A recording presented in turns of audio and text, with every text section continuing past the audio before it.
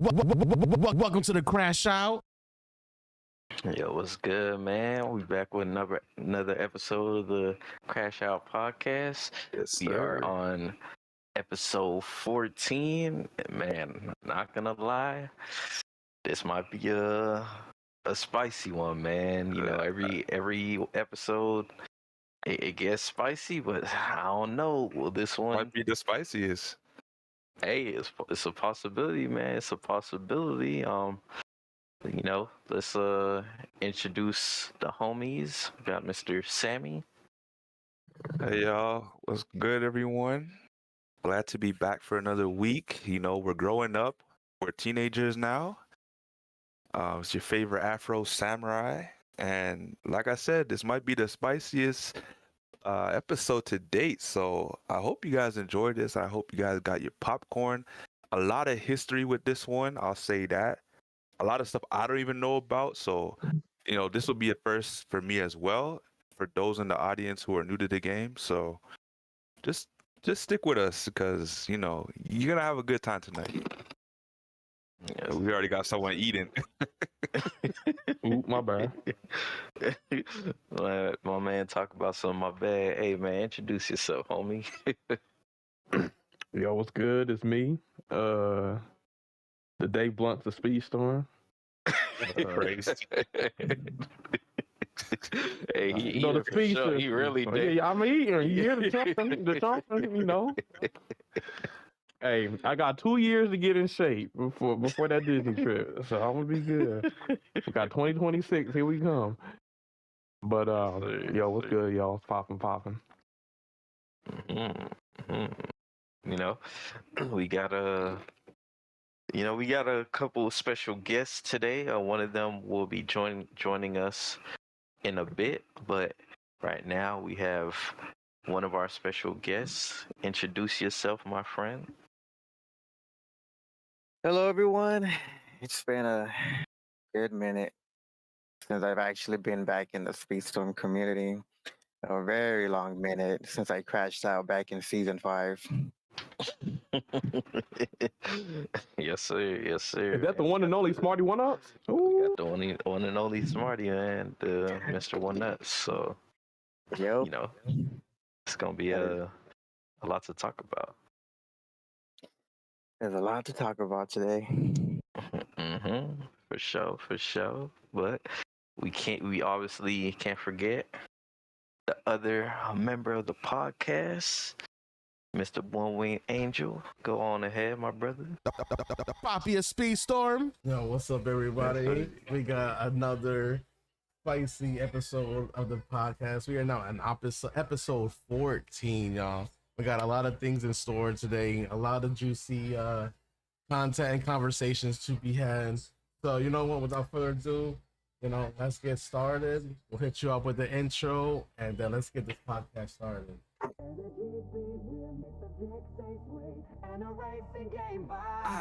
It's the CrashOut Podcast. Buckle up, let's go. One Wing Angel, Nano, Sammy, Caleb in the flow. We're talking top 100 drama and the heat. From Disney Speedstorm to the latest gaming beat. Crash out, spin out, bring the heat and the vibe. Controversy, competition, the reason we thrive. From the track to the trends, we're taking it all. With special guests in the mix, we're having a ball.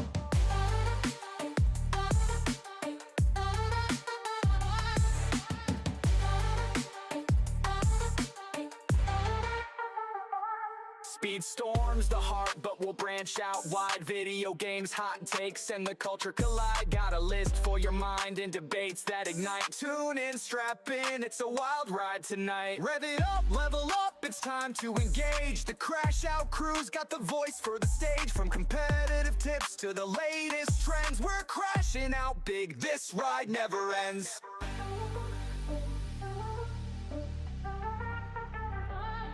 Crash out, spin out, bring the heat and the vibe. Controversy, competition, the reason we thrive. From the track to the trends, we're taking it all. With special guests in the mix, we're having a ball.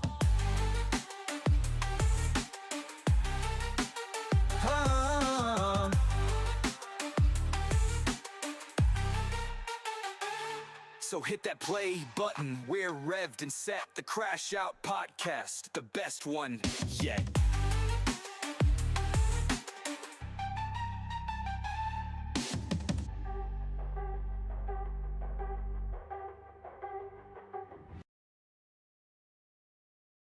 All right. How's everyone doing today? Hey, man. Going Always Gucci, love we hearing the Gucci. intro.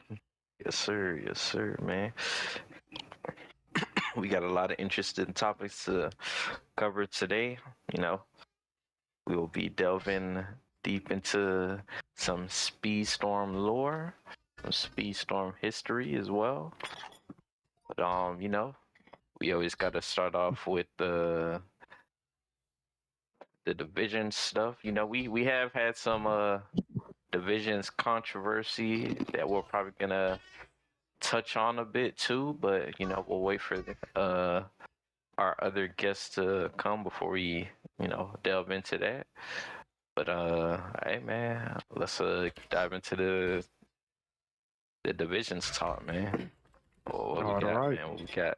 And if y'all are new to the program, or new to the Speedstorm community, we do have a competitive thing put on by the community, not the developers, and that is the World Cup, that is division. So we are highlighting the standings and the players. So yeah, we're gonna get into it. All right, you get the pictures, Angel? Ooh, gonna get first off. There it is.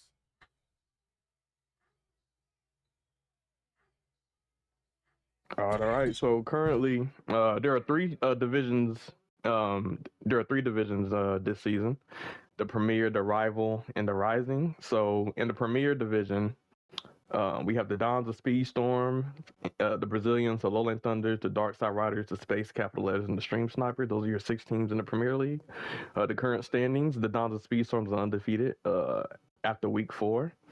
In first place. In second place, we have the Brazilians with 3 wins. In third, we have the Lowland Thunders with 3 wins.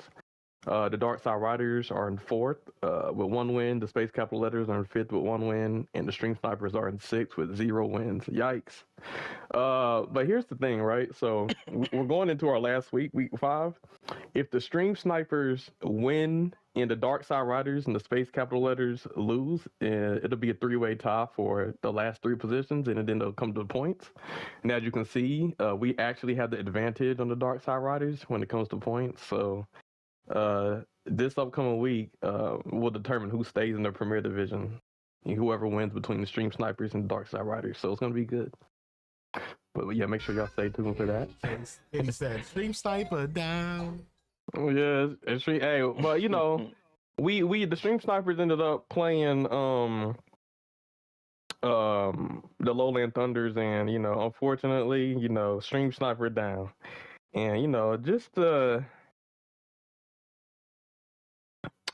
get into that, man, Angel, he kind of did me dirty, bro. He kind of did me dirty.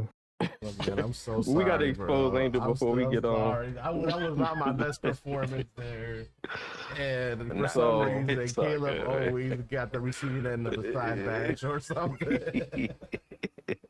Yeah, so Angel, I got a clip. I gotta expose Angel right here on the podcast. We doing this early, Wait, so we hold gonna. on. Clip. No. Yes, bro.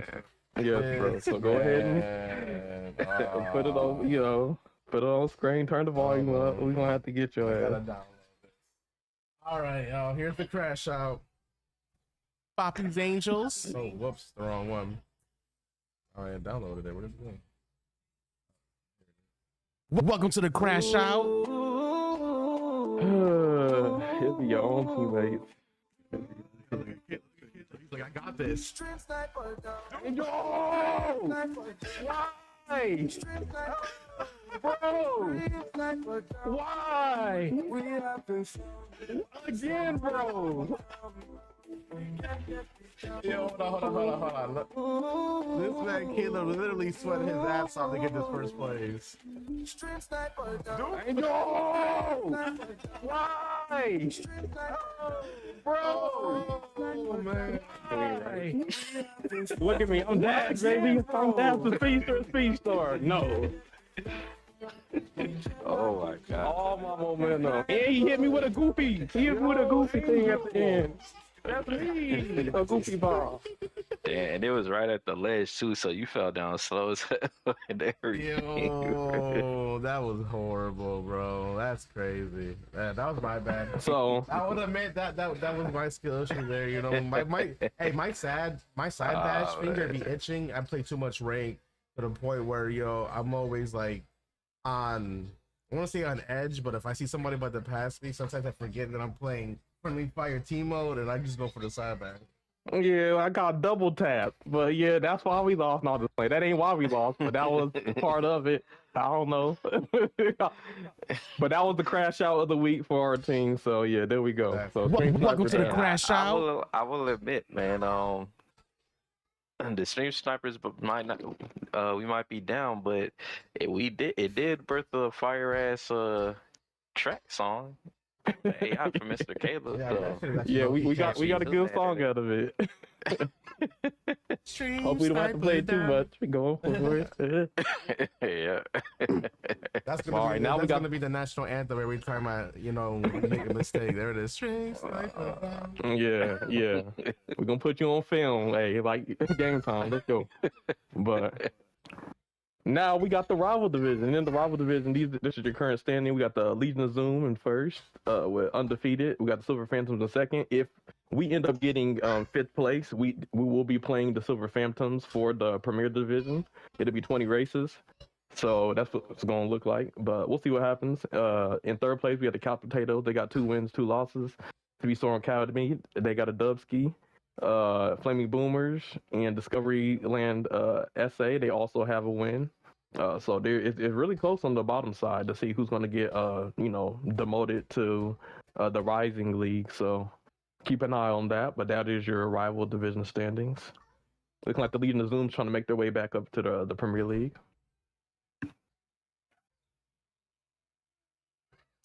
And now we got the Rising League.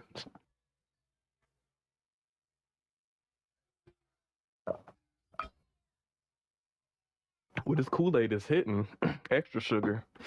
All right, now we got the Rising Division. This is the third division in the Speedstorm divisions. We have in first place the S-Tier Speedsters.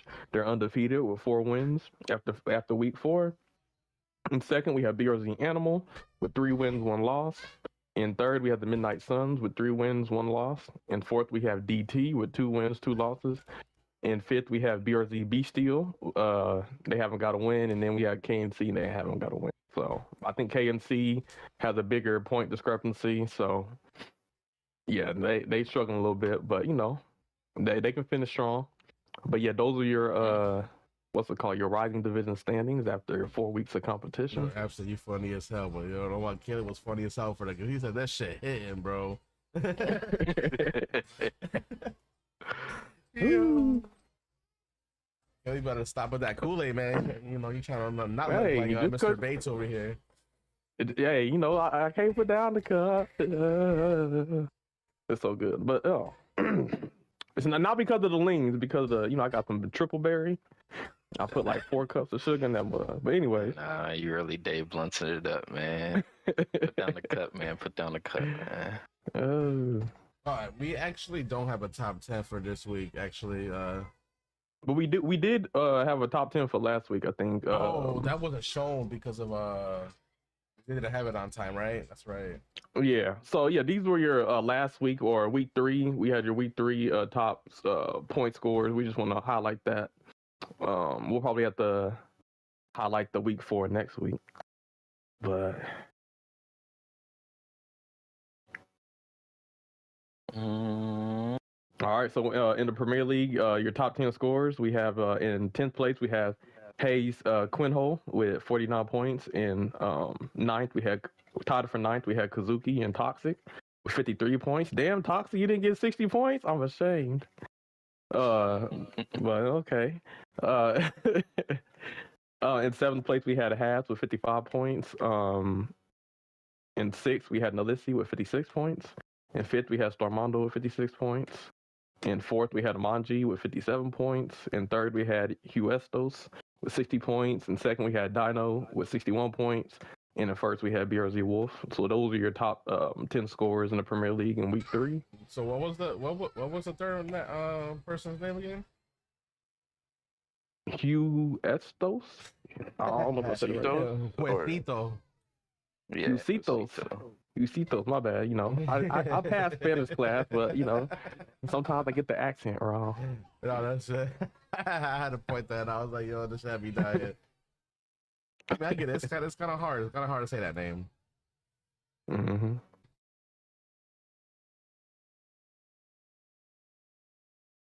And then in the rival league, we had in 10th place we had Tayoni. I think I said that right, with 48 points. In 9th we had Hitsuyaga with 55 points. In 8th we had Departed Storm with 56. In 7th we had Destined with 60. In 6th we had Fluffy Sheep with 61. In 5th we had Alexander with 62. In 4th we had Ghost Viper with 69. Oh, the magic number. In 3rd, or tied for 2nd, we had WG Crusher with 75 leading the Zoom. We have Makito for the Silver Phantoms with 75 points. And then we have in first place Tom 4K. So I'm not sure what the record is, but like I think the most points you can get in the divisions is 80. So yeah, Tom 4K was going crazy. I think Crusher was like, hey, I got the most points. And it was like, nah, Tom 4K got 77. So yeah, they was going crazy. Yeah, those are your top 10 scorers in the Rising League. Wait, Tom 4K went crazy? 77 points. That's almost a win every single match. Isn't that Tyap's cousin or something? Don't be trying to out. Nah, that's his brother, man. His brother. It runs in the family, man. Runs in the family. And then your top 10 scorers for the the Rising League, we have in 10th place KH Fan with 44 for the S-tier speedsters. In 9th, we had Brett Shenanigans with 47. In 8th, we had Sony for DT with 48 points. In 7th, we had DK with 57 points for BRZ Animal. In 6th, we had Denny Mitsu with 58 points. In 5th, we had Shenanigan with 61 points. Uh-oh, Shenanigan, the top 10. I see you. Uh-oh. In 4th, we had Maisie with 63 for the S-tier speedsters. In 3rd, we had Selenius. I don't know if I said that right or wrong, Portuguese. In 3rd, with 64 points. In 2nd, we had Ryoni with 66 points. And in 1st, we had Goblin King with 69 points for the Midnight Sun. So those are your week 3 top 10 scores. So shout out to all of those players. And those are your top 10 scores for week 3. So we got 4 weeks of divisions, already completed. We got 1 more week, and then after 1 more week, we will have the grand final match, and then we will have the promotion matches. So those will be the matches after week 5. But so we got 2 more weeks of divisions, 2 more weeks. Hold on, is there like a right now? Is there like a clear like finals for our division? It's looking like the championship match is going to be between the Dons of Speedstorms versus the Brazilians. Okay. Hey, shout out to Dons and BRZ, man. Yeah, it's going to be good. Because I think the Brazilians, I think they had the tiebreaker on the Lowland Thunders. Because I think those are also I think they barely edged that one out. Yeah. So that's going to be a high-level match. I think the Dons, they beat the Brazilians in the regular season, but, in the finals, the Brazilians, they might get their prep time like Batman, and they might cook something up. So, well, hey, you never know, man. I mean, we have that 20 races is that shit, Yeah, it makes a difference. It could change stuff, man. It could change you got comeback potential for sure. Most That's definitely. actually when we were like close to beating them too. Yep, 4 points away. There were times where they got a lead, we came back, we had a lead. So yeah, it makes things very interesting. Mm-hmm. Yeah. So it's probably the most accurate because, like, let's say you are in a tournament, you can't just win one race and be like, I'm the champ. Like, the more races, the more your skill is proven. So yeah, that's gonna be good. But yeah, that is your division wrap up. So now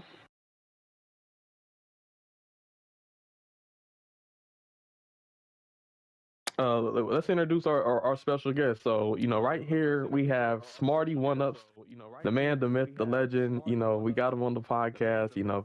I'm sure you guys all know who he is. He's very active when this game first came out. I know for me personally, he was one of the first people I think I ran into playing this game. One of the OGs. So, Smarty, if you want to introduce yourself, if you want to let us know about your achievements in the Speedstorm community and, anything you want to, get on your mind, let us know. Yeah, I'm open to it. All right. Right. So, first thing first is back then, we can talk a little about history right now. So back in season 1, I just heard about the game. Multiverses just they shut down, saying, "Hey, they're gonna come back." Disney Speedstorm was like 2 months after when the game got released. I heard about this game. I do love Mario Kart, so I was like, I'll give it a shot. Um, so when the game came out, I was playing it, just casual. I like Mickey Mouse, and then I was testing out other racers. I didn't really connect with no one. I just did Mickey Mouse because I just like Mickey the mascot until one day when they allowed me to do regulated level 15 Randall. I think it was level 15 or 20, and when I first tried him, it was like everything about him was perfect. And when I played him, right, people were giving like feedback in the Discord saying, "Hey, he's a bad character. He's slow. He can't maintain boost." And they're not lying. Everything they said about Randall was true. And I was like, nah, there has to be some type of tech with this guy. Because this guy had, if you look at the description, it had a long description of his special. But yet, it's funny because he had a long description, and yet you do his charge, and the teleport was very small. Nobody was using the door.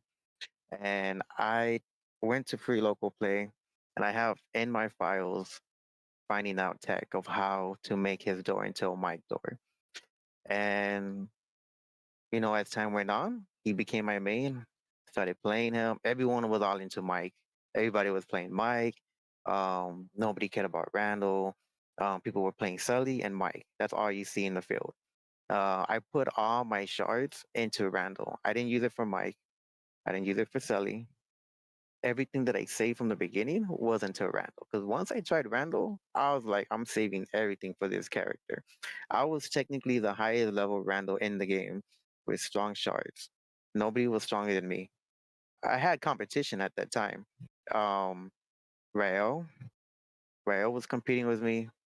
And I forgot his name, Tides. Tides was competing with me too. But I had an upper hand because I found out I was the only person who knew how to make his door into a mic door.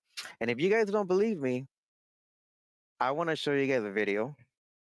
I don't know if Wandering Angel wants to show it on his podcast, but I did show it to some other people, and they were shocked that this was back in season 1, and I was going against Rael, and he was tripping out that I did a crazy tech with Randall, and I won. And I've been doing this to every single top player, including Maxi himself, with Randall. I'm not So saying you was putting in work against Maxi back in the day? Let me find out. yeah, I beat him on 1v1s. I'm not gonna lie, he did beat me more often, but I beat him. But he was a very tough competitor, very tough to go against. And Zuzu was another one, but that's a whole nother story.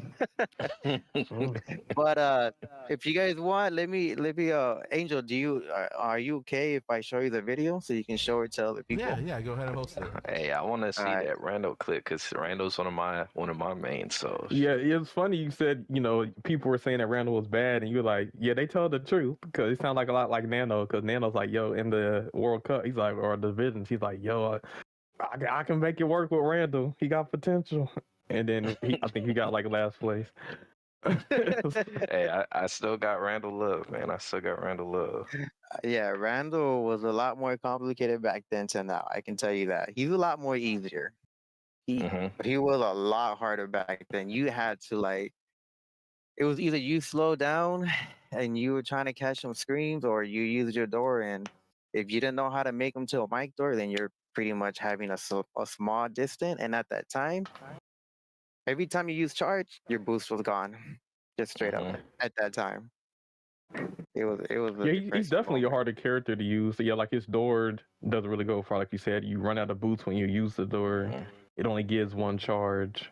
So you really have to just use his tap and try to get screams off of people. But I think he did get a well-deserved buff with the doors at least, and getting 2 charges. I still think his doors should go further, but I think that getting the 2 charges, I think helps. Yeah. And I seen you in the lobby, Smarty. Freaking, hey, you over there eating now that Randall got that buff. So Oh I know heck it's good yeah, to it's a see. lot. It's a lot easier now, so I can actually compete with a lot of S tiers. Yeah. Depending on the map, not all maps I have advantage, but some maps I can actually win. Even if you're playing Anna, I've gone against everyone, Caleb, Toxic, Angel, and I still win. I'm not saying I win every time, but I have a higher chance of winning depending on the track, and I tend to take first or second place. If I don't get that first place, most likely I'm getting that second place. Oh yeah. Every rank grind, I see you on. Yeah, you definitely be putting in work. You can do the humble brag. This is the #1 Randall in Speedstorm. Randall 1-up. So if you've seen him online. And is that another video gift that for you. you were talking about, Smarty?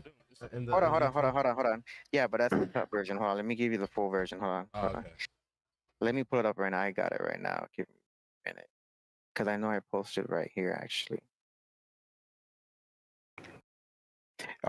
The fun fact about me is that Maxi was the first person to get Ultimate Champ with Buzz Lightyear, the first person in history, and he didn't do none of the. He didn't cheat. He did it normal.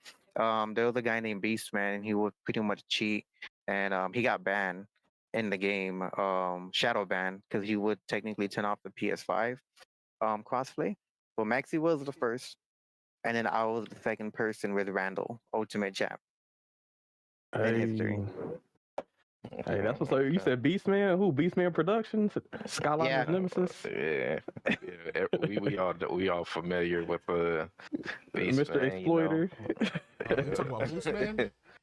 Beastman, yeah. Yeah. Let me see. Yeah, I remember Beast Man. Every time I come into his lobbies, him and his other 2 accounts in the team mode to just be already driving. I'm like, oh brother. So are these the clips you gotta post it up? Hold on. Trying to find it. What happened to it? I know I posted it in here somewhere. It's because that video doesn't. I don't want you guys to show that video because it's not the full version of it. But you know what? Show this video. I'm gonna show you guys something that not a lot of people knew back then. I mean, all right. While I find the video, what question would you guys like to ask me? Sorry about that. Shoot. I got my Okay, questions, so- but you guys can go first.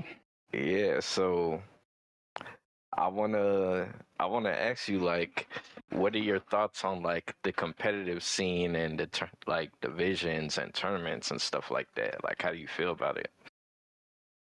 I don't know too much about it. Somebody just told me like some information about it.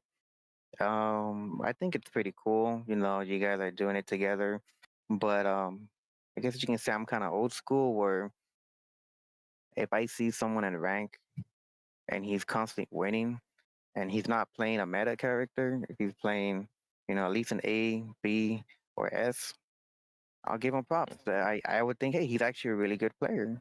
And if he's, even if he's not hitting first, he's hitting second place and he's playing other character and I see him winning more often.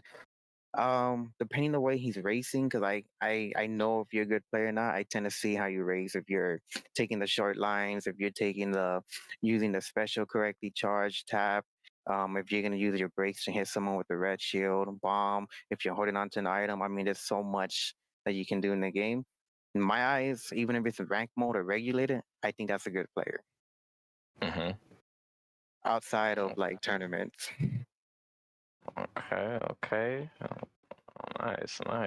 Anybody else got any questions? Are you? I think I know I definitely do. Oh, you do? Hey, go ahead, man.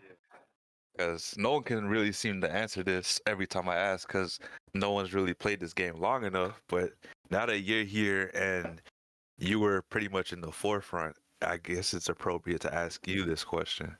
So I wanted to know, I guess before free to play, who was the top racer in the game? Like in my opinion, who was like the top of the top? Yeah, because I've been hearing Ties, I've been hearing his girlfriend Quinty, I hear Maxi, I hear a lot of names. I want to know who's the definitive number one. Back then, if you were to ask me who was the top number one, from season 1, 2, and 3, I know it sounds funny, but I consider Maxi like number 2, and there was one person who was above a Maxi that I consider top number 1. Even till this day, I think he's still number 1, and his name is the Drama Queen, the person that wants power, the person that made me crash out. But at the end of the day, I give him respect in the game. Zuzu. I really think he was the number 1. He knew everything about this game. He knew tech, all the shortcuts, exploits. He showed me so much, and I was like, damn, you. And he plays this game almost 24 hours, regulated and rank. Now, are some of those 24 hours AFK? What? But Yeah, I will say, if you're saying that Zuzu passed on some knowledge to you, then I guess I got some of that knowledge down the pipeline, because I know you taught me about you didn't make me, but you did teach me about that the Agrabah jump down the hill. Mm-hmm. So I'm guessing that's something Zuzu showed you. But Or here's you the found thing. Here's the thing about Zuzu. He taught everyone. He taught Hoodie. Toxic learned from Zuzu. I've learned, exploits that I didn't do in the game. And he found ways to do shortcuts where you think Randall was bad.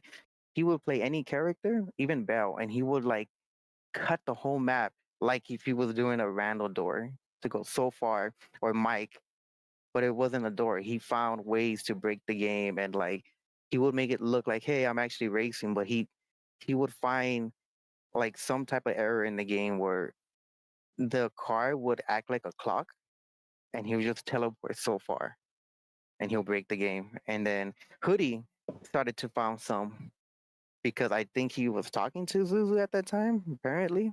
Because I know Zuzu taught Hoodie some things. Even Hoodie knew how to break the game. Where in Pirates of the Caribbean, there was a part where it's not in the. They took off that map because they couldn't fix it. Where there's a ramp, and you jump and you go all the way to the right, and you can push it hard. I think you needed a rush or some type of special. You were able to slip to the wall, and all you have to do is pass the finish line, and you get that second lap. And then all you have to do is back up, back up, back up, and then you pass the line again, and boom, you finish, and you won. I'm not gonna lie, I think I've seen a clip for that. Oh, you do know what I'm talking about, right? Yeah, I know what you're talking about. Mhm. Okay, Yeah. so I think I know what you're talking about too. I think Angel, I don't know if you got any questions, because I want to. Do you have any? Because I kind of want to get into that statement. You feel like Zuzu's number 1, so I know you said you didn't really know too much about the competitive scene right now, but I did look at some of the previous tournaments, or like the Epic Cups. And I did see that you participated. So how do you feel like you did in those Epic Cups? And since you think Zuzu's number 1, how do you feel about Maxi winning all the Epic Cups and not Zuzu? Like, what's your perspective? I mean, Zuzu didn't sign up in all the tournaments. He was too focused on rank and regulated. Because Maxi was doing tournaments, I heard about him. I did a couple of them. I'm not gonna lie. But just because he's not in tournament, when you see him on regulated, and if he was still able to beat you on regulated mode, that shows a lot compared to rank. Zuzu was on regulated for so long. He was playing Bell, and he was still beating people with Jasmine. I would beat him sometimes with Randall, but he would still win a lot, and he would play Bell and Minnie Mouse the most. 2 characters that you think, hey, they should not win when you have a Yeah. Sully the mic, and he will still win and regulate it. Yeah, I think a lot of people attribute the Minnie Mouse nerf to Zuzu because he was, going a little too crazy with her. I guess they thought she was like more OP than she actually was, so they nerfed her. So a lot of people call it the Zuzu nerf. The reason why Zuzu liked Minnie Mouse so much was because she was a lot faster and he was breaking the game way worse than Anna. He thought Anna was strong. Zuzu was able to go almost to like, he told me on regulated, almost like 160 every time he jumped with Minnie Mouse. And he was able to jump super far, kind of like Buzz Lightyear as a rocket. So he was able bunny to beat hopping with Anna. Minnie Mouse going 160? Around 160, 155, he told me on regulated. And that was a Damn. character that was. And then if you would take it on a rank, it was a lot worse. Like he was. So doing that's some why they crazy nerfed stuff with her. Minnie Mouse. Man, Hey, y'all heard it here. That's why they nerfed the Minnie Mouse is top nice. speed because Zuzu was going 160 bunny hopping like Buzz Lightyear. You heard it here. They're So not that's trying to actually tell me that interesting Minnie to know. Mouse ain't nice. Okay, we Mouse find out isn't you number nice, one bro. Minnie. She ain't, bro. You're not right now, not anymore. But Nah, yeah, so how do hold you on. feel like your performance was in the Epic Cups, Smarty? Do you feel like those tournaments were hard? Like, what was your experience? Like, They your were very personal- hard. There was actually a moment where I almost beat Maxi, but this was a different tournament. But I lost because somebody was playing Jumba and then there's a blue shell, and I almost hit first. If I would have won, I would have beat Maxi on that tournament. I would have got first place. But because I got hit with the blue shell, I got third place. Okay. Hey, the Maxi curse, man. No Yeah. matter what. And I was He playing gonna get Baloo there that day first. too. I was legit playing Baloo that day, and I really I thought I heard a had the crazy win. statement. I heard he's never lost a tournament he's entered. I guess so, because I couldn't beat him. But maybe they're right. I wasn't in every tournament, but I know for At a least in fact. the Epic Cups. Yeah. Mhm. I did want to I guess another question, Smarty, is I don't know what you know now, because I know, sometimes you take your hiatuses or breaks from the game. But with everything you kind of like heard or seen like going on currently, do you have an opinion on who you feel like is the current number one player right now? That's hard because like in my opinion, like I'm not trying to be disrespectful to no one, but like when I see people bunny hop, that doesn't, in my opinion, show that you're a top player. That just shows, hey, you're taking advantage, which is fine. It's part of the game. Okay. But I'm not saying those people who do the bunny hop are not top players. I do have my own list, but like if I have to be very honest, who's the number one that I've seen so far in the rank? Man, that's a tough one. I really have to think about it because I know Angel's really good. Mhm. I know Caleb is pretty good. I've gone against him many times. Caleb jumps a lot too, but he's still really good. Katie commented and said, "As Angel's bunny hopping on the stream." Yeah. Yeah, bunny hopping it's the meta, to be man. fair, Smarty, you say I'll bunny hop, but I actually agree with you. I'm not a fan of the bunny hopping either. It's just one of those things where it's like if everybody else is doing it, you kind of have to do it. Like if everybody else is exploiting. I know, but I mean, you don't have to, but like just when it comes to the rail techs, like what do they call it, the slingshots off of the rail, or like bunny hopping on hills like Agrabah or different areas. Like I feel like the slingshot is fine, but what I think it's like when you have a lot of boosts and you're jumping constantly, and there's a lot of characters in the game where they can't maintain their boosts. Like Randall's one of them. And, it's not really. Is it really an advantage, or is it really just tech? Like you got to question. So there's a lot of characters in the game that don't have boosts like that. And like I said, back in the past, season 2, they fixed the hop exploit. No, in season 3, they fixed it. At least with Buzz and Goofy, I know. No, they did it in general where they nerfed it down pretty hard, but they said in the future patch they were gonna fix it. They never got over it. I think that was season 4 actually. I think it was season 4. Yeah, They said they were gonna fix it, but they that never was one got of the to biggest it. fixes they did because I remember I don't know if you guys remember, but when we first played in season 4, you were able to, when you jumped, your cart went way up in the air. Mhm. And then that patch came and it nerfed, and it was like half the height that you can jump.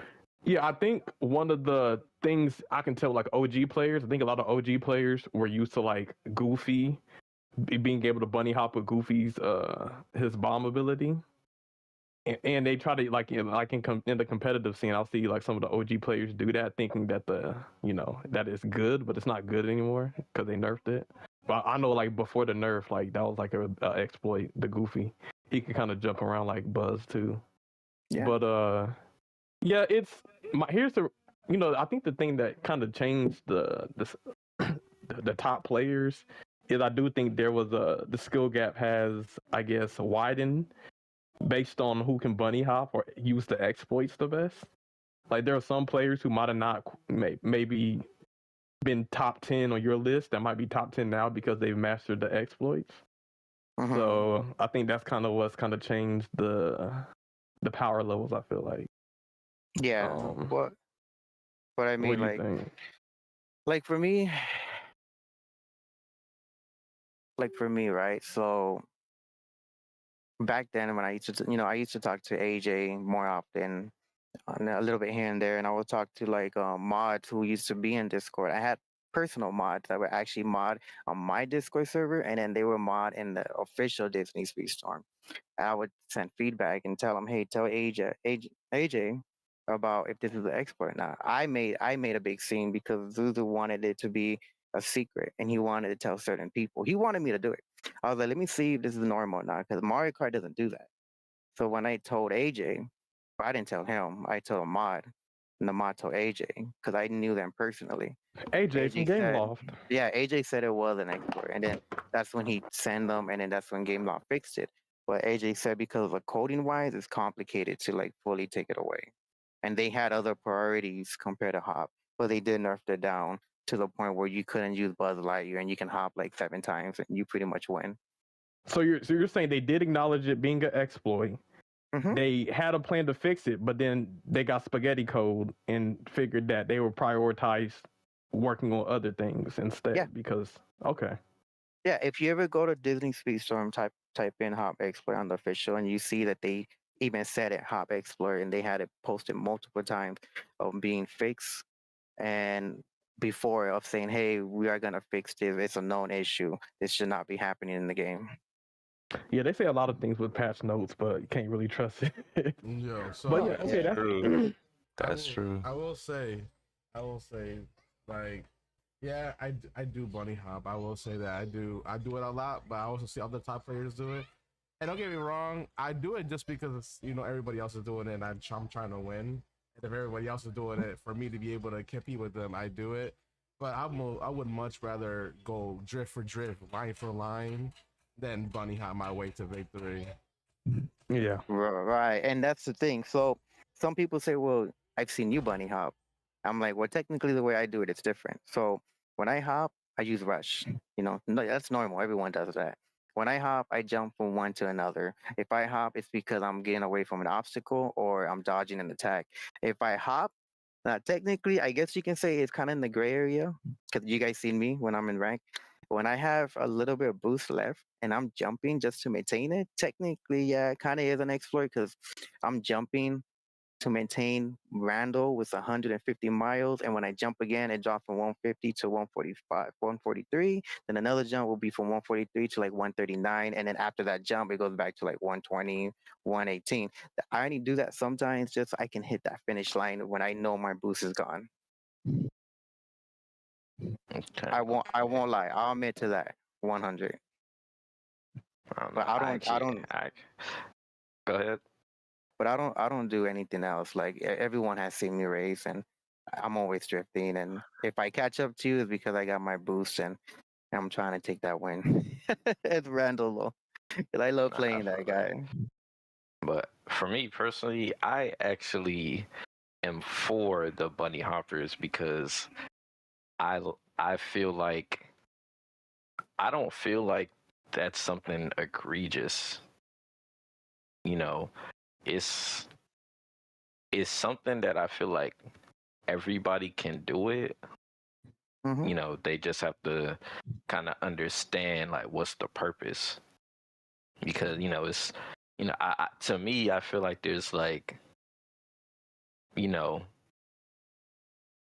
it like takes a certain type of finesse to be able to bunny hop correctly, because there are people who like jump and do it now, but they don't know what the hell they're doing with it. So Yeah, I see that. losing People, boosts and stuff like that. they see the top players bunny hopping, and then they try to like, you know, put it into their gameplay, but they're not doing it right, or they're not understanding where to bunny hop or why. Or when So to it do actually it, just you know? messes them up and makes them lose boost. Because when you do Correct. hop, you are losing boost. So Yep. Correct. Caleb, don't talk about me like that. hey, I wasn't That's trying to expose you, but hey, yeah, everybody, Shout out Mr. Link. Shout out we Mr. do Link. got Young Link here. He kind of snuck in, but you know, Young Link is in the building. Young Link, go ahead and introduce Sir, yourself. He's our second guest. Let's get it. Well, I wasn't trying to stop the conversation. You guys can keep going, but you know, I'm Young Link. Most of you guys know me. I'm on the Dream Team. I was in the last divisions we ran with Breath of the Storm. Shout out to Absent Culture for the being the captain of that team when that was together. But yeah, just here to have a good time. Okay. Well, Alright.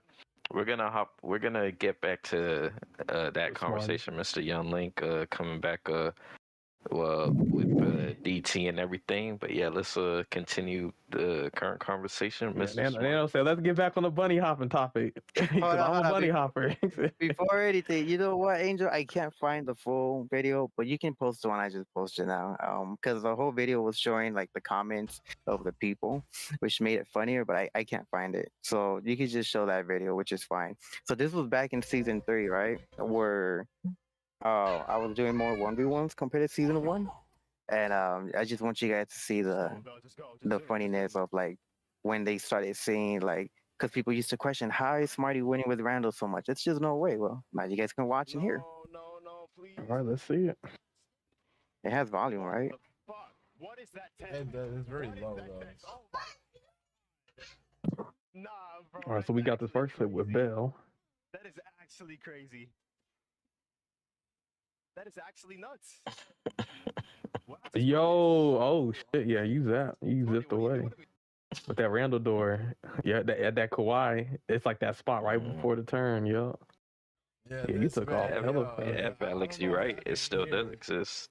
I don't know if y'all heard it, but yo, that man Rael was like, "Ain't no way." What was that tech I just saw? So that was Rael's perspective. That was Rael's perspective of him on Bell, and then Smarty just zooming past him on Randall using the door. See where Smarty is, and see where Bell is. There's a gap.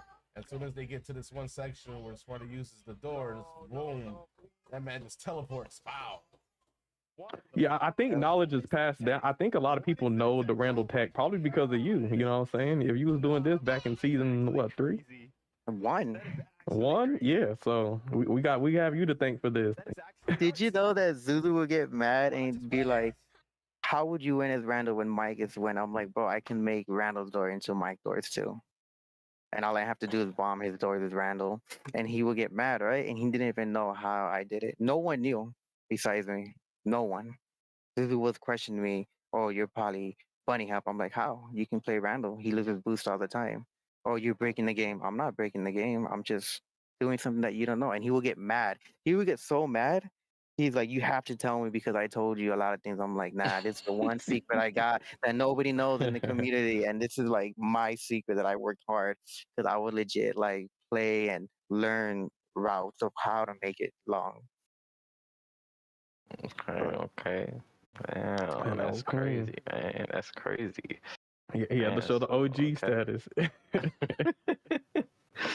Yeah, okay. But I will say, one thing you kind of pointed out is the fact that they wanted to fix bunny hopping, but they couldn't because of the code. That makes me think that, like, you know, when it comes to the air vents, because I've expressed to AJ we need to fix the air vents, and he's like, "Oh, well, we got other things to work on." That makes me think that maybe it's a code thing. I mean, maybe Calhoun's pits, maybe that's a code thing. I don't know what's going on the development side of this game, but things like the coding is off.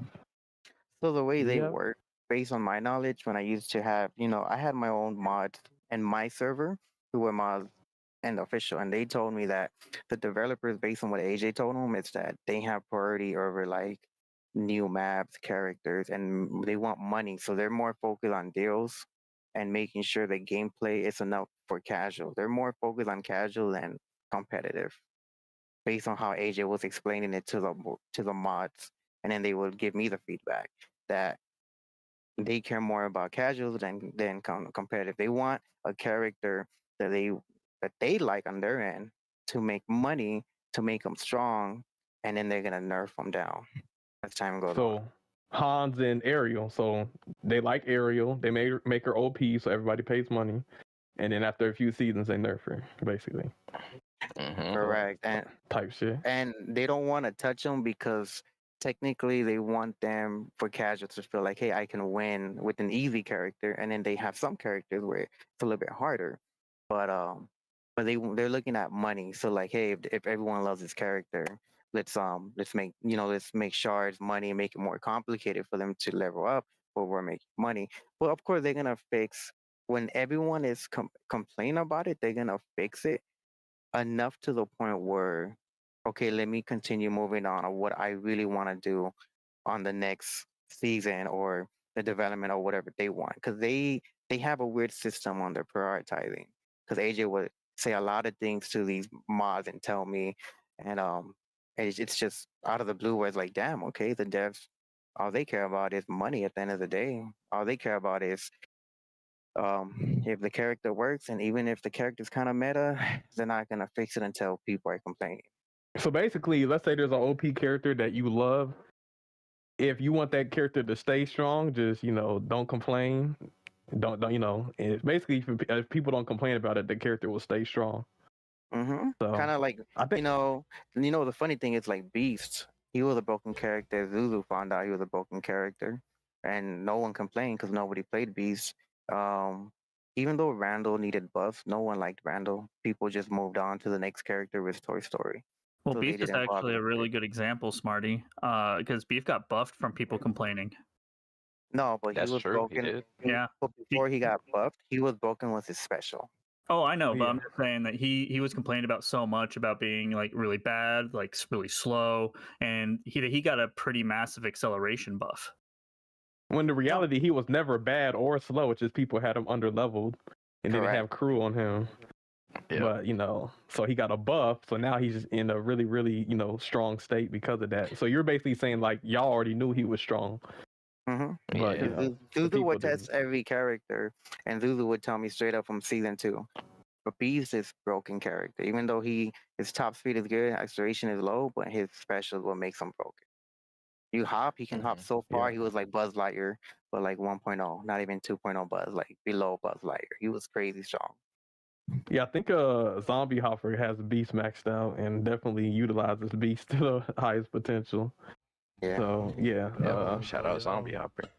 Y'all heard it. Y'all heard it here first, though, guys, from the inside.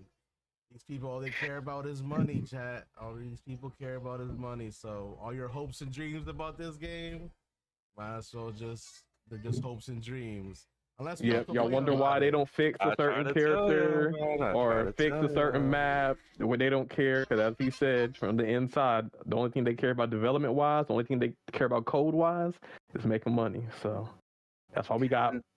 That's why we got. What do they call it? Trail deal. What are those things? The chain deal. Yeah, chain offers. Yeah, that's why they add that's chain some offers mobile and shit, bro.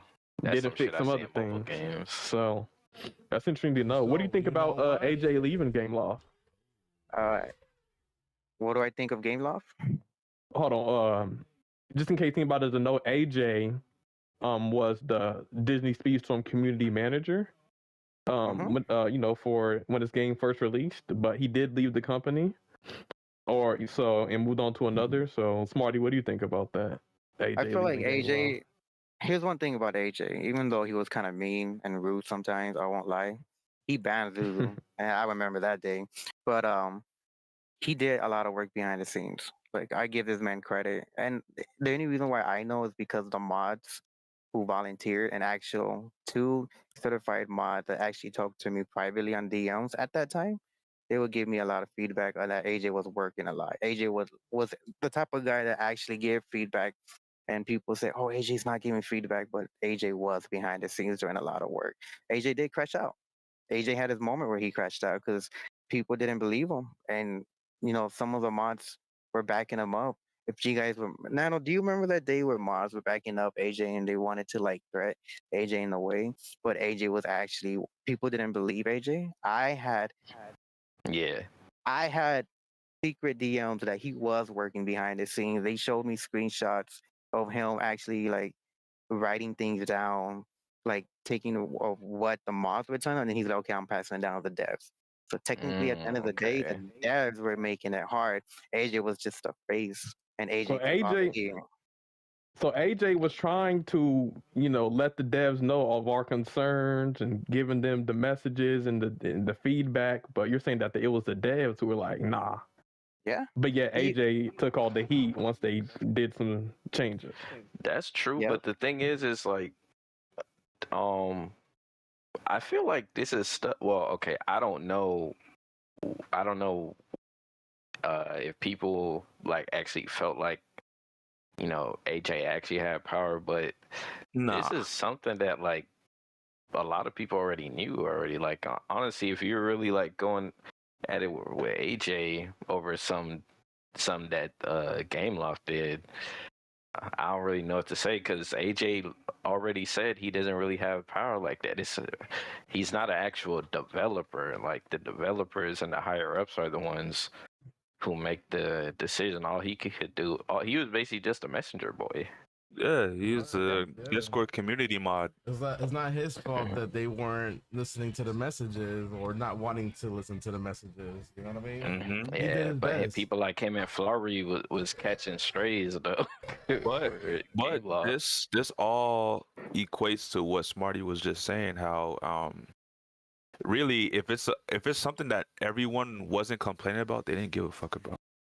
Yeah, and they didn't care about I was the only one complaining, and people did complain he was bad, but because people were so happy with Mike, Mike was technically taking the fame away. Mike was like the controversial of, hey, Mike is too strong. Even though Randall was weak, people were looking at Mike like he was a star of the show. That was the problem. So the developers were like, oh shoot, Mike is technically the real problem, not Randall. Why do we care about a character where no one's complaining about it's overpowered? Mike was just too overpowered. I was complaining about Randall from day one, and they never buffed that guy. The only thing they did is nerf his top speed from Which that 9,000 was to random. yeah, he was 9,000 top speed back in the past, and I was the first Randall to be level 50, first Randall to hit 5-star fungus, first Randall to max out all crew members of mustering, first Randall to hit ultimate champ, grand champ. I didn't get champ. Champ was ties. But I was the first Randall for all that. First Randall to find out his tech, and I even called it one up door. I call it the one up door tech if you ever want to use it. I even named it myself.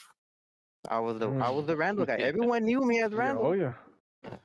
Yeah, yeah. that's facts. I know a lot of people wasn't really playing Randall back then. I remember because when I started playing, I'd ask people like, "Yo, why doesn't I don't really see that much people playing Randall?" And like, you know, I always I like think it was hard like, to unlock them why? if you were free to play. Yeah, I even remember like Young Link saying he likes Randall too. And we talk about Randall sometimes, so Yeah, he was the most offensive trickster is why. He was a lot of fun. hmm he was, man. But I do feel like he was kind of like more on the niche side. Everybody was either using Sully or they just loved Mike, especially since he was a comment racer. Yep.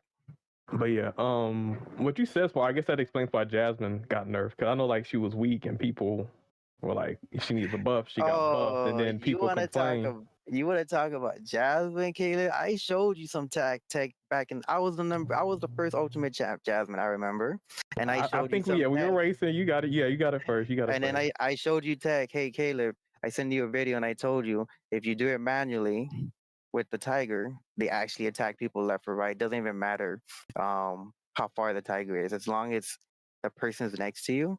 and you press left, the tiger will just teleport. And if the person's technically next to the tiger, you can just swipe left or right, and it'll automatically attack.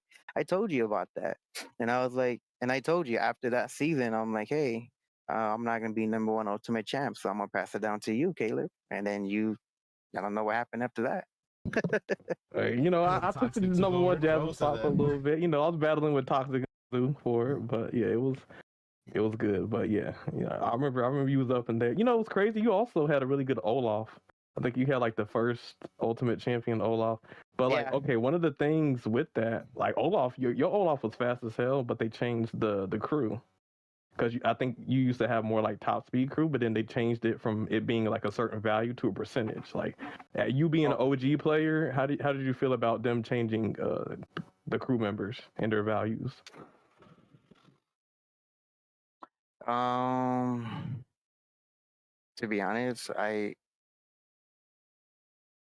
like it, but I don't. I like it because back then people used to hit like 10K top speed, like Buzz Lightyear. You see it? No, I'm talking about like heavyweights. Buzz Lightyear, Sully would hit 10K, like insane. Even Jumbo almost hit 10K. And when they changed it, I liked it because I understand why. Because the crews were giving too much power. So they were kind of balancing it. I see the balance behind it. But then it doesn't matter because at the end of the day, when you try to balance something, the the heavyweights are always going to be stronger compared to the lightweights. So it was technically like a good move, but it didn't benefit no one. You know what I mean? It's still the same thing. Heavyweights have a higher chance of winning compared to lightweights.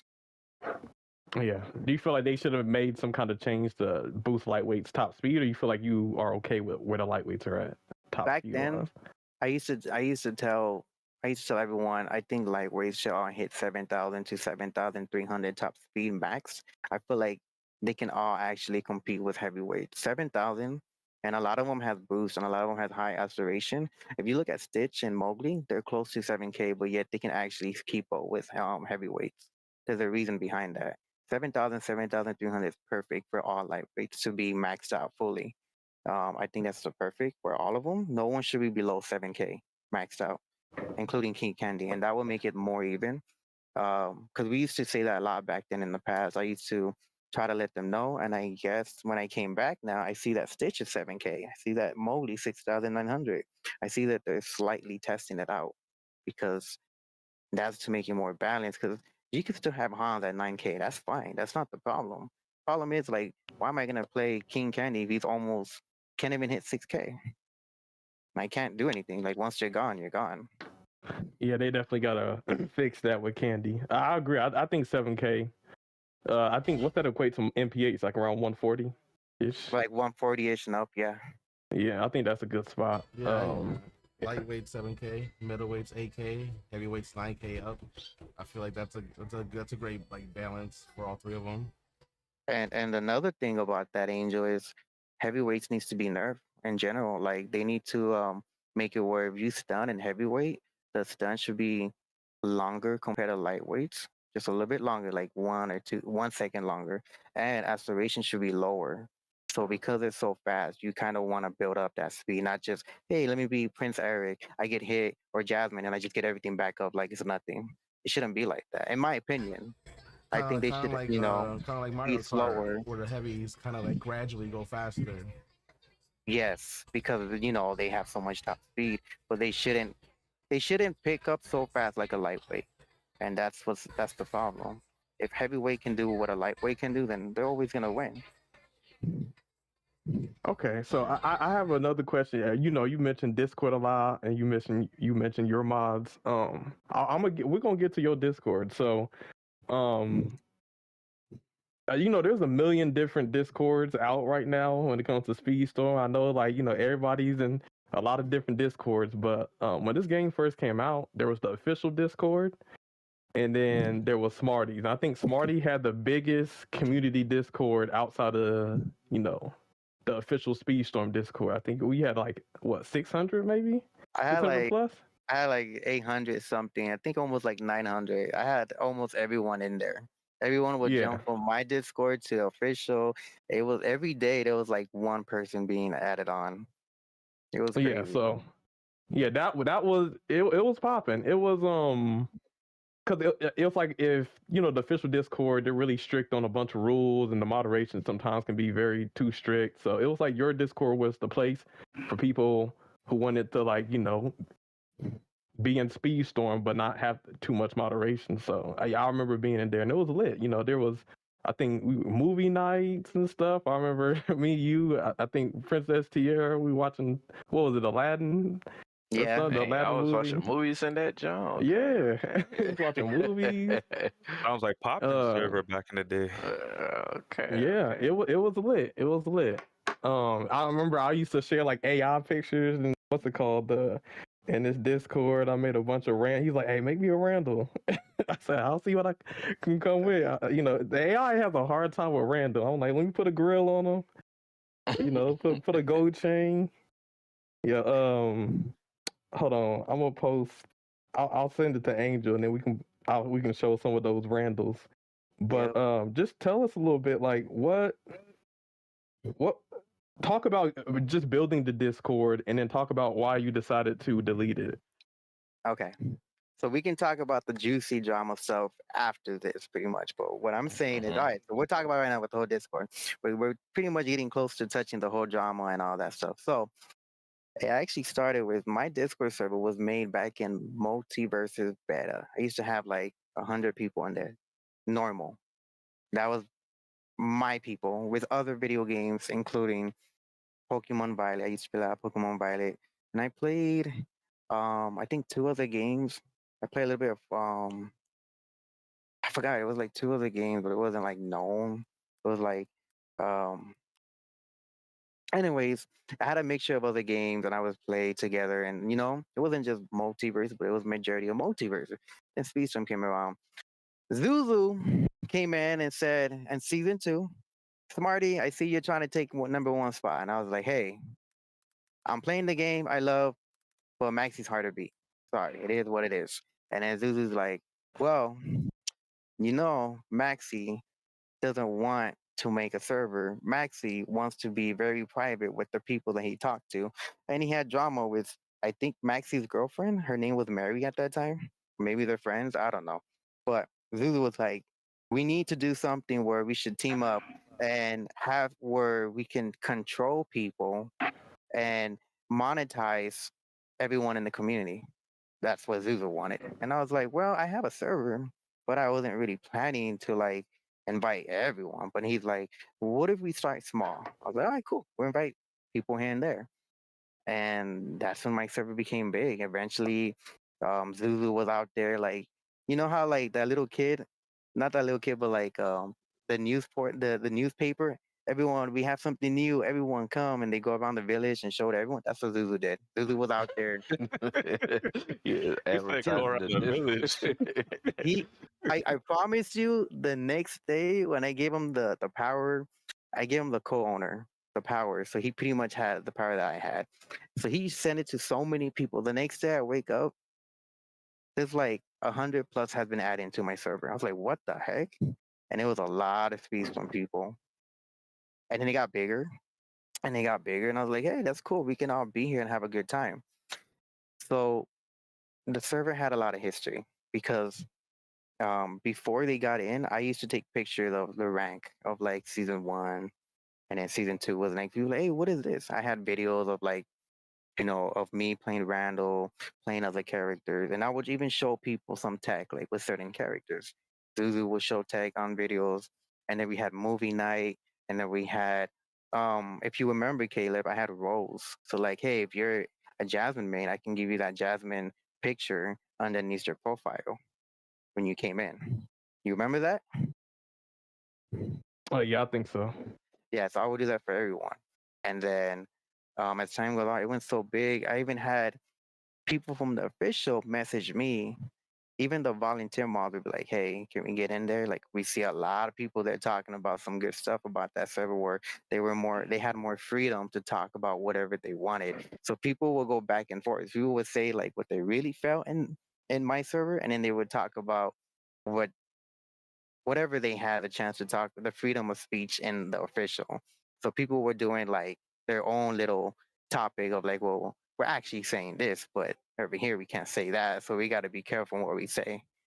And Yeah. then those volunteer mods came in, and then I actually had two official mods came into my server because they were like getting the news, like, hey, even AJ knew about like, oh shoot, this server is getting big. Like he didn't want to get into my server, but he knew about my server because people said, oh, let's just jump to Smarty and talk about it. And he's like, you can't do that. Like you can't put another server and you can't explicit promote. But like he kind of found out that people would jump. So my server was in the middle of the mix. But it did have a lot of history. People would post a lot of things. And then as time went on, a lot of people used to post, hey, I had Ultimate Champ, the first one. I used to do champ races. Now I don't know if Nano or Caleb remembers that, but I used to do champ races. Now Hmm. Zulu used to be part of the champ races. That was pretty much one of the biggest thing about my server. I was trying to encourage the community, everyone, Dominus. Um, there was like people who were not top players, and I was like, look, just keep playing the game. We need more people in the game. Like, I'm just playing Randall. Like, come on, I'm easy. Like, I'm not playing meta. But then, Zuzu used to like to gatekeep all the time. Zuzu had a problem of he wanted to gatekeep all the time and win, and people would give up. What I did was, well, how? And I used to do this. I told everyone, hey, what if because we have like 50% of the people from Discord, the official, and my Discord, I'm gonna do champ races. I'm gonna set a time. I'm gonna set a date, and I'm gonna be in the voice call. I'm gonna be on Twitch streaming the game. I used to stream a lot more, and I'm gonna show everyone, look, I'm playing Randall. Randall's not a threat. People know Randall is like the worst of the worst. And then PJ would come in. Then you had Hazleton come in.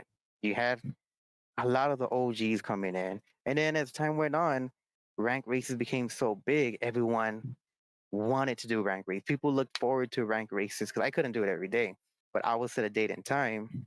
And when I did rank races, I don't know if I've seen Nano before his name, where there was like multiple people having 8-man lobbies in Grand Champ and Champion.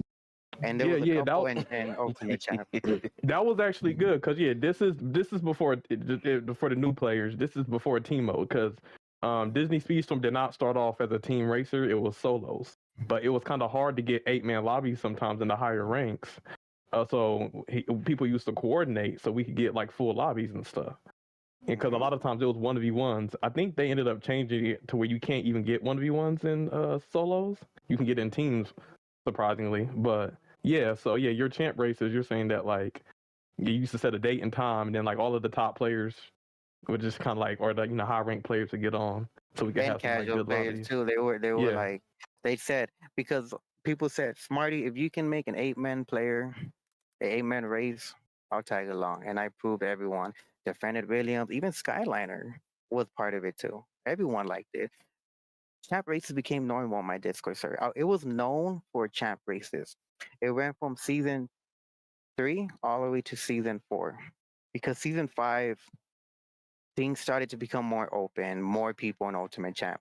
But technically, season 3 to 4, I did a lot of champ races, a lot. The problem with that was when me and Zuzu split, Zuzu started making up lies saying I'm boosting, saying these are not real champ races. He's actually boosting with casual players. I'm like, Zuzu, you're manipulating.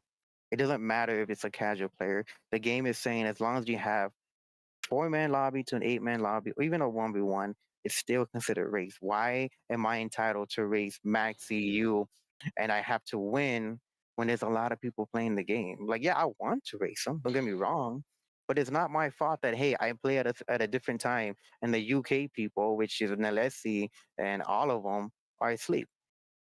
Like, what the heck? I'm from the United States. I'm not going to wait at a specific time, be like, oh, look, they're awake, the UK people, let me play with them. I was like, Lulu, you're tripping out. You can tell everyone I'm boosting, but I'm not. I'm doing rank races.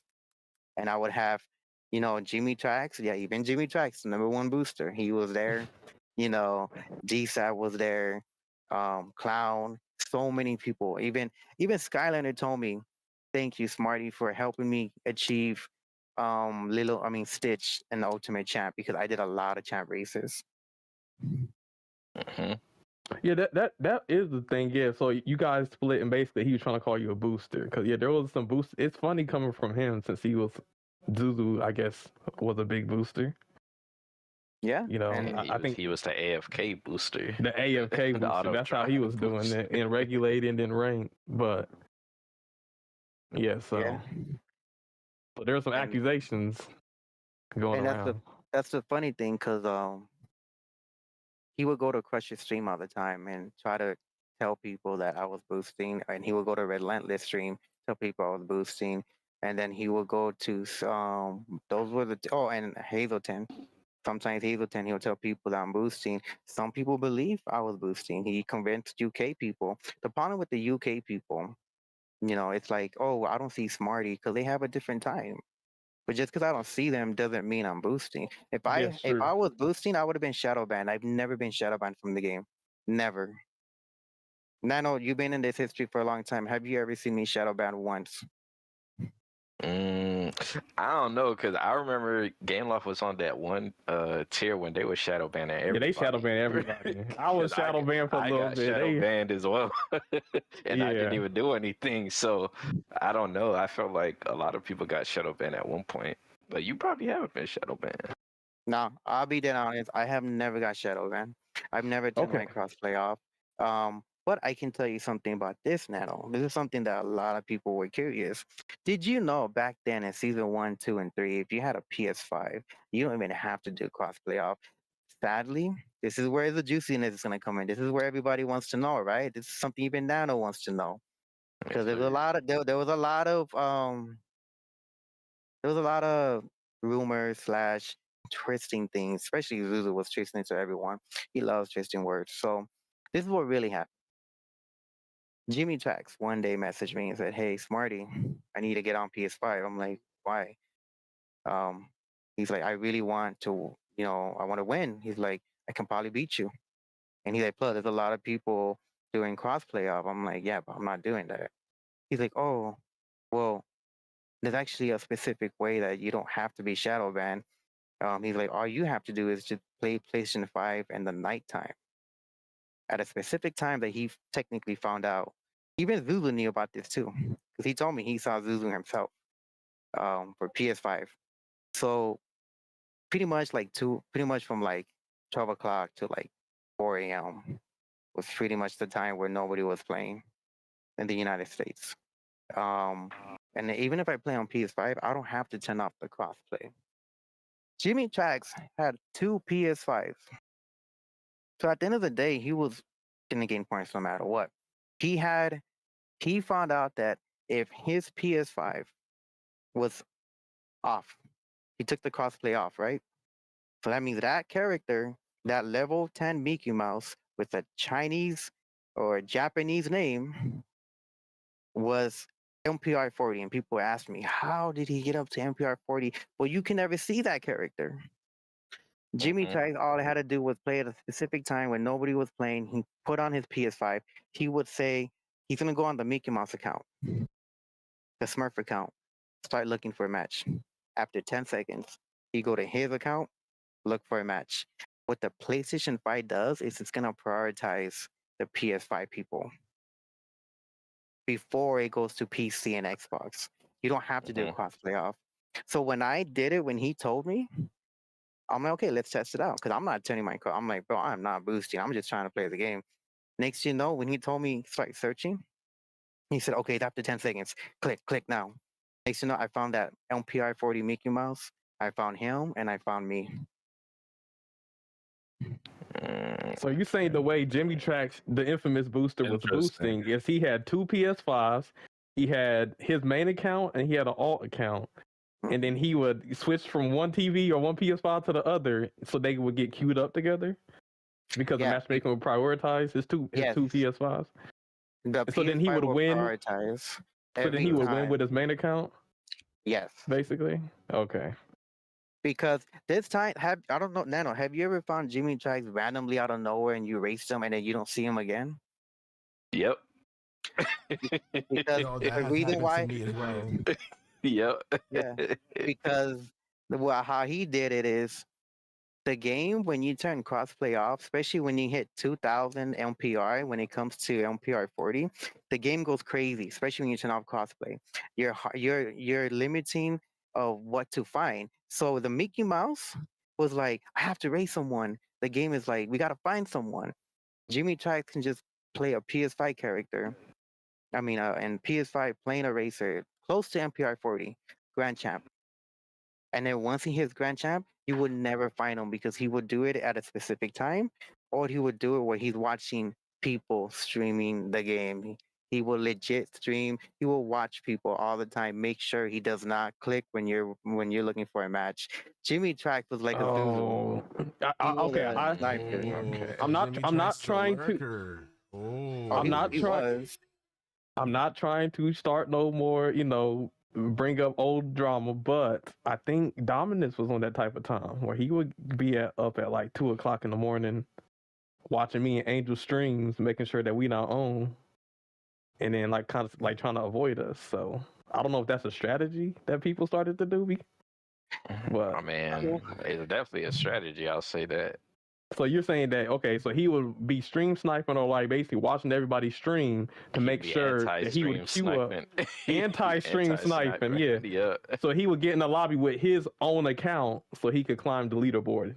And you know who was, and I'm not trying to be rude. I know it sounds, harsh, but you know who was the person that was giving it away all the time, almost every day in Speedstorm, who was streaming this game like almost every day? Guess who? Who? Come on, you guys. Oh, it's an OG who streams this game almost every day, and it's not me. Do they It's not still me. stream? Crusher. Crusher was giving it away. Ah, okay.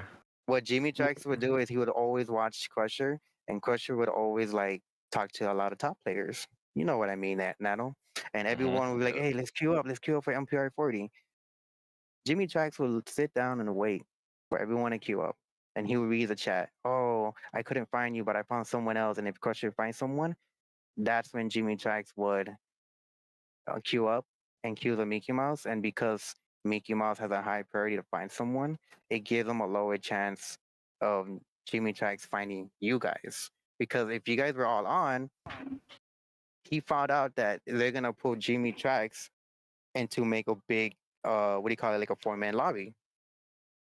But because if you wait and the PS5 prioritize, he's gonna keep doing 1v1 with that Mickey Mouse, and he's always gonna win.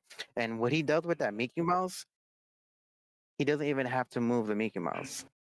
Once he hits MPR 42,000 MPR, all he has to do is disconnect the game. And at that time, you will not lose points. As long as you disconnect, you will never lose points at all. I think that's why a lot of people disconnect now because they're so used to how the system was before. Where they think, oh, if I disconnect, I'm not going to de-rank. I'll say this: that's just a lot of effort to not play the game. Yep. I agree, man. Like I don't It's a little know, ridiculous. yeah, it is because it's like I thought people played this game because they enjoyed racing other people. Like I thought that's obviously you got the Disney characters and stuff, but I thought that was like the main goal. And that actually leads me to my other question. Smarty, have you ever like asked Jimmy why he does what he does? Like what's the point of boosting like that? I did ask him, and it was a very weird answer. Jimmy Trax was kind of weird himself too. He Sounds said, like Gotta it. be weird to be doing some stuff like that, in my opinion. he said he would do whatever it takes to be known as a top player and and if he has to be number one, he'll take that number one spot from anyone just to be considered a top player. When realistically, I feel like Sounds like you'll do a everyone. Diddy party for that number one spot. Oh my I mean, gosh, Jimmy man. Trax is not that good in the game. I've gone against him regulated mode so many times. I feel like anyone can beat him, to be honest.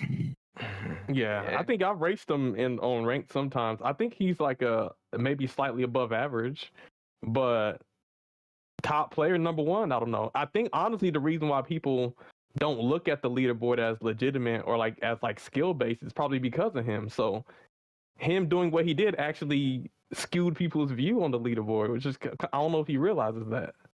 Like you boosting the way you boosted ruined the leaderboard, so now people don't even really care if you're number one.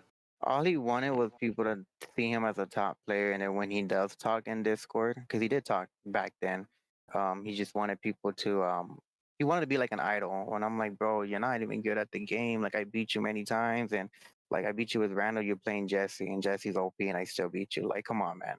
So he wants to be the face of Speedstorm. That seems like a title.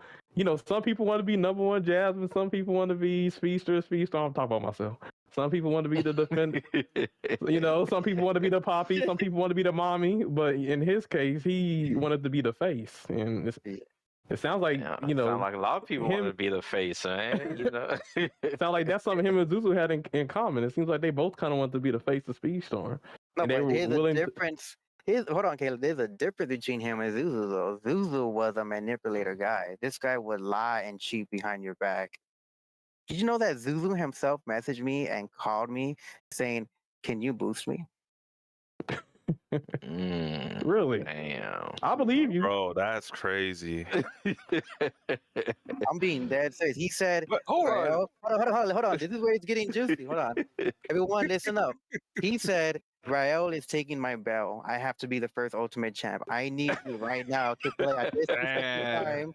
And I need you to play any character and just race. He's like, but don't play. He's like, you know what? If not to make it boost, why not race? But this time, like the whole time when you're racing, don't use no items. That. Yo, what? Yo, hold on. What you just said earlier that, to your estimation, he's probably the best player that ever played this game. No way, bro. I mean, bro. Bell wasn't strong enough against Mike and a lot of characters, so it made sense. Even Randall was struggling, so I understand where he's coming from. Nah, but hold on. Oh, To that's Sammy's wild, bro. Sammy's point though, Smarty. How could Zuzu? How could you view Zuzu as the best player in the game when he was doing, you know, stuff like that? Like that doesn't. It's I mean, to me that it's not a good. Like I don't know if you got the skill. It's if you got the skill to be the number one. Like I feel like you wouldn't need to do that because I'm pretty sure Rael was just racing legit doing that. He was, but the difference with Rael and Zuzu is Zuzu wasn't cool with the UK people and Silent and Rael. Zuzu had to go to me because I had my own people at that time with like a little divide. You know, like we had like our own division. Like our own, like you had to understand. Nano, I'm pretty sure you remember there was UK people with their little stuff, their circle, and I had my circle. Zuzu wanted my circle with his circle combined to play the game so he can technically win all the time. That's what he wanted. But because he was so wanted Bell to be the first ultimate champ, sadly he was. I did play with him a couple of times. I was playing Buzz, but I told him I'm gonna race. Like I'll play maybe Mickey Mouse or something, but I'm not gonna like give you the free win. You need to win for that. Like I'm still gonna try to beat you. So I'm not just gonna do what you told me. Don't use no items or try to like drive with no boost the whole game.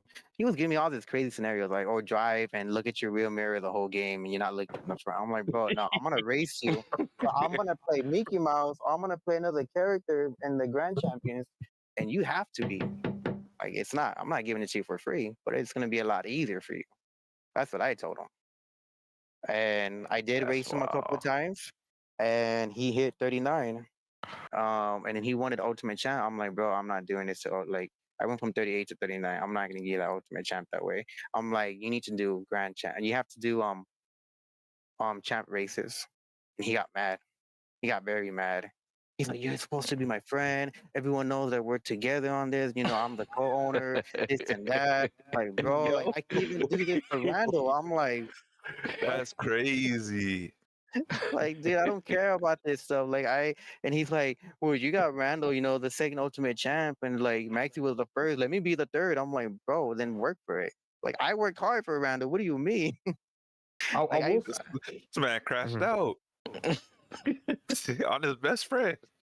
yeah, we were really close together. I'm not gonna like he told me so much, and it's funny because like I told him I'm not gonna do it. Like it's I would rather race you with the whole mess of people and hit the ultimate champ because at that time, no disrespect to everyone who gets ultimate champ, but at that time, getting that ultimate champ had more value than now. Yep. It did. You're Yep. 100%100% right. UC now, and you don't even have to race. It was the way matchmaking is supposed to be. Like when you do ranked, it's not supposed to be easy. You're supposed to lose points. So you would lose 70 points if you got last place or fourth or something like that. So if you actually made ultimate champ, it meant something. Now you can just play, you can boost, you can go AFK, and you can get UC. So it lost its meaning. But back then it was hard because like I Bro. remember trying to get UC and running into like you, Paulie, Zuzu. And it was hard. It was hard. -70. It was hard to get out of diamond at that time. It was hard to get out of diamond. Scary only because sometimes you'd rank up, and then all of a sudden you get put into a sweaty lobby, bro. And if you got last place, you're D-ranking twice. Yeah. And because the way the lobby was set up back then, I think it's still pretty bad now. It's like you be new to the game. I'm talking about like season 4. You be new to the game and get put up in lobbies with like UC level 50s, level 40s, and you're level 20, and like, bro, what are you? I think the issue was people having level 50 or 40 characters in like gold and emerald, and that was the problem. But losing points, I don't think that was the issue because now people think they're supposed to get UC like that. It's like they're entitled to it when. You're not entitled to any rank. It's not. I mean, you don't have to be good to get UC. You could just you don't even got to play the game. So you could be Jimmy Tracks. Yep. You could be. Yep, and the legit way. So yeah, that's probably why he did what he did. Because I know you said you didn't turn off crossplay, but it sounds like he turned off crossplay and got on at like 3 a.m. in the morning so that he would not lose 70 points. Well, Jimmy found out in season 3. Season 2, he did crossplay off, and he did crossplay off on season 1, so he had okay. But season 3, he found out that I don't have to turn crossplay. The game is gonna prioritize on PS5. I do remember that because I remember sometimes I would get into those boosting lobbies. What would happen is people would have their alt accounts. The race would start, their alt accounts would disconnect, like you said, so they wouldn't lose points, and then the main account would race and would get guaranteed points. So yeah, I do remember that. So yep. Yeah, but that's how hard it was. It was hard to get UC to the point where people had bought 2 PS5s and getting on at 3 a.m. just so they could like rank up. So Jimmy Track sounds like a scalper. It was hard. Yeah, yeah. You imagine buying 2 PS5s just to do this, just so you can boost the speed storm. That's kind of wild. Right? But Smarty, we're gonna get a little spicy, a little spicy, a little bit some more. We're gonna turn up the temperature a little bit. So, with the Discord, let's clear this up. Did you remove Angel from your Discord because he beat you in a race? What ended up happening there? Wait, what do you mean? This is Angel. Angel never. There might be a miscommunication or misunderstanding. Angel, I don't know if you wanna. Angel never got into my Discord server. Angel messaged me, but the thing is that it was nothing against Angel. At that time, Zuzu had spies. Zuzu had people in my Discord server. I caught 7 fake accounts that Zuzu created the same day just to be in my server. Zuzu had multiple. Yeah, I'm being dead serious. Zuzu had multiple people that were actually close to him on his circle, being in my server, telling them all my secrets, what I'm doing when I'm doing my champ races. Zuzu would do whatever he can to touch my Discord server. Zuzu would make people believe what he said, and then they would talk bad about me in my server. Okay, well, Zuzu said this, Zuzu said that, and this and that. I'm like, well, you're creating drama now. And like, you have to understand, I also have the multiverse community, which is 100 people in there with other games, which is like another 50, and then everyone is Speedstorm. And then the problem was Zuzu paranoid me. There was so many things that I found out about Zuzu of secret people, fake accounts, Twitch, Discord. He was stalking me every single day. That's crazy. So when Angel was coming in at that time, I wasn't going against him, but it's just that I remember Zuzu did go to Angel's stream. Somebody told me that Zuzu talked a little bit with Angel, and Angel's like, "Hey everyone, hey, what's up, Zuzu?" And somebody told me that Angel said that, "Oh, I don't care about the drama. If you're cool with me, I'm cool with you." And it had nothing to do with Angel. It was just the fact that I was to the point where if you're friends with Zuzu, I'm kicking you out of my Discord server. I just don't want anyone to associate with Zuzu because he's a crazy guy. He's a psychopath. I'm being dead honest. Okay. It makes sense. I guess that clears it up. That makes sense. You know, it might have not even been about you, Angel, but you know, I can understand because Zuzu. We've had all our tie-in with Zuzu, so I understand where you're coming from, man. No, yeah, You know, you just want to keep. I mean, that's a time where I didn't know the real Zuzu. So I mean, I get it. You know, I was just trying to be friends with everybody, but you know, I didn't know the drama behind the scenes at that time. Little Angel, you think Zuzu's behind the bot views? the bot rumors? He might be watching y'all, bro. You never know with Zuzu, man. I don't know what's possible. This man tried to buy our teammate for $100, so I mean, you never know. I mean, when Smarty said he was trying to monetize, he said Zuzu was trying to monetize their Discord server. I'm like, that sounds like some Zuzu shit. Because like you said, he was trying to buy our play with $100. So. If you want to be in the server, you got to pay up $100 worth of tokens. Did you hold on? Here's the funny part. Zuzu had his own server. He only had 5 people, and he would charge $10 just to be in his server. He wanted to charge me to be on the server. $10? I was like, bro, you're in my server. What the heck? I should be charging you. He's like, oh, but I'm your best friend. I'm like, you make no sense. But then here's the funny part. Hold on. Zuzu and my Discord server, right? You know why he was trying so hard on my Discord server? Because in the beginning, before we split, he wanted to buy my server. He offered me money on the table. He's like, $100. Let me buy your server and let me take the ownership. Yo, he love $100. Yeah, man. That's all he do. He goes straight to the wallet. Yo, here's $100. I got one Benjamin friend. That's about it. What kind of life he living to where $100 get everything he want? Then he said, add 2 zeros. Like he used to find his way in. Yeah. He saw, you got 800 people in your server? Let me buy your shit. Zuzu probably came to the game, seen a nice account. He's like, yo, let me buy your shit. Man, he would have bought your shit and started taxing people. All right, it's going to be a subscription at $9 a month to stay in the server. You're going to have to be a booster to the server. Otherwise, you got to go. That's wild. No, you had to follow. Wild. You had to follow his rules to be considered a booster. He would make anything to make it seem like he's not a booster. But if you go against his rules, then you're a booster or whatever. You know, his rules don't apply to everybody. Because here's the thing. When I first joined this game, I joined Free to Play Season 4. I thought, like, you and Zuzu, I didn't know who Maxi was, that you and Zuzu were the people I encountered in rank most of the time. So I thought, like, y'all were the best players.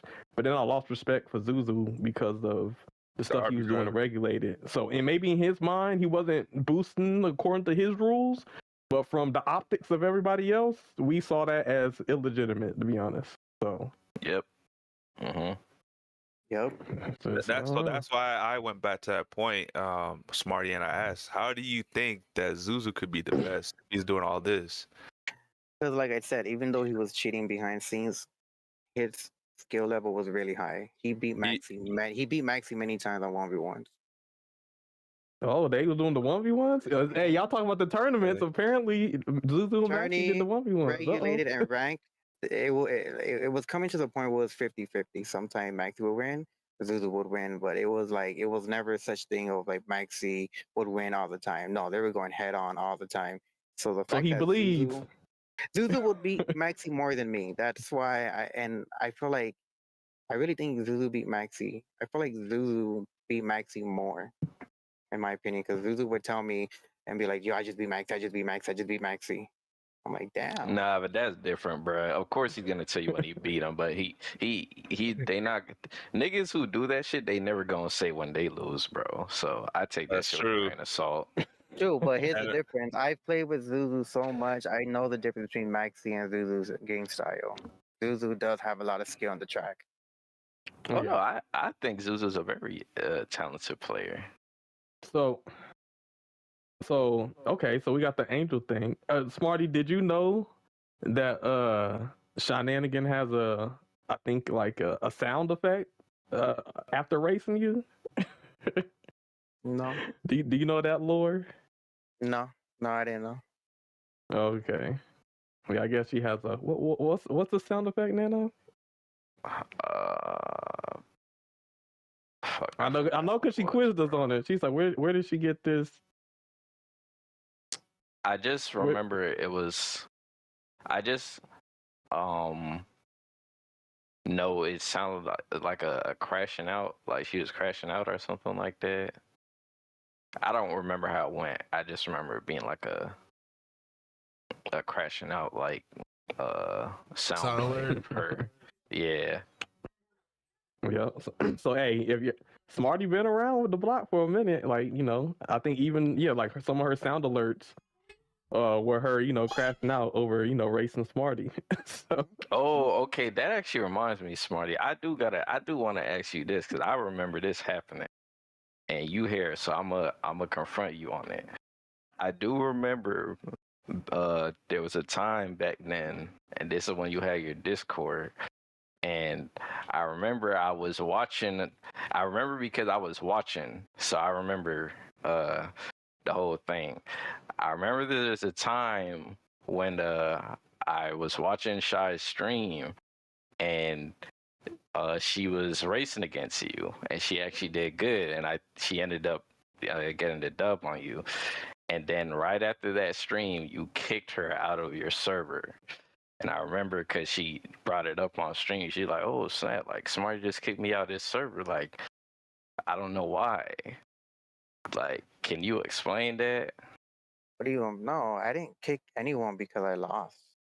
No, that's not true. If that's what you're trying to say. No, I only kicked people because whoever was affiliating with Zuzu. That was the main reason. okay. Are To you me, if sure? Cause I saw Yeah. that shit. Well, I don't. She said that you kicked her from the server, and then people were just saying it's probably because you just beat Smarty, because it happened right after that match. I don't even remember, but like I said, when I kicked her out was because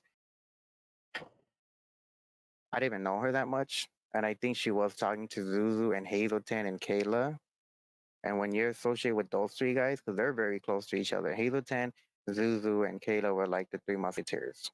They do whatever they can together. And like I said, at that time, I was just kicking everyone out, not because of losing. I would never kick anyone because if I lose. It's a game. I don't take that personal. Yeah, I lose, I get upset, but I'm not gonna kick someone out. I was kicking people out because if you're getting close to Zuzu, I don't want you in there. You're forgetting the fact that I had a lot of people in there with multiverses because I was waiting for multiverses to come back, and I was kicking a lot of people out who were just associating with it. I mean, you guys don't have to believe me. Like I said, at the end of the day, I'm just coming in clean because it's the past of the past. Mm-hmm. No, I feel you, of course. Yeah, I just wanted to bring it up because you here, so that's one of the things I wanted to know. Yeah, I'll take your word for it. I think maybe that was your perspective, is you just were removing people that you felt like were associated with Zuzu, but from her perspective, she probably thought I was in the server, now I'm not no more. It must be because I beat him in a race. So Well, I mean, people can think a certain way until they ask the person why. She never asked me. No one asked me why they kicked me out. Only some people. Yeah, that's why we asking you now. Okay, we got to clear this up. I do want to make this known. She wasn't the one who said that. That's just what the people in the chat at the time were thinking, because I was thinking that too. Yeah, but then have you guys noticed? But have you It noticed just I didn't make started kicking? sense. Have you noticed I started kicking so many people out of the server as time went on because people were just talking to Zulu, giving them chances? I didn't like that. That was my personal decision. Okay, okay. It legit had nothing to do with winning or losing. No, it was just because people started talking to Zuzu. Zuzu was making a comeback. Zuzu was actually talking to people, the UK people. He was being around more. Zuzu was talking to Angel, talking to Shenanigans, started talking to um, Sonic, and so many people where it's like, all right, well, you guys want to be close to him, then I'm gonna start removing you guys. I can And believe like, that. and that's why I told you the last thing I said before I crashed out, before I deleted the server, Oh, I okay. said, don't give Zuzu power. That was the last thing I said. I even typed it in, and then I crashed out. Then I delete the whole server, and nobody heard from me again. You know Okay, why I can believe so this? Because Crusher is actually in the chat saying you did him dirty for kicking him out, even though he was innocent. So I that's I could could, true. definitely. And Sonic's in the chat too, and he said he wasn't friends with Zuzu and he got banned as well. well, I could Crusher because Zuzu was there all the time, and I understand the Crusher wants to be neutral. I didn't hate the guy. I never hated Crusher, but it's like I put my foot down. If you're gonna associate with Zuzu, I'm gonna have to kick you out. I never hated the Crusher in the beginning, never. But he was just I just saw Crusher as someone that I get it. You're a neutral guy. You would talk to Jimmy, DSAV, UK, everyone. He was a neutral person in stream. He would stream every day. You know, why would I hate Crusher for that? I never once messaged Crusher a toxic or any negativity. I never once went to his stream and said anything negative towards Crusher. Never. The day that I kicked him out was just my decision, and I just made it quiet because I'm like, yeah, I'm tired of seeing Zuzu communicating with Crusher all the time. I just don't want that in my Discord. I mean that's some real world Mm, stuff. It's like, you got somebody, you got some ops, and then let's say you got some people who are associated with those ops, you will probably cut them off because it's like, okay, like, Hmm. why you trying yeah, to play but both sides? I get you it. also you also gotta understand, like, when people, because like I said, Sonic just said he wasn't friends with Zuzu but at all. But he Like, I did don't. talk to him on stream when I saw. I was out there in stream talking to people. I saw Okay, him talk to them. I'm just saying, you can't, you can't, some people, they probably going, not to say that they like upset or anything, but some people might feel a certain way when they get, kicked out of a server they probably like Yeah, or if they, because something for But no let me, reason. Nano, let me you tell did you. say But it let was me silent. You did say it was silent. but let me tell you something. Everyone, especially what Crush is saying. I'm reading what Crush is saying. It's funny because everything that Crush is saying, and what you guys are saying. You guys may Nano's probably like I said, it's your opinion, Nano. You might think that, hey, maybe he did kick Shenanigans because of a race, Angel because of a race, and realistically, when I said don't give Zuzu power and he's fake, he's a psychopath, and I crashed out, I come back, Angel telling me Zuzu was psychopath. Zuzu tried to like do all this stuff. I'm hearing all these things that Zuzu did a lot of crazy stuff. So I even heard Zuzu's no longer in the community. That's true, Yeah. man. That's Yeah. true. That's because he did his team dirty. And I Oh want yeah, you, y'all. and I want you to How to understand. buy players, all I've kind of dealt. things. Remember, I've dealt with Zuzu from season 2 to season 5, and then you guys finally saw Zuzu true colors because I left the scene. So I want you guys to put it together in the puzzle. Why did Smarty crash out? Why was he kicking people out? Was it true that he kicked people out because of the race? Or maybe did you guys experience Zuzu? Because I've seen messages earlier that people were talking about Zuzu. Yeah, he did this, he did Oh, that. I mean, I'm hoping you guys yeah. see the true colors I of mean, our this first episode was maniac. about Zuzu, to be honest. So it all goes back to Zuzu from episode one. It Zuzu's the sounds center of like it all. it But sounds like Smarty was saying low key that he was like checking Zuzu the entire time, like he was holding him back until he left the community. yeah, and just the third person perspective. Maybe you were trying to do your best to try to like filter your community from Zuzu. You might be paranoid. You already know he has 7 accounts. You said he was stalking you. So I can understand why you might have maybe overcorrected with removing people because maybe you thought that they were associated with Zuzu, or maybe they might be trying to spy on you on Zuzu's behalf. So I get it. But yeah, so it all goes back to essentially Zuzu. So okay. Mhm. I mean, have you guys experienced Zuzu doing Yes, some crazy yes, stuff? we So have. now, So I get it. now that you guys are in my shoes, if whatever you guys experience, now do you understand why I crashed out and why I kicked people out? Not, oh, well, I'm just gonna hear a rumor that Smarty kicked someone out because he just didn't like him or he lost a race. And now that you really think about it, does it make sense? Yeah, it does. It does. Eh.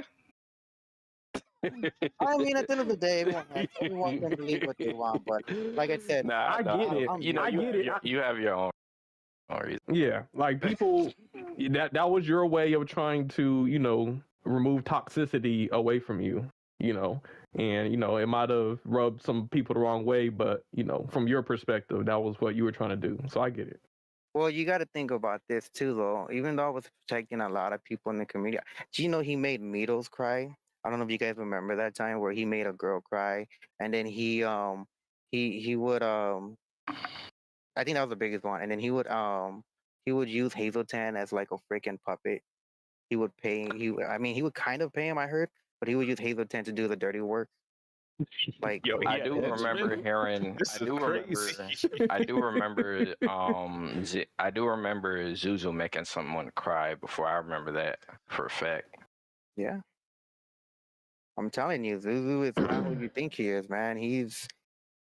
The final boss. He's the final boss of the game. But Nah, it's all good. You but know, I think we all understand, or but we're all but on the same page on them. okay, but I'm gonna answer Crusher right now. Crusher, you are your person, I'm my own person. We're all different. We all react different. Just because you said you would do something different, that's just who you are. I did something different, and you're not me. So I did what I wanted to do, and I thought, hey, let me just kick people out, and they do their own thing. People would message me every day to come back to my Discord server. I would every day. People would say, I want to come back, please, please, please. I need to go back in there. Like my Discord was popping at that time. But Yeah. I will admit this though, Crusher. Here's one thing I'll admit. I mean not admit, one thing that you're right. I apologize to everyone that I kicked out back in Discord server. That if you were not associating with Zuzu, even if you did, I was just paranoid at that time. I was paranoid because I was tired of Zuzu stalking me every day. I was tired of getting random DMs from like people who created in one day talking about, oh, can I join your server? Hey, I heard you're the top player. Hey, it's like, really? Created this in one day? People that actually were associated with Zuzu were actually in my server telling him every. Did you know there was a time where they screenshot multiple instances where I said something in Discord server, Zuzu had it, and then he tried, and then he would find out about it. People legit screenshot what I said in the chat. Like it was crazy. It was crazy. It was crazy at that time. Like anything I did in my Discord server was recorded, and Zuzu would have because he had people hiding and telling him things, and then he had multiple accounts to look at everything. Zuzu, I'm telling you, he was not normal. Mm-hmm. That's crazy. So, Sounds like a Now, movie, the bro. lore So- thickens. So okay, so I mean, I remember briefly like this like the scenario or like my experience about all that. It could have been the Zulu thing, but like I felt like it was more like when I messaged you, it was more like you felt like because you thought I was friends with like defended William, that's why I got kicked out. So I mean, it could have been the same scenario in that aspect. You probably didn't have good like relations with defended, and you felt the same way like you did with Zuzu scenario. Like you probably thought I was a spy or something like that. Well, the thing about defended was, all right, now we're going that side. So in the beginning, I was popping. I had the leadership. Everyone was looking up to me. My Discord server, everybody was happy and looking forward to champ races for 2 seasons straight.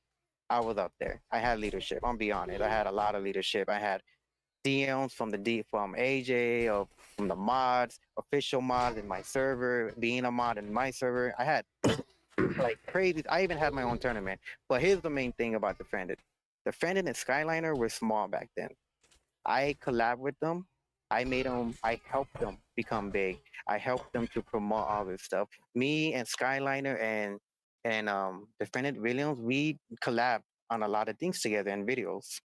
So like that's some real history. We've actually done things together where I wanted Defended to go up there and I wanted Skyliner to become known because Skyliner was very small and Defended was small. Nobody really didn't know them until I brought them in. I told them, hey, we can go big. I can help you. I have a lot of people who love this. Damn.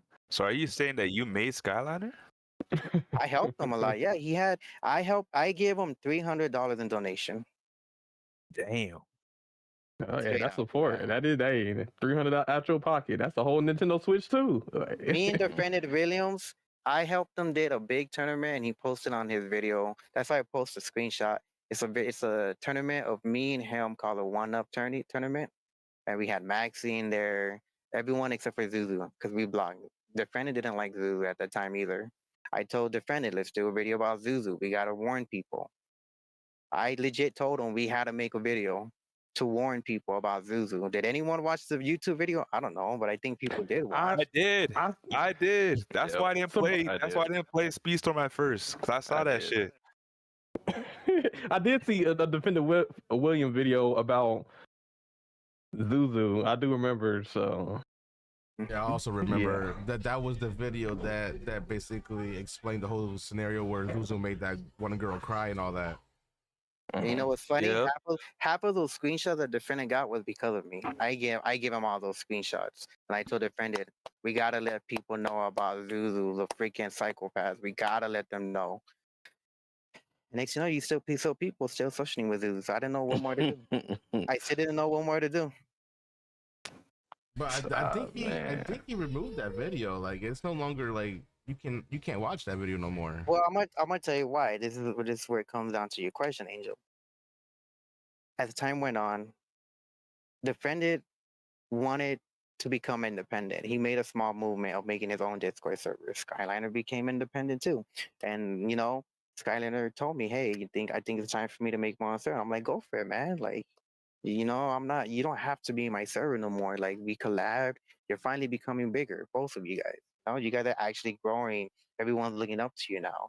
I help. Did you know Defended Williams that that that blue logo, the banner, everything from his Twitch, all that is because of me. Oh, did you make it? Mm. No, I didn't make him, but I gave him one of my people to make that for him with a cheap discount. Okay, I mean, you know, you supported them. You supported them. Sounds like you're the godfather of Speedstorm at this point. If you want to say that way, I guess. So I'll say this. Smarty might have played a big role in like kind of helping them in certain areas, but I do want to give them their credit because at the end of the day, I feel like Defendant Williams and Skyliner, at the end of the day, they put in their own time and their own hard work and their content to grow as well. So No, I'm gonna say it like this. I just gave them tools, and they did everything on their own. I'm not like they were committed. They did everything, but I did collab with them at the time. But at the end of the day, you're right, Nano. They did their own thing. I just gave them the tools. Like, hey, there's like 700 people on my Discord server. Do whatever you want. Let me know, and we started doing things together. he said, "I made you." Okay. No, just So I'll just try to make sure that things get said. I just don't want any misinterpretation because we definitely our homie Caleb definitely got in a couple paid people. apparently I'm Pinocchio. I'm Pinocchio. I'm like Frankenstein or something. I just helped them. That's all. I was just a helping hand. Realistically, that's it. Okay. But to question Angel, there was a time where the reason why he did took down that video was because his best friend. What's his best friend? Forgot his name. He used to play Angel all the time. The pink character. No, DC. Oh, DC. okay. Now Desync, there yeah, was I drama remember with that. DC. Desync was kind of like Crusher. He was neutral. Always talking to Zuzu. It bothered me. As time went on, it started to bother me. Defended really was getting big. He made his Discord server. He wanted to add everyone. He didn't care no more. Then, because of Desync had Zuzu come over so many times. Zuzu was putting donations of like, you know what I mean, Crusher. He would do his little bits, 100 bits here and there. Crush, that's just how Zuzu works. I know why he does that. So eventually, Desync was like, oh, like let's push Smarty out of the way to collab with Defended, like all the way, because I was still helping him, like gonna do things for him. And then Defended, when he would work with Desync, Zuzu would try to be friends with Defendant and start putting money of donations. And Defendant's like, oh wow, thank you, Zuzu. Even though I feel like deep down Defendant didn't like Zuzu.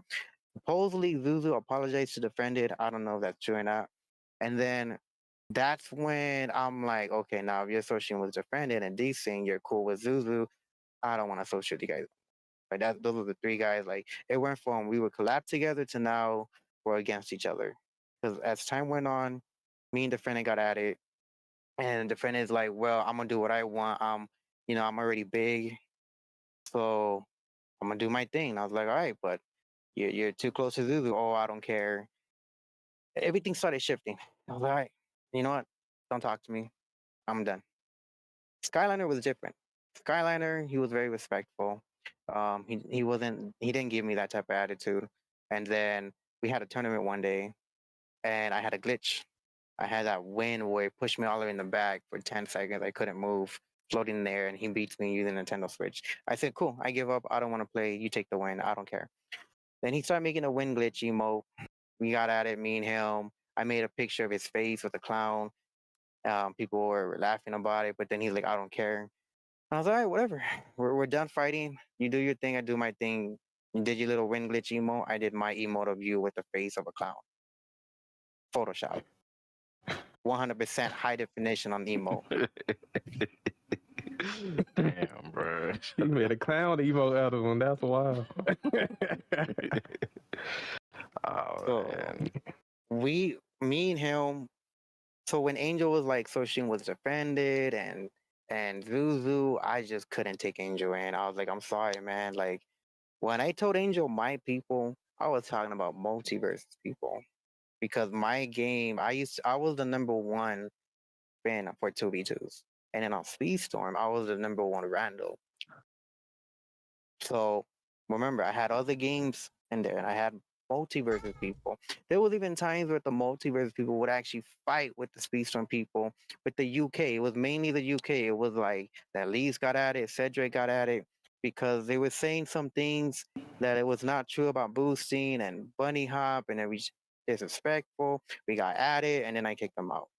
Cause like I'm not trying to have drama in my server with the multiverse people because I know them personally and they're streamers as well, and I just didn't want that happening.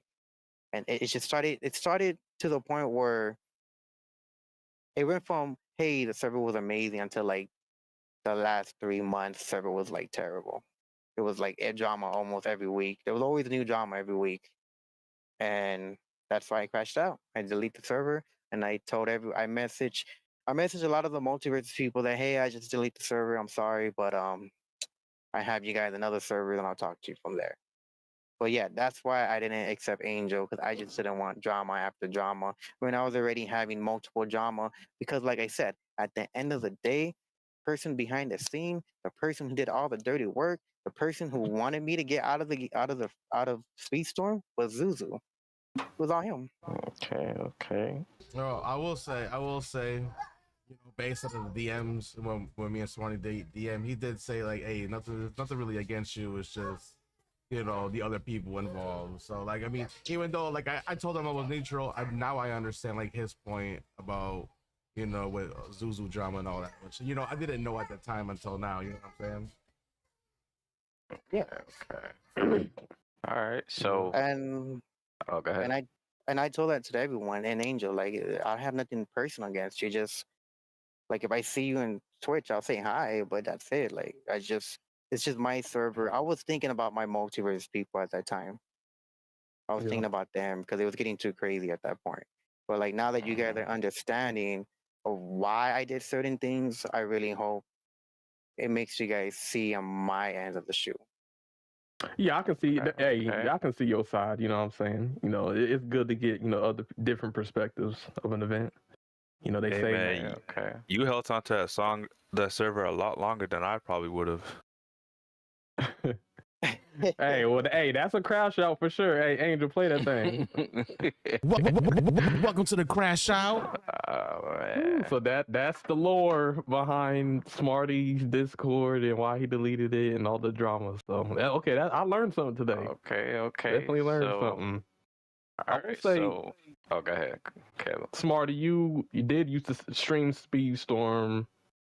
How was that? Like, how many viewers were you getting when you were like streaming? I would get like 20 to 30, like normal 30, 20, sometimes Yep. 40, but I would like around 30, 20 most of the time. I Mhm. think the most I ever had was when I did the one up tournament when I collabed with Skyliner. It was Skyliner, me, and Defendant Williams, the three of us. It was like the two YouTubers and me, top player, number one, Randall. I never said I was number one player. I just said number one, Randall, top 10. I consider myself top 10. Yeah, and that's But okay. I Everybody has their main. Everybody has yeah, their main. Yeah, it's and okay. and I did a tournament of the one up, and it was like I made it so big. I put founder pack, the $80 one, 60, and the $40 one. I made a picture. I made it look nice. I even put a show out there. I put fireworks. Um, and to be honest, if you guys want to see history, I think I was the only person that actually put in a show, a really cool show, something very unique that no other Speedstorm tournament I've ever seen compared to mine. Mine was like the coolest one, but not the best tournament because I there was issues, but I'm talking about entertainment wise, mine was the best. And if you guys don't believe me, Mm. Angel, I want you to post a video if you want on your podcast, and it's like a 3-4 minute video, and I promise you, you guys will be like, "Whoa, I've never seen this before." Maybe Nano saw it because I know Nano was was there just chilling in the Twitch. He's everywhere, but Hmm. Crusher was there too. So I'm gonna show you the video. If Angel, you okay with that? Oh yeah, of course. Uh,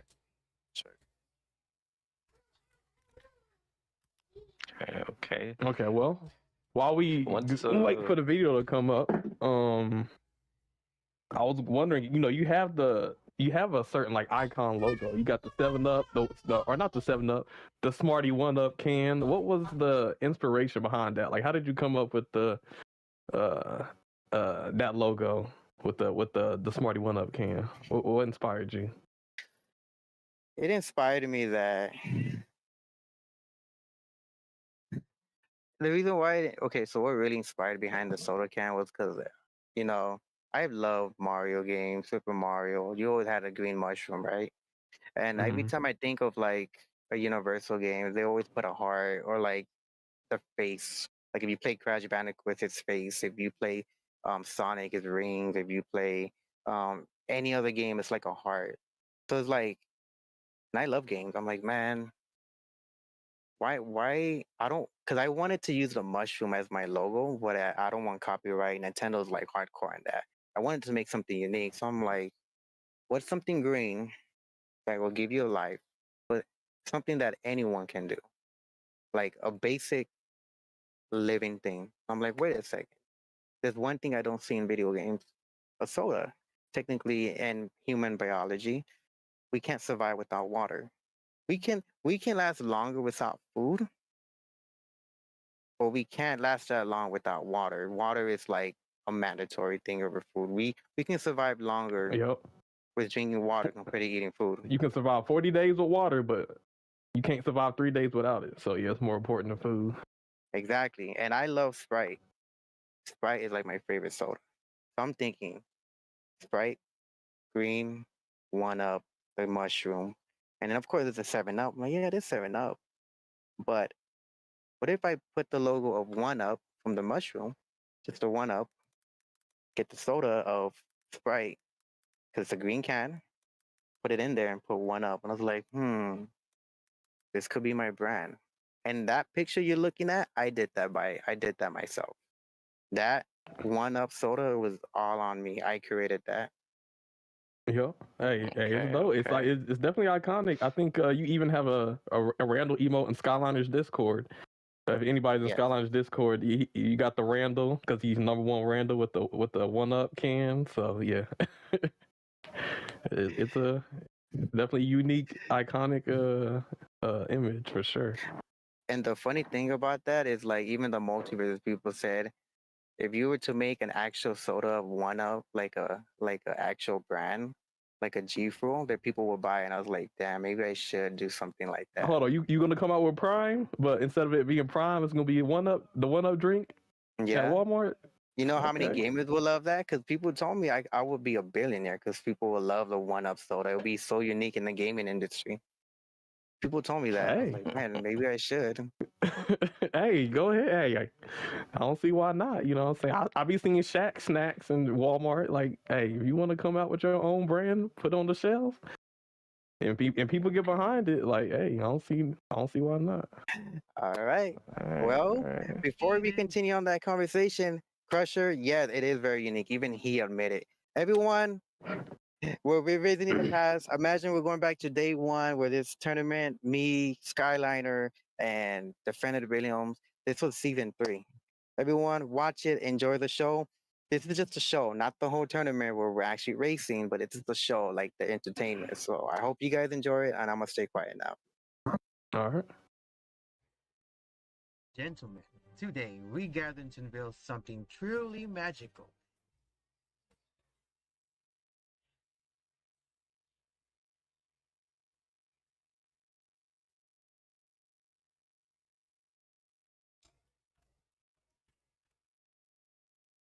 It's only like that for the beginning part. After 10 seconds, it goes to normal. I'm trying to make sure that this is on. Yeah. Why they can't hear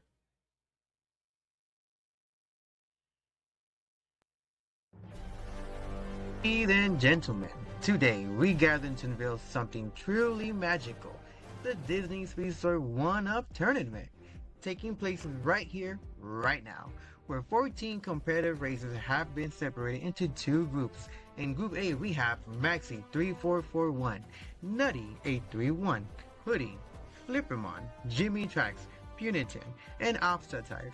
And in Group B, we have Silent, Relentless Gaming, Most Skills 1, WG Crusher, Clown MFXRZ, Bikini Bill, and Yonko Boss. They will compete for the 3 amazing prizes, the Ultimate, Deluxe, and Standard Founder Pack. Gosh, hold on a minute there, pal. What the? Mickey Mouse? There's no way this is real. Is someone trolling me here? Aw, Smarty one up, this is no troll, pal. It's me, Mickey Mouse, the real deal, and I couldn't resist joining in all the fun.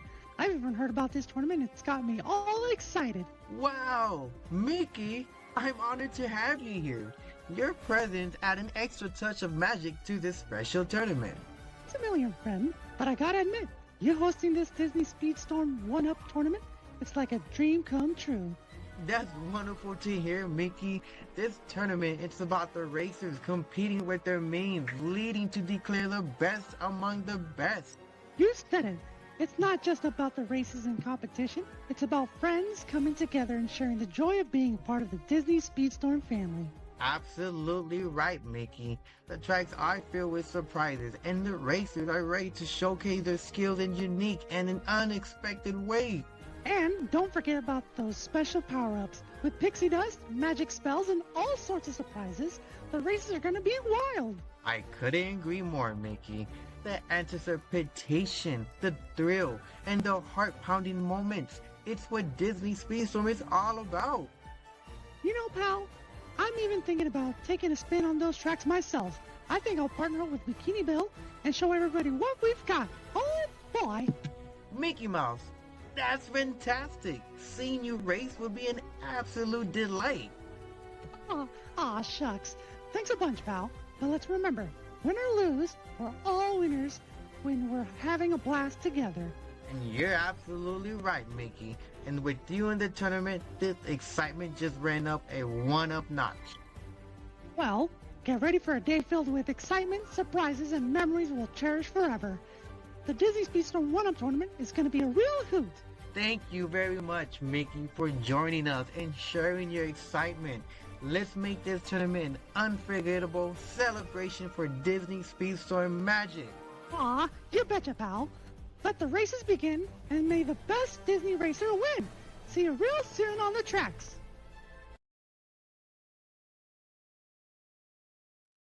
Hey, oh, that was fire.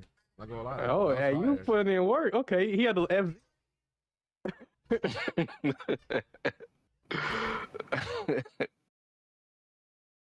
I see it. I see it. So that was your opening for your 1-Up tournament. Yeah, that was the opening, and then the picture. I sent two pics to Angel. So the first picture that Angel got is technically like the standby. So there was fireworks, music. If you want, Angel, you can post. You can show that picture. There's two pictures, but you should show the one with the fireworks.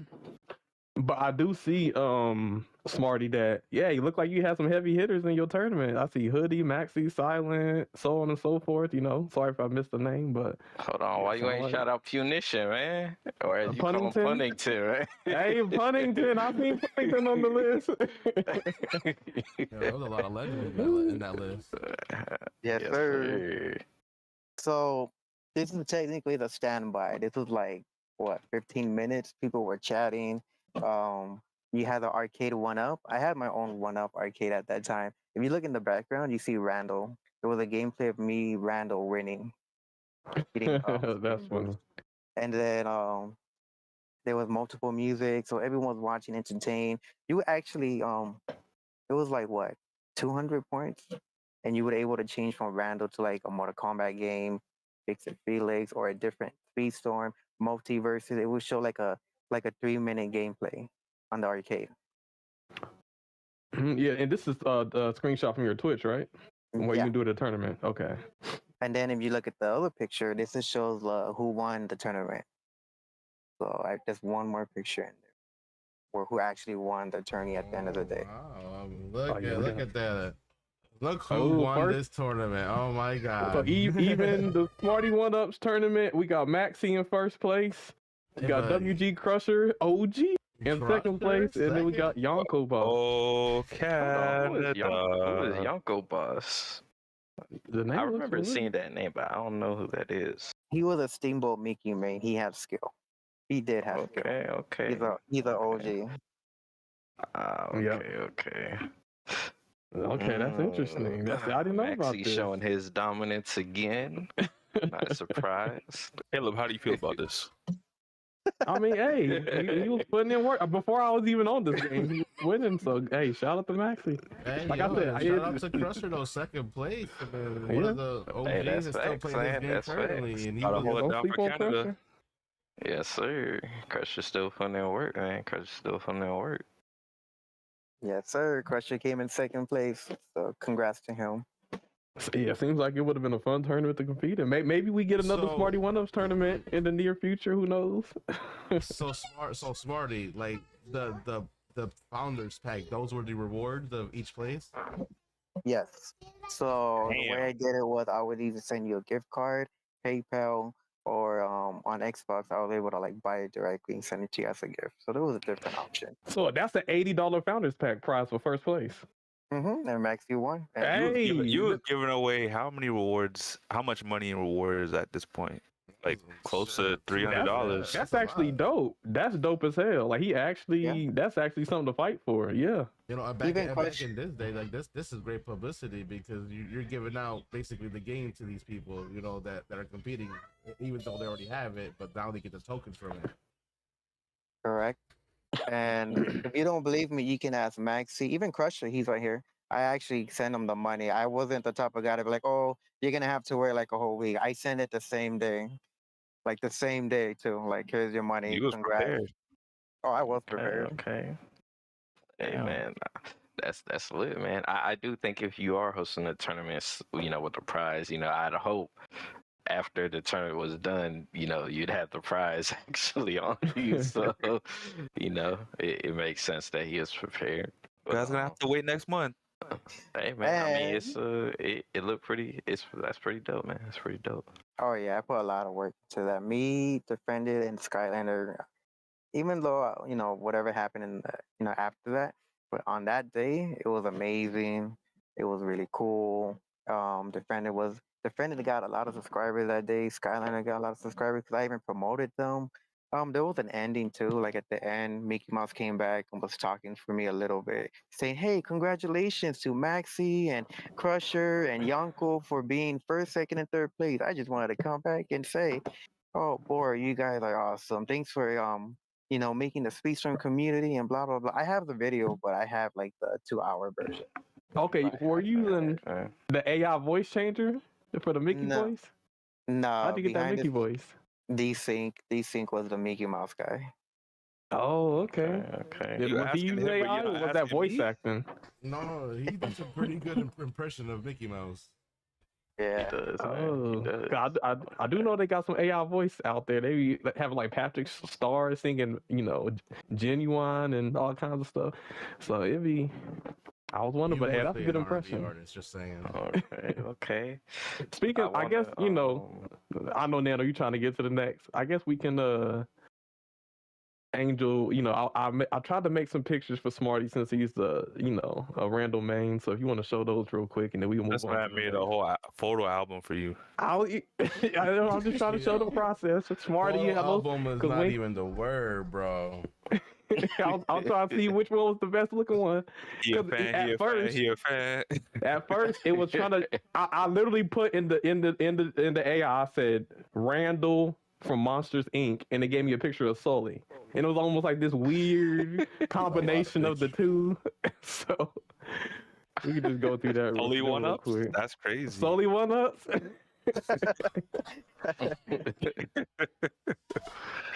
This is the Sully one. I guess you gotta have to call him Thunder. That is not Oh, you hear this? that Caleb is Custer good. said you're Smarty's 5-star general now. Oh Damn. no! Yo. No, I was helping brother out to you. I was just like, hey, I got you. This is an I enjoy making abomination. AI stuff, so yeah, that's a monstrosity. This is like if Randall and Damn. Sully one of them got pregnant. It's an abomination. Oh my god. Don't throw that out there on the internet, dude. Just don't do that. What is up with these AIs versus randoms, man? Random from the street. Yeah, I put the hoodie on. This is obviously Boogie the with the Sonic the Hedgehog version of Randall. So Randall got a freaking Yo, this is the one that chain. everybody boycotts. They have to change, bro. Oh. What? Like, why he look like bird why he going look up. like a pimp right here, bro? Like, what's It going looks on? like he came from Grand Theft Auto. Not gonna lie, I'm digging that fur coat. Yo, why he got a girl right here? Yeah, he was pimped That's out. crazy. That shit, a lot of them got Yo, a this grill. man got Caleb, golden you got to fingertips switch your profile picture at this with point. diamonds. That was pretty cool. Mm, I like that. Yeah, That the was diamond. actually pretty Yeah, cool. I like that picture. That one. more like got the bucket hat on. He looks like he's a real freaking mafia. He's in the mafia. Oh Yeah, shoot, these are some man. wild AI pictures, Caleb. This is wild. man. Hey, that one. He can't put down the cup. He can't put down the cup. Trim sniper down. Why does that one have doomy eyes? He off that lean. He off the edible or something. Oh, yeah. You be taking edibles with Caleb. Looking like Dimitri from Slack. That's what happened out Man, come on. when I was in that damn freaking family cut. I was looking like Randall. Randall's gangster phrase. But yeah, man. Yeah, those are some AI pictures I was posting in this Discord, man. I do tryna like that get one. some- Though. I like the one with the black hat. I like that Yeah. one the most. Okay. Nice, man. Nice. Pretty good. Man. There's two things I do want to show you guys. So the first thing first, before we hit the negativity side, let me show you. So I've noticed like everyone has, because I know I've seen in Caleb like he's posting up like AI videos. I mean AI music. I'm over here watching this. You know, you guys have AI music, which is really cool. You guys have the the CrashOut. I actually do like the song. Before you guys came in, I had my own song that was very unique to the community, and people would be like, "Oh, I hear the song. Smarty's coming in and streaming," but it's not AI though. I can promise you that. But I might have to look around that area because I kind of like that AI music. I'll give you guys props for that. Hey But I'll man, show. it's lit, man. Yeah, Angel discovered that, Yeah, and since man. then, me and Caleb just been messing around with that. Hey, you might want to be careful with it though, because it got a Yeah, lot of power. That's in all the I'm wrong saying. hands, Yeah, you you can do know, some have to. dangerous things. I might have to tone it down a little bit, maybe. You know. Well, here's a little bit of an OG. When I used to stream, I had my own little animated background with music. This is when everyone knew Smarty streaming chant races around the corner. Everyone would get pumped up. So this is a little history. Angel, I did post it in your server if you want to show the video.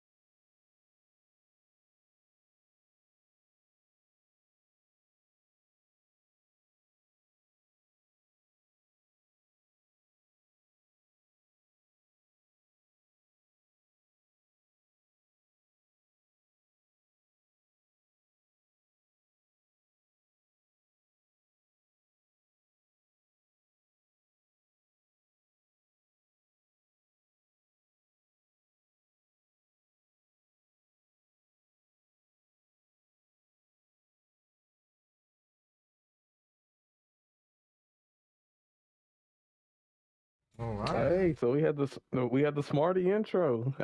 So you say you didn't use AI. What did you use to make that I song? just I would use an MP3 player. So I download that song from YouTube. Use the software to make it to an MP3 because at that time, it was just a video of that song, and I took it in, and then I had to make the animation of the one up. Um, I did half of the work, and then I paid someone else to help me with it to make it animated. But I did the hand, the cartoon, kind of give it the Mickey Mouse vibe because I like Mickey Mouse a lot. So I was like, oh, I got one Mickey Mouse hands, and she helped me out a lot. Um, I paid her, I think, like what, like $50 to help me, and then she made animation, and then I put the music in the background, and every time when people hear that, it was Grand Champ races and me streaming, and people would look forward to it. It was like an Do you iconic. It was an iconic song at that time. hmm Do you think you'll come back to streaming Speedstorm? You think? I have. If you guys been watching me, I've been streaming here and there lately. Okay. Hey, that's good to see. Good to see. I think the community will, enjoy having you back streaming because I know you were streaming multiverses, but we're gonna be talking about that later on in the show. But with that going down, in the next few months, maybe the streams, the Speedstorm, streams might, come up more frequent potentially. True. So okay, hey, it'd be good to see, man. You sound like you had a lot. You were contributing to the community. It looked like you were putting effort into your streams, man. So it'd be cool to have you back. Yeah. Well, That's like right. now now like if you see me out there, I'm just playing random, having fun. Even if I see a meta character, even if I lose, at the end of the day, I'm actually having fun playing Randall. I'm having That's more good. fun playing Randall than any other season because it's just so fun. Because I hated how I always had to wait for an ultimate champ race and I couldn't find no one. Now that I can just find anyone, That's and how it it's should fun. be. Where you're at a spot to where you're enjoying the game and having fun, and that's why we game. So I think that's good instead of being like in a place where I hate this game or I'm dreading it. If you having fun with Randall and holding it down with Randall, that's actually good to hear. So Yes, sir. it's like we all got to find something that we enjoy doing or something that brings us back. So it's good good to know that you have those characters that are special to you that bring you back to this game that you enjoy. So Exactly. Yep. I agree, man. I agree. I guess before we go on to Mr. Young Link, uh is there anything else you wanted to, like, I guess, go over in terms of like your past, or you feel like you covered everything you pretty much wanted to say so far?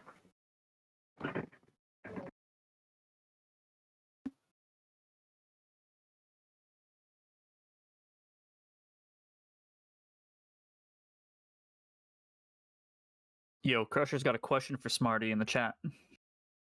All right. Smarty, you I don't know. Oh, Smarty, Nano was asking you that question. Um, hold on. Who do I answer? Crusher or Nano? I'm sorry, because I'm confused right now. Well, okay. Oh, he was You just saying, could, do you have anything else you want to say, or did you already cover pretty much everything yeah. that you want to cover? I do have one more thing to say. So, Okay. because so one thing I'd say about this, like, I never claimed to be number one in the game. Never. Just because I was number one on rank didn't mean I was the number one player. I never once text or even said it in stream. I never even said it in a voice call. I'm the number one player. Nope. I've always told myself I'm the top 10 and I love playing Randall. And I would always just play the game because I've always had fun. I would be that one guy that if you see my name, you would always see a Randall out there. Even if you're playing Mike, Jesse, I was like the only Randall player out there most of the time. Where I was out there playing Randall, I remember Ty's was out there playing, but I would play Randall more often than anyone. And then I had files back then where I would actually record myself and then remember where to do these freaking long doors distant. And I would practice and practice to get the upper hand of everyone else. But I'm just saying, like, I'm just happy to be back. If anyone has any more questions about anything that you guys really want to ask about a specific issue, I'll be honest to you. I will. Um, like I said, I've never took cosplay off. I've helped Zuzu. I've helped Jimmy Tracks. Sadly, because Jimmy would tell me, "Hey, just queue up in the night on PS5." And in my end, I was like, "Well, I'm just queuing up. I'm not having no cosplay, and wherever I find, I find." And I did found him a couple of times, but I wouldn't. I would just play, but then I would just stop because I was like, "Nah, I don't want to keep doing this all the time." I did. Um, when I found out that Jimmy was actually cheating in the game, and when I found out that Zuzu was actually cheating behind the game, I tried to expose Zuzu. Nobody believed me. The funny thing is, I was trying to protect Jimmy Tracks. The reason why I was protecting Jimmy Tracks in front of everyone was because even though Jimmy was cheating the whole time, I was trying to do everything legit. Jimmy wanted he wanted to cheat so much, and I told him, bro, like, I'm tired of like protecting you when people know that you're cheating. He's like, well, you're the leader. Everyone looks up to you. Just say I'm not cheating. I'm like, yeah, but what more can I say? Like, if I keep doing it, they're gonna think I'm cheating. And then I already have Zuzu out there saying I'm cheating during champ races. So, and I just try to be cool with Jamie because like I wanted to be cool with everyone. But obviously at the end of the day, I wasn't cool with every single person I talked to. It's just normal. I'm gonna have people that I don't like, and they don't like me. But I did what I can. I just play the game. I love it. When I played Randall and when I came Ultimate Champ second place, I did it legit. I didn't do no cheating. I didn't do none of the freaking boosting. I just played Randall as much as I can. I tried to win. I was smart. If I knew I was going against someone I couldn't win, I wouldn't play Randall. I would play Buzz Lightyear. I used to switch a lot. It was either Randall or Buzz. If I knew that it's that one specific person online and they're playing Woody, they're playing Jesse, and if it's like a top player and I know I can't win, I don't play Randall. I was really smart when to play Randall because, like I said, I really wanted that ultimate champ. So eventually, when I started, play the game in the night, play the game in the morning, play the time. I knew the times when a lot of people would come and play, and there would be big lobbies. I tried Grand Champ. Grand Champ did help me a lot to get Ultimate Champ, and that was the one thing that Zuzu was trying to tell people that I was boosting because of Grand Champ, and that's why Randall got Ultimate Champ. But technically, I had other top players. Maxi would be there time to time. I would go against Silent, random moments. It was like Crusher just randomly coming in, and like it was a big lobby because I had other people in there. I wasn't hiding. It's not like I was telling people like, "Hey, we're gonna do a Grand Champ. Let's make sure the other top players are not there." No, if everyone, I just wanted to make a lobby where I'm playing Randall and I'm trying to hit Ultimate Champ because that was my goal. And I loved Randall. That's all I cared about. I didn't care about no other character to get Ultimate Champ besides Randall. Now I did have that committed, that, oh, what if I become the second person to hit Ultimate Champ because Maxi got the first one? Congratulations. What if I can't? So I pressed hard. I tried really hard. And then I finally got that ultimate champ. And I wasn't alone. There was other people who saw me on that day on the voice call, Grand Champ, and everyone, and those people told me, congratulations, you got Ultimate Champ Randall. And then I posted. If you look on the official Discord, if you type in, maybe you could say Randall first ultimate, second ultimate champ, it will pop up in the history in the official Disney Speedstorm. And I post a picture of me saying, "Hey guys, I'm the second person of legit to get Randall." And then the third one, I think it was Zuzu because Zuzu really wanted Bell. So I think Zuzu was the third one. I don't know, but I know Maxi was the first one legit. Maxi was the first one. I came second. And once I had Randall, that was my big accomplishment.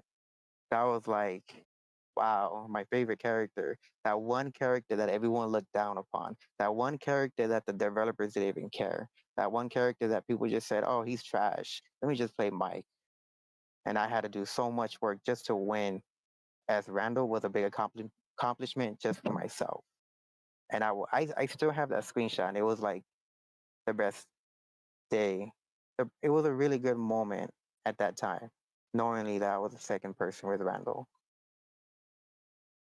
Smarty, I want to ask you something because I picked up on it when you were saying all of this, but you said you were second that was legit.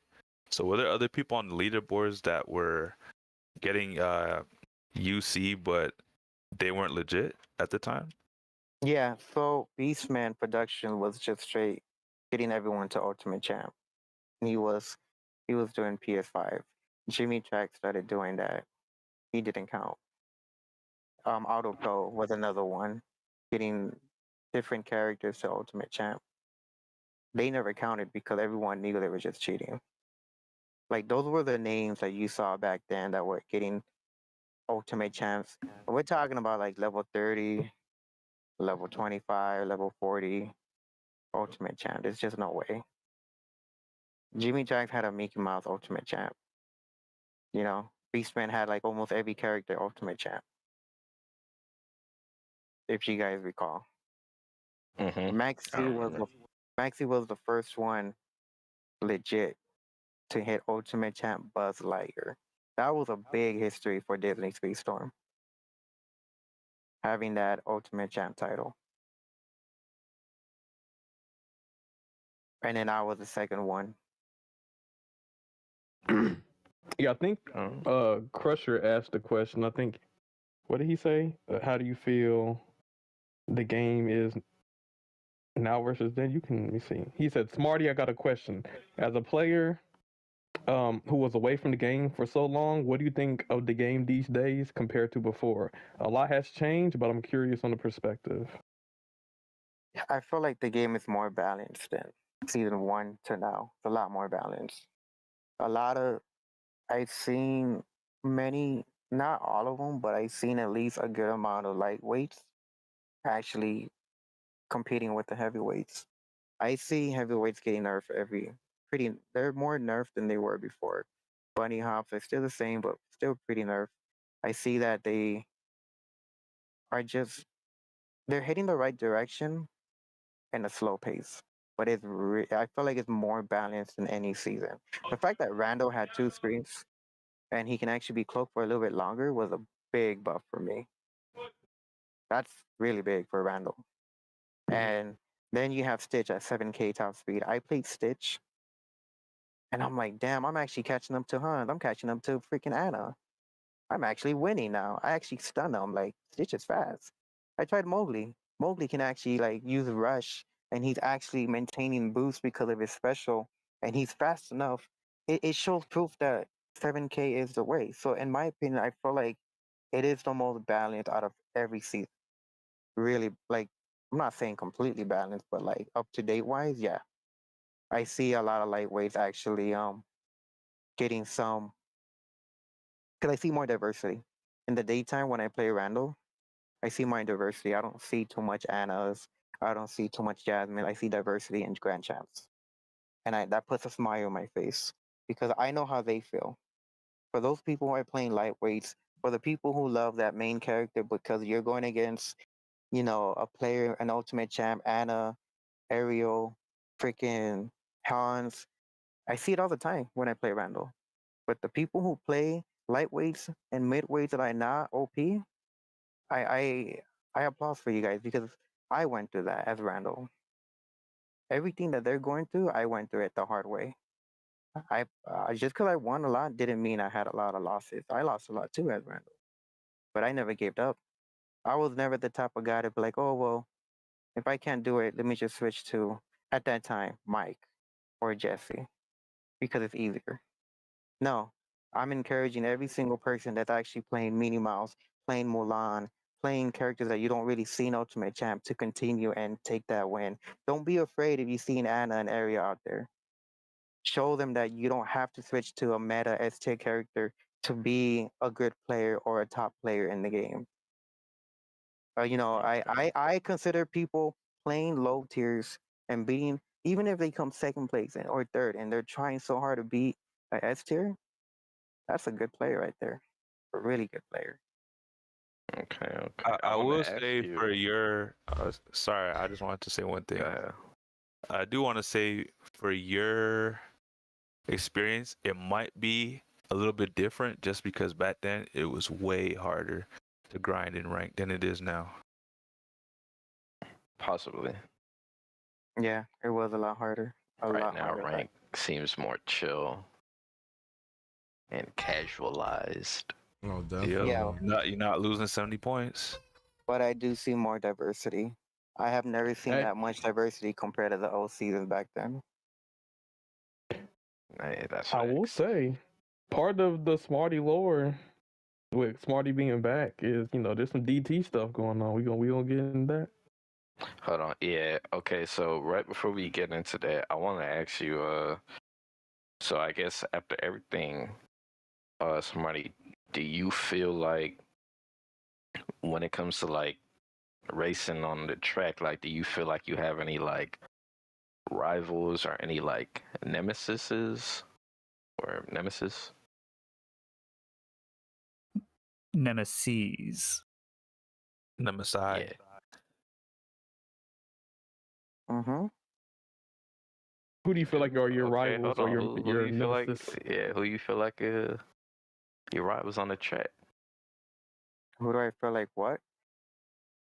Like, who do you feel like? Who do you feel like are your rivals that you race against on the track? I feel like if I see, I don't know, I don't have a rival. I just feel like if I see Toxic, Caleb, Angel, the people that race, I know it's gonna be a tough race. Like I know, like if I make one mistake, this could be it where I lose. They are really tough Okay. racers, so I don't really think I have a rival.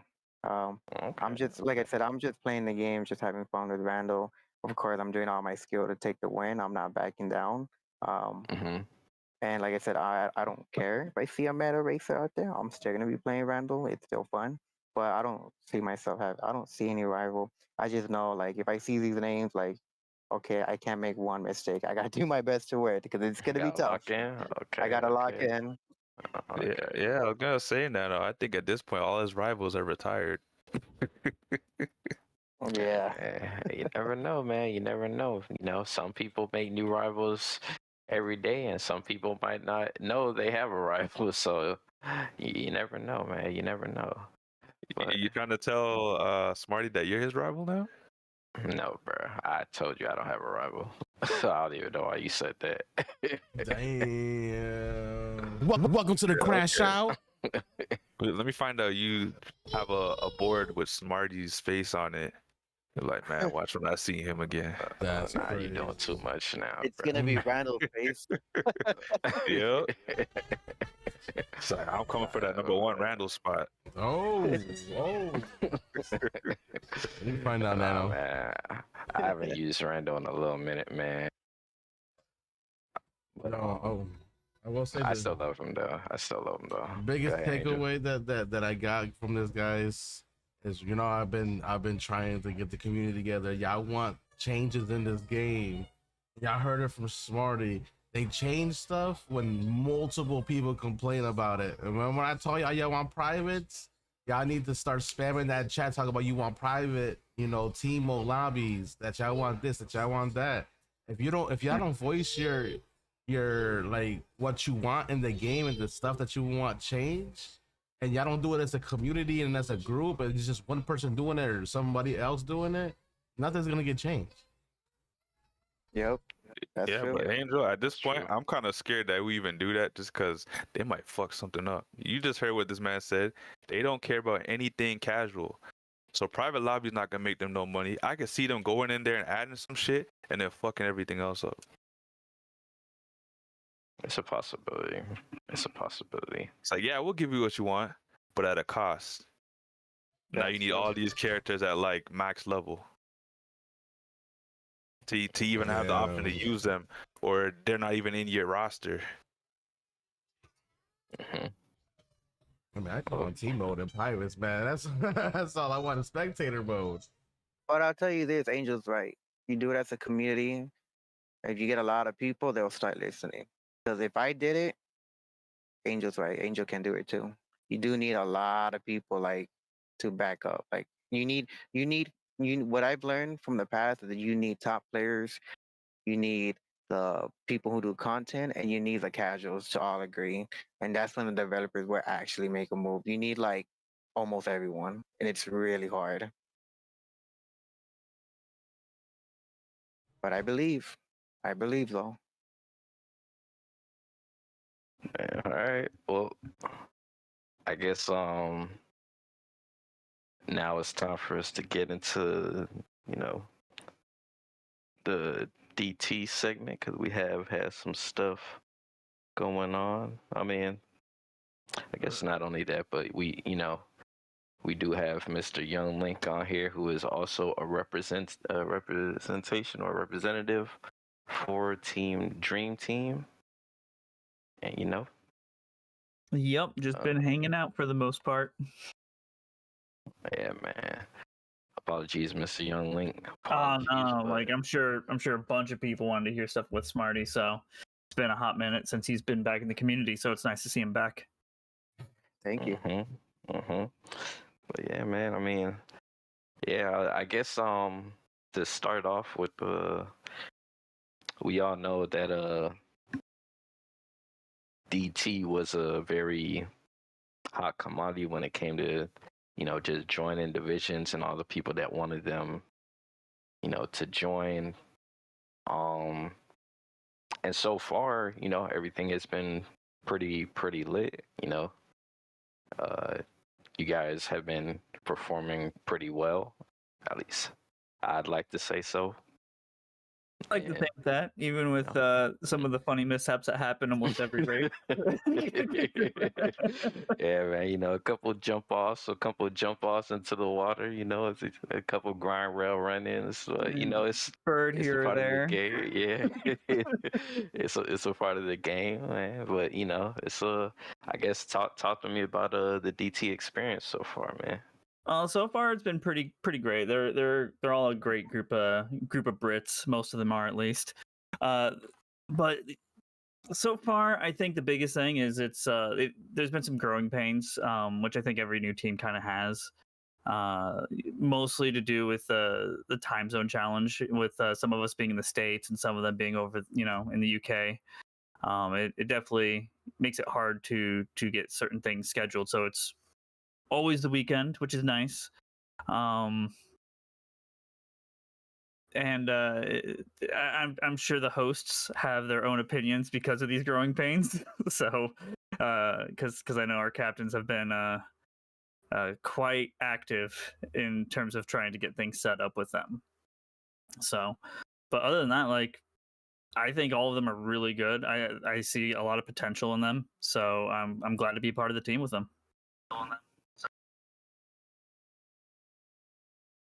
Okay. So, I guess I know this is your second team, and obviously experiences are gonna vary depending on the team, the scenario, competition and stuff like that. Do you feel like there are any like key differences with both of the teams that you were on? I would say yeah. Mostly just because of their communication style. That when I get invited to play with them, they were already a pretty close group of people, as opposed to with Breath of the Storm, where we were all just kind of like a hodgepodge of people that were thrown together so we could play. Not like there's like a problem with anybody's skill, but it definitely means that they had more cohesion going into it than your average team.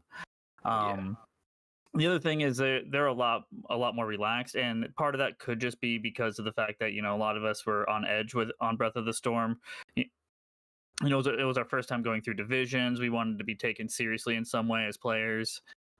So that added this extra stress level, which I think some of the players on DT, experienced definitely. But this time around, that was all off my chest. So didn't have to deal with that. Mm-hmm. Okay.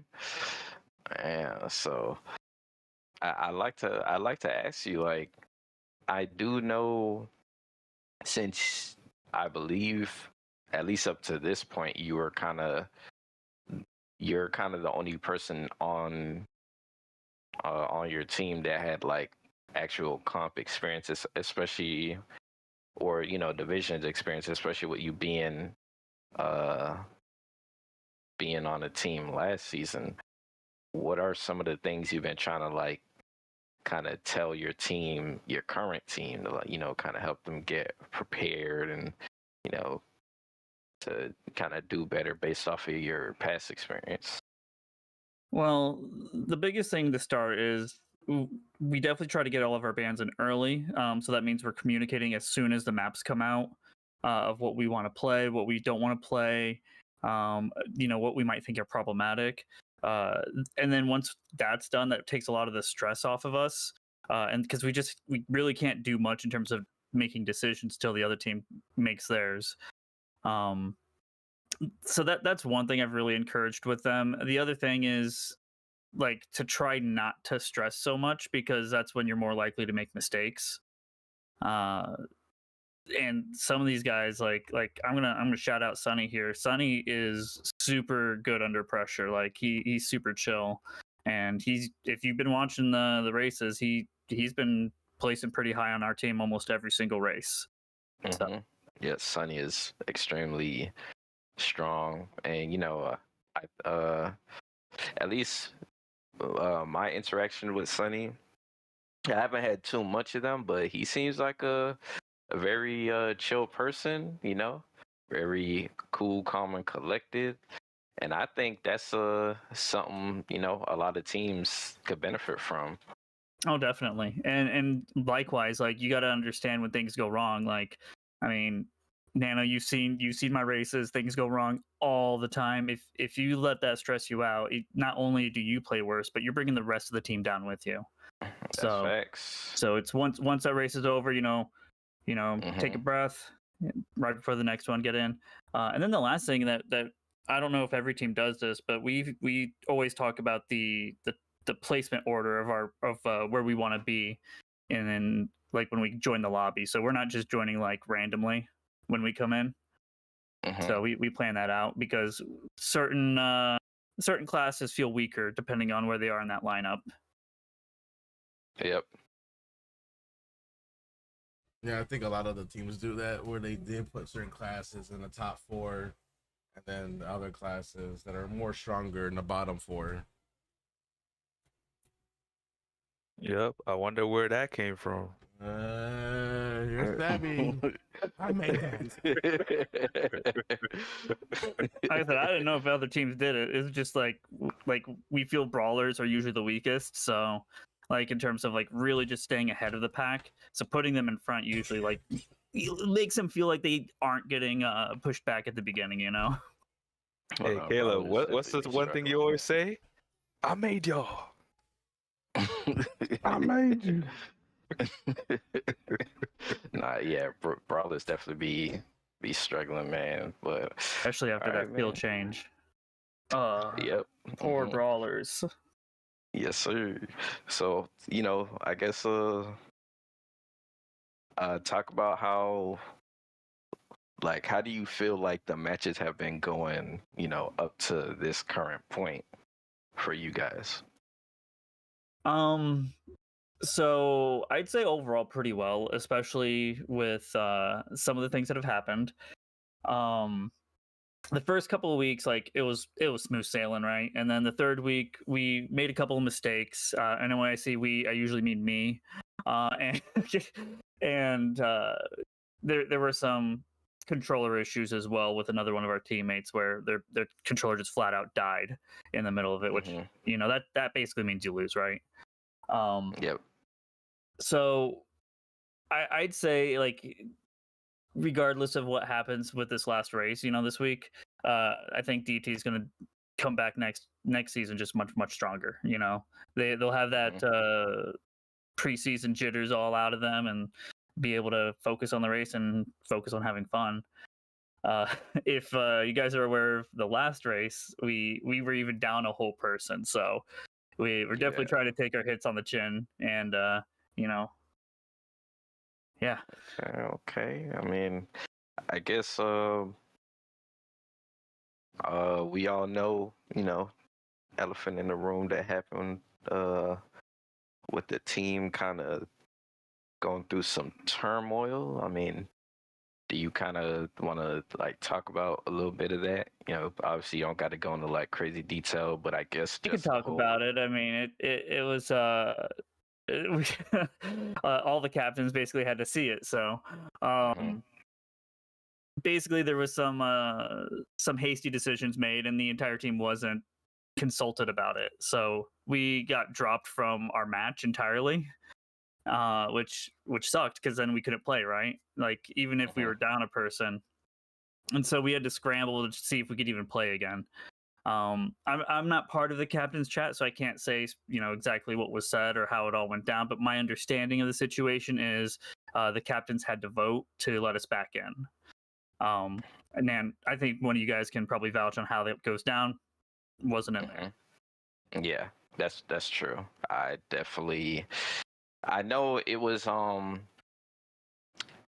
when the vote commenced.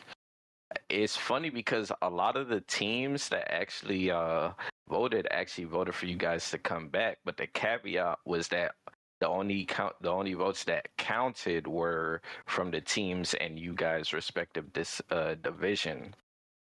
So, you know, it kind of made it a little bit more closer than one might have seen, because you guys, it seems like damn near every team from the other divisions wanted you guys to come back, but obviously, you know, the teams that are in your division are who are affected most by the decision.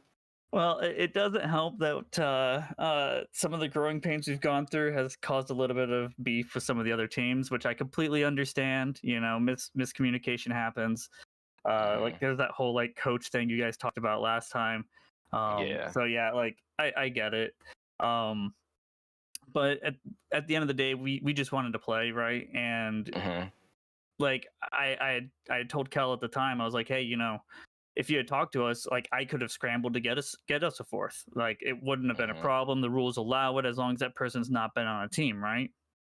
And so that was the big push to try to just get us back in. And worst case scenarios, we just played a 3-man. So then my understanding is basically we had to make a gentleman's agreement on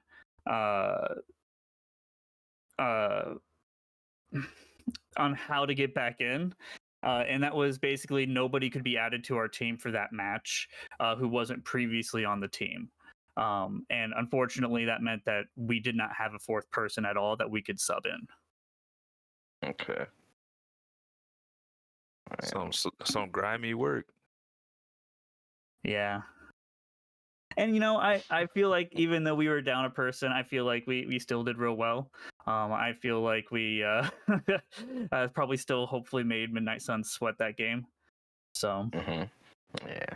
All things considered, I think you guys did good with only 3 people. But they did have a fourth, just saying.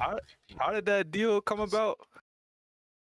So the captains were chatting, and you know, I guess Kel was talking with Blaze, and they came to the agreement that Midnight Suns was adamant that we were not allowed to add another person to our team, who was not already on it. So that was our understanding. So we, you know, technically we could have gone against it, obviously, but you know, we wanted to be good sports and kept to our word. That's a crazy agreement.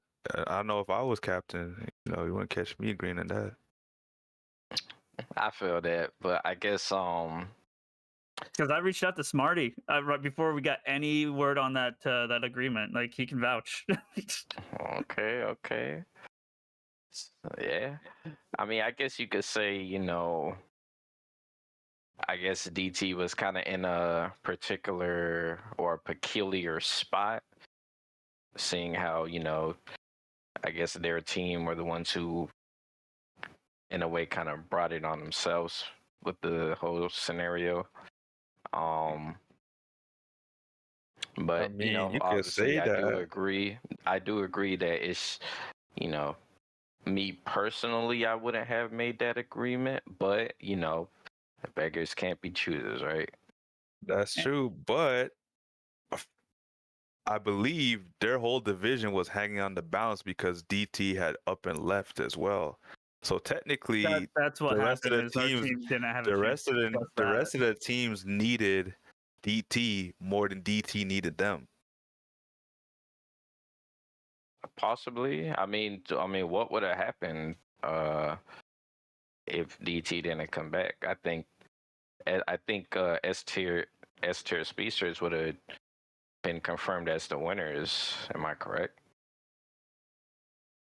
Yeah, I believe that, but also That is correct. That is correct because I think it skews everything else as well. Yeah, with them leaving, that because with Midnight Suns they had a chance to go against S tier this week and take the #1 spot, but that didn't obviously happen. But that was a scenario. So when they came back, they didn't clinch their division yet because the game didn't happen yet. Okay. Damn. So. Okay. Damn. Well, I guess Yeah, it's been crazy though. Like this, you'd be surprised how much internal drama happens on new teams. I mean, how did like when that whole process like happened, like how did you find out like what was going on in your head? I woke up and shit hit the fan. There was like 300 messages on my Discord. I was like, what the fuck did I do? And I'm going through it. I'm like, wait, we got what? I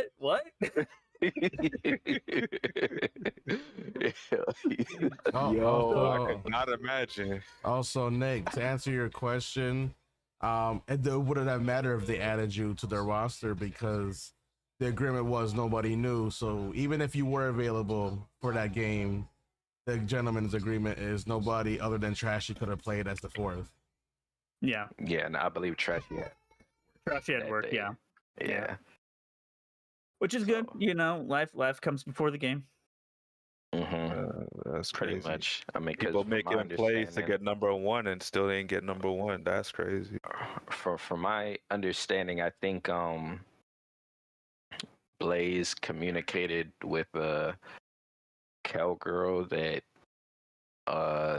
they practice for DT's like original team members to go against. So if to get, I guess, Blaze's teams or Midnight Suns vote, DT had to go with their original members and not anybody that they didn't have prior to DT, kind of leaving divisions for that short period of time. So, and I believe that's what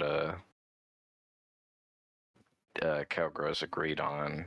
Like, I understand that, but with the way the rules are, you might trap yourself with that because of the fact that anybody can just drop out and then be replaced on a team. So while I get it, I don't know if it's best to necessarily practice against specific people versus like your own team comp, your own communication, and your own lines. I feel like that's going to lead you better in most of your races. Knowing what they're weak against is fine, like individual players, but that knowledge can only be implemented so much, right? Right. And I mean, and I agree with Link because I mean, with Stream Snipers the first season, we were down a guy and we got Dino mid-season. What if our opponents was practicing specifically for me, Nano, Caleb, and somebody else, somebody else that was in it? I think it was Ghost Platinum at the time, and then boom, we just hit him with Dino. Ain't And I will nobody point out, complain we're not about the only that. team You know who's, what I'm who's saying? swapped people, Right. right? And you know what, too? That all came from the World Cup because Team Canada was the first team to go through that crap. And what if we couldn't get Matt, so Team Canada wouldn't be in Group B anymore? Yeah. Like, I'm not the type of person that really, goes crazy on the podcast. I'm usually chill. But when I heard this news, I'm not gonna lie. Like, I'm gonna keep it a stat, bro. That's bullshit. Because at the end of the day, you're just looking to get the dub. Like, be real, bro. I don't want it you. feels I don't that want you way. hiding behind your words and telling me, "Oh, I gotta practice for a certain roster." Bro, that's every team in the division. So what you talking about? Every team has to practice for a certain roster. If life happens and they get a new racer, it's not in the rule book that says you can't add a new member halfway through the division. You got to deal with it. You got to adapt. Yeah, you don't know who they're gonna sub in and sub out. And what race Exactly. they want to sub in or whatever. They might tell you a week in advance before your race starts, oh, this is our roster. And then the last day, that person has work and someone subs in and you still get beat. Like, you got to prepare for what you got to prepare. You can't prepare for everything.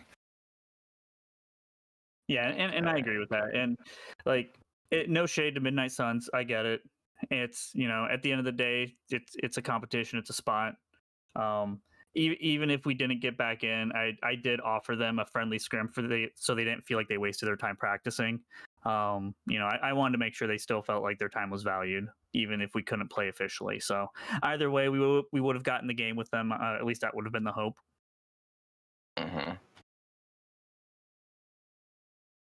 Yeah, I mean, Aziz here makes a good point that the roster no longer existed, but I would say probably moving forward, it would be nice if there was some sort of like rule. I mean, I'm not a captain, so I can't propose this, but like where it's like if a team is going to be pulled, that it needs to be more than just like the captain making a say, because miscommunication does happen. Mm-hmm. That's true. That is true.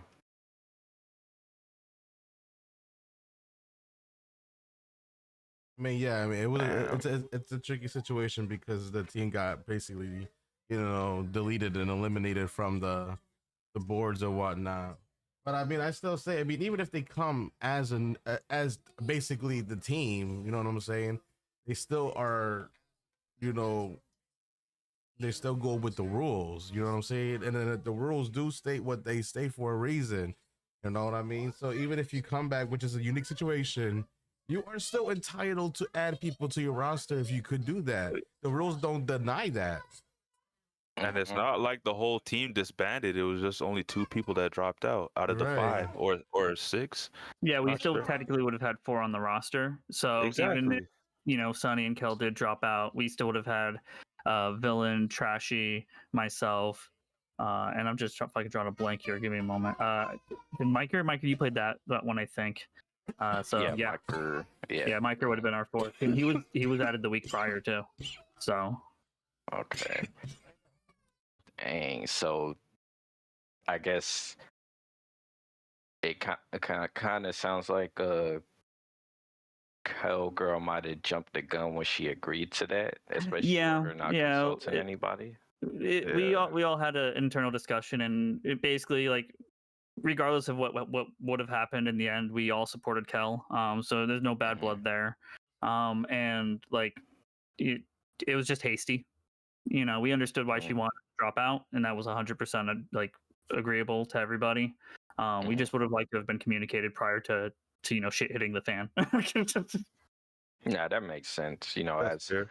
As team captain, you can't, you owe it to your team to, if you're gonna make a decision like that, you gotta, communication is key, man. It's she low key kind of, Carol Girls is the homie, so but I have to admit she kind of did put you guys in the wild west right there for a second. So, I feel like no matter how you guys felt, you guys would have been justified. But, like you said, you guys talked it out with amongst you guys. And I think you guys came to a common understanding.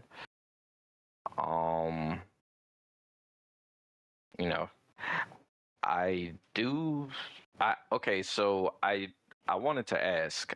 I do, I kind of understand what happened with the Sonny and Cowgirls and everything, or at least I believe they're still not on the roster. But I did wanted to ask, like, is Villain not on the roster either? So Villain, the big thing is like he didn't want to play this week no matter what.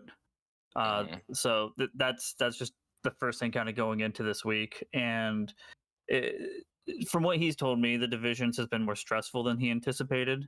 It sounds like he's got a pretty busy personal life, honestly. So he was stepping out this week, and he was just going to kind of handle some captain stuff, and then he just, basically he just dropped out for the time being. So I don't really have much to say on that, really, other than that. He might have more info if you ever do want to reach out to him, but yeah. Okay.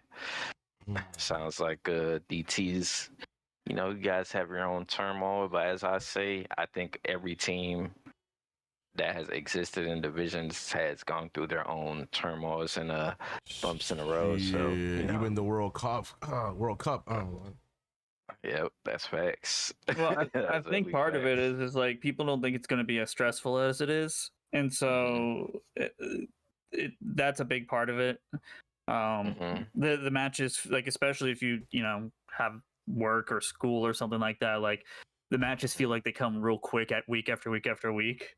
So I definitely understand that added stress. And if you're taking it seriously, like Midnight Sun, so they practice 10 hours. That's a lot of time for me to devote to practicing, right? 10 hours. They Like, put the time. You got this 12 hours at this point, half a day. I mean, that's what I heard through the grapevine. So, but the thing is it's like, that's like 2 hours a day, right? Which in the grand scheme, probably not that much, but you got to think about trying to get everybody on for that. Like, that ain't fucking happening. Not with me working and everybody over there working. Okay. I mean, I guess so. The way I see it is, I do think. Okay, so from my experience and based off of what I am seeing or have seen so far, I think the main stress probably comes from when teams are joining for their first season, because they don't really probably have the experience. They don't really, understand everything that's going on, or, it's probably their first time going through this. So, they got to manage how often they should practice, how to practice, what's the availability of everybody on the team, how often, everyone should practice, communicating with other teams and stuff like that. And, it's a lot to deal with if you're not ready for it.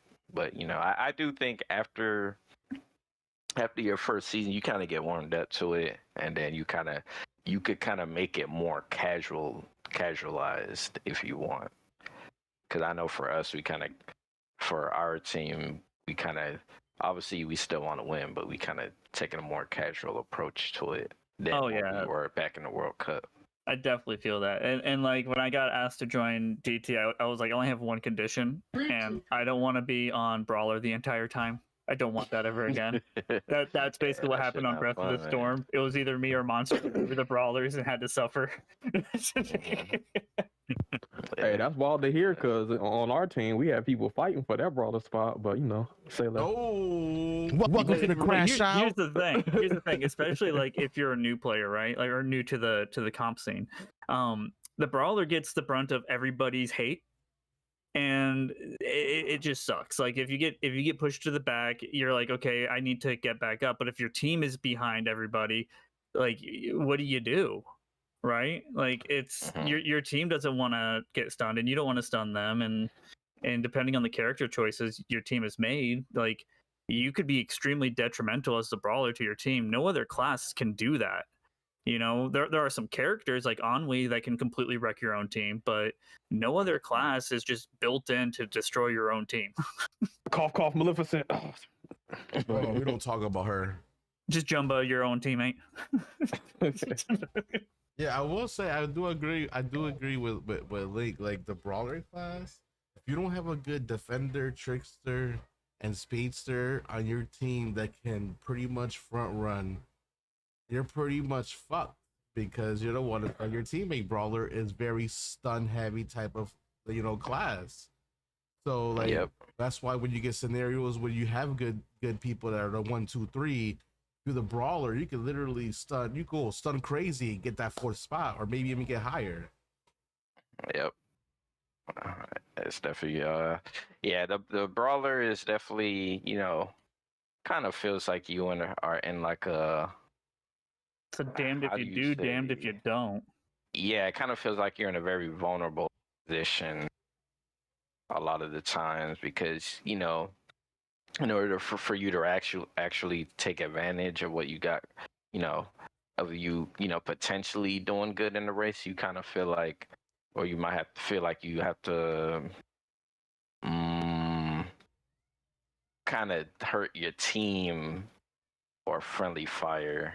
Yeah, or like sometimes like especially if your team isn't good on communicating, like and this is nothing against Breath of the Storm, all the players there were great, but we as a team didn't communicate very well. And so like a lot of the times instinct takes over, and if you're a brawler, you're probably going to stun whoever just pulled up next to you if nobody said they're coming. Shout out to Angel. Sniper Angel was on defender, right? What you mean? his most played character is a brawler, Jesse. So yeah, that brawler came out of him that day. Yo, for real, Caleb knows that was an accident. I mean, I got accused a few times of like targeting people on my own team, and I'm like, I'm really not. Like this one was like we even went back and watched the footage. I was like, this one was just an accident. I had no idea how to predict you were gonna go there, and then we know people. That was instinct. I'm sorry. I know some people on your team held grudges, so I believe you. Yeah, man. It's everybody feels like they kind of have a good idea what how things should be with their team, but at the end of the day, you kind of have to.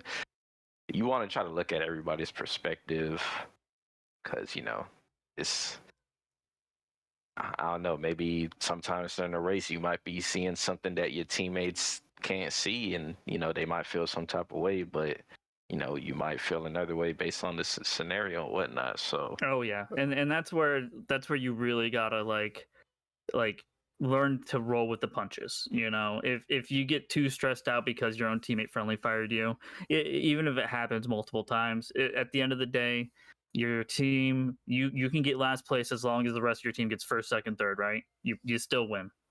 Mm-hmm. So it's okay. I've been there so many times. Yep. Yeah, man.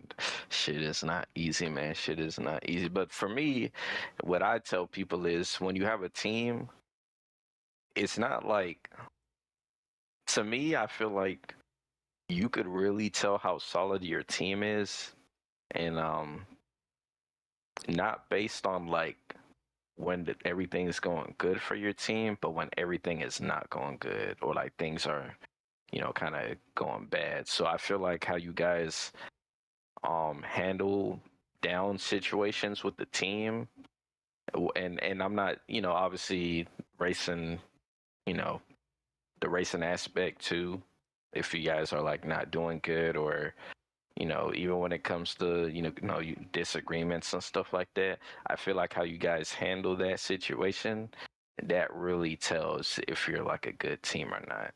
So that's just my opinion. Yeah, I'd agree with that. I mean, you never want your own team like eating itself alive, right? Mm-hmm. Because at the end of the day, we all do this for fun, right? It's I mean, there's no prize on the line as far as I'm aware. It's just for fun, just for bragging rights. Pretty much. So that's why I feel like we can't like despite what's going on, like you got to remember that at the end of the day, you're doing this for fun. You know, this isn't something that we all put in money for, and you know, our money's on the line, and we're trying to win a pot. You know, it's at the end of the day, no matter what, it's always the next time. So, you know, that I feel like that's something like most teams, or you know, I feel like most teams want to go by. You want to say something, Angel? So what you're saying is World Cup 2025 should be a grand prize. Yeah, hand out that cash money. Oh, you know, maybe I'll talk to you now and let's take a page. Let's take a page out of Smarty's book. Let's take a page. You know, we gotta up it up a little bit. We gotta up it up. I mean, I don't know if I can do founder packs, but you know, I'll talk to them. I'll put you know, We gotta- the money down for the grand prize for the For the World Cup, it gotta be more than $10. It gotta be more than $10. Oh well, obviously. You get the 3 golden pass one, right? Yeah, golden pass. Get a founder pack. There's that three golden pass thing for like $60 or some shit like that. All of the winners, maybe like, you know, a golden pass for everybody on the team for the winners for the World Cup. That's crazy. Yeah, that sounds great. You guys should do the founder packs. Those packs I think. I've seen them. Hey, that'd be A so. whole Hey, team getting founder packs. Wow. listen, man. Well, teams maybe might not be eating founder. each other alive to get that. I don't know, man. Oh, Hey, this we is a might- team thing. Oh, my bad. You Yeah, guys. man. Hey, Well, no, you was I at the think entire maybe World not. Cup. You're Well, not look, getting a founder Smarty's pack. over here just fucking thirsting for that Whoa. 3 golden pass tokens. and if not a founders pack, maybe just the battle pass. You know, the golden pass, $9. So each I person, don't know, man. 6 people on the Shit. team. Each Six, person that get a one golden depends pass. because it could be 8 people on the team. We Yep, might need exactly. Zuza to come back, give everybody $100 each. On Hey, the team. Zuza will put $100 on it. That's one thing. He'll give you Even though- $100. As long as He's you been holding on to that Ben Franklin for a long time. He said, "I'm gonna use it eventually." He just trying to find. I couldn't the get Dino useful. with it, but I'll get someone. Oh man, snap. Hey man, hey, Toxic said he loved the brawlers, man. He loved the brawlers. Hey, I know the Falcon loves the brawlers. Yeah, you know we If got a couple brawler lovers, man. You know, some people like to hurt themselves, and that's okay. We don't have to talk about it. Okay? I mean, here's the thing: if your team has an understanding, it just depends on the team. If your team has an understanding, the brawler can stun us. It doesn't matter. Let them get ahead and then front run. Like that could be a thing. So, because brawlers No, actually I'm benefit just from playing, stunning. but yes, it's just some brawlers are so detrimental. They just want to mess Yeah, your yeah, game up. Yeah, Yeah, it definitely. I think Anger is one of them. Steamboat Pete, Boatman Pedro, Gantu. I feel like obviously, they fuck up. Barbosa, you know, nobody Yeah. allows him to run wild. But you know, definitely. Poor Barbie's just sitting on the bench all the time. Nah, fuck him, bro. There's a reason why We he's don't always need that, banned. man. Like that's like 100% always banned character. Like, But apparently the community ain't making enough noise, so he never gonna get nerfed. So yeah, you got. Hey, you want Barbosa nerf? Yo, spam it in the Discord. Mm-hmm. you know why I feel like a lot of people didn't come on. I mean, I feel like people were asking Game Loft to ban Hans, not ban Hans, but nerf Hans. But then again, some people that was their main. So they're like, "No, I'm cool with the strong Hans. This is what I wanted." Mm-hmm. So I don't know, man. Sound like these Disney devs be playing and maining Hans every time they play. yeah, they Space definitely Marine. main Hans for sure. I'm not nerfing my favorite character. I mean, that's the I don't only know, thing I man. can explain why Jasmine got buffed so crazy from season 4 to 5. Somebody she was just like, needed you the know buff. what, Jasmine, I'm just stuck with The her. I'm most gonna played buff the crap character. out of her. She You didn't have know no what, dude? protection They though. probably She had didn't this- have no they probably protection. had the data to know who's everyone's most used racer that season. Because- but I will say, I mean, season everybody four, had to she use- did need the buff. everybody She had did to need the use buff Jasmine, though. though. She was not Yeah, OP. Like season but I'm 4, she was saying- weak. But I'm saying on your profile, it shows you your most used racer. So I'm thinking when everyone came in, obviously, yes, you're going to be the most used racer. But then season 5 comes around and Jasmine's still the most used racer. At that point, they're probably like, oh, let's It's buff literally just because she was it was free to play when free to play first started, and she was the free racer. That's it. That's why, Yeah, a lot that's why of people everybody ain't had no her. choice. A lot of people was funneled Exactly. into using Jasmine. Jasmine. So, But you know, just Game so Loft, happened how she they was read their crazy. data. I mean, they nerfed Mickey, or not Mickey, Minnie Mouse, because like the devs lost to Zuzu playing Mini. I mean, why would you nerf one of the worst characters in the game at the time? Like, yeah. And then the community managers, I will say the community managers try to gaslight us in the official Discord. They're not going to ban or they're not going to nerf a character because of one player, but we are looking at that data that player is skewing. Like, okay. the one person playing Minnie Mouse. Yeah. So, she's overperforming. Pretty much, man. Okay. So I guess we kind of talked about like kind of the hiccups with the DT, man. I mean, I guess Young Link, man, what y'all got in store, man? Now that y'all are back, man, what's the deal, man? Well, part of it's going to determine on what happens with the team numbers thing. We might split off into multiple teams, you know, like regional based, so it's easy for us to get matches and do internal scrims. Would definitely help for practicing. Let's be real. And then after that, I've got my own little tournament I'm starting up here, called the Collection Series. So. Mm-hmm. Basically it's kind of just to celebrate every single season that's happened and do a tournament where each season's represented. Okay, hey, that sounds fun. Yeah, everybody's got to play a specific character, and so the first version I'm doing is what I call the meta series, and it's going to be like you're going to go through each season and what character kind of came out during their season was meta. So for example, an easy one is season 1 is going to be Mike Wazowski. So he's going to represent season 1, and everybody's going to have to play him somewhere in the set. You get to choose. You're not forced to play it on like Monsters Inc.'s level, for example, because who wants to see 8 mics going at it, right? That'd be fun. No, that would remind me of season 1.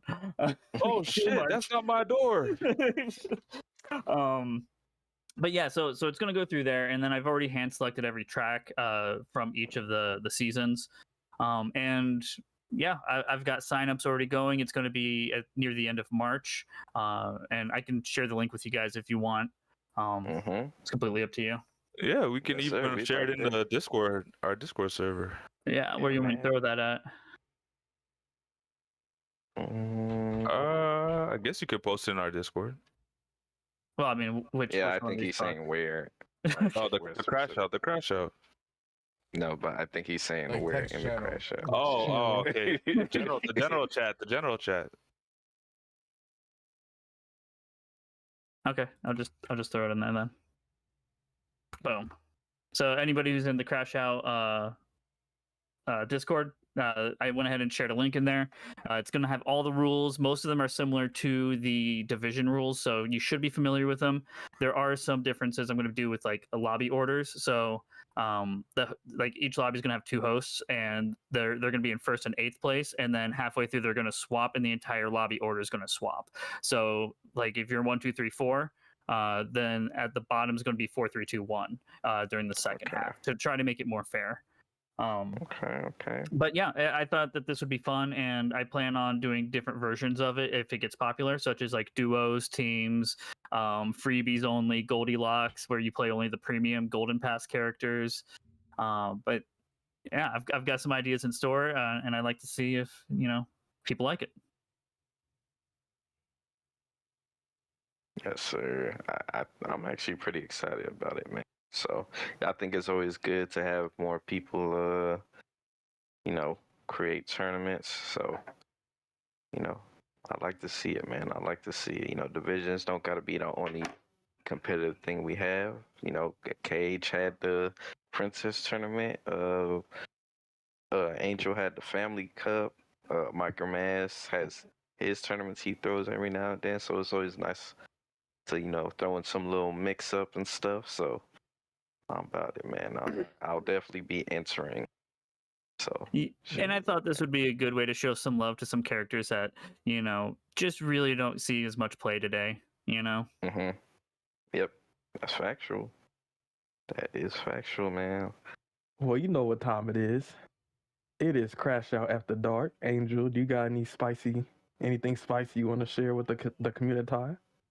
Damn, yo. How'd you just flip this shit to After Dark? Hold on. I mean, it's Great. 12. It just hit midnight. Cinderella, you know, the pumpkin Hey, carriage. everybody. Welcome YouTube and Twitch to the Caleb After Night Show. Oh, hold on. Before we get to that, I did want to ask young Link, I did see that you guys like kind of with a couple of people of you guys on DT like kind of dropping out recently. You guys like and anybody new like? Oh, we already filled those spots back up. Okay.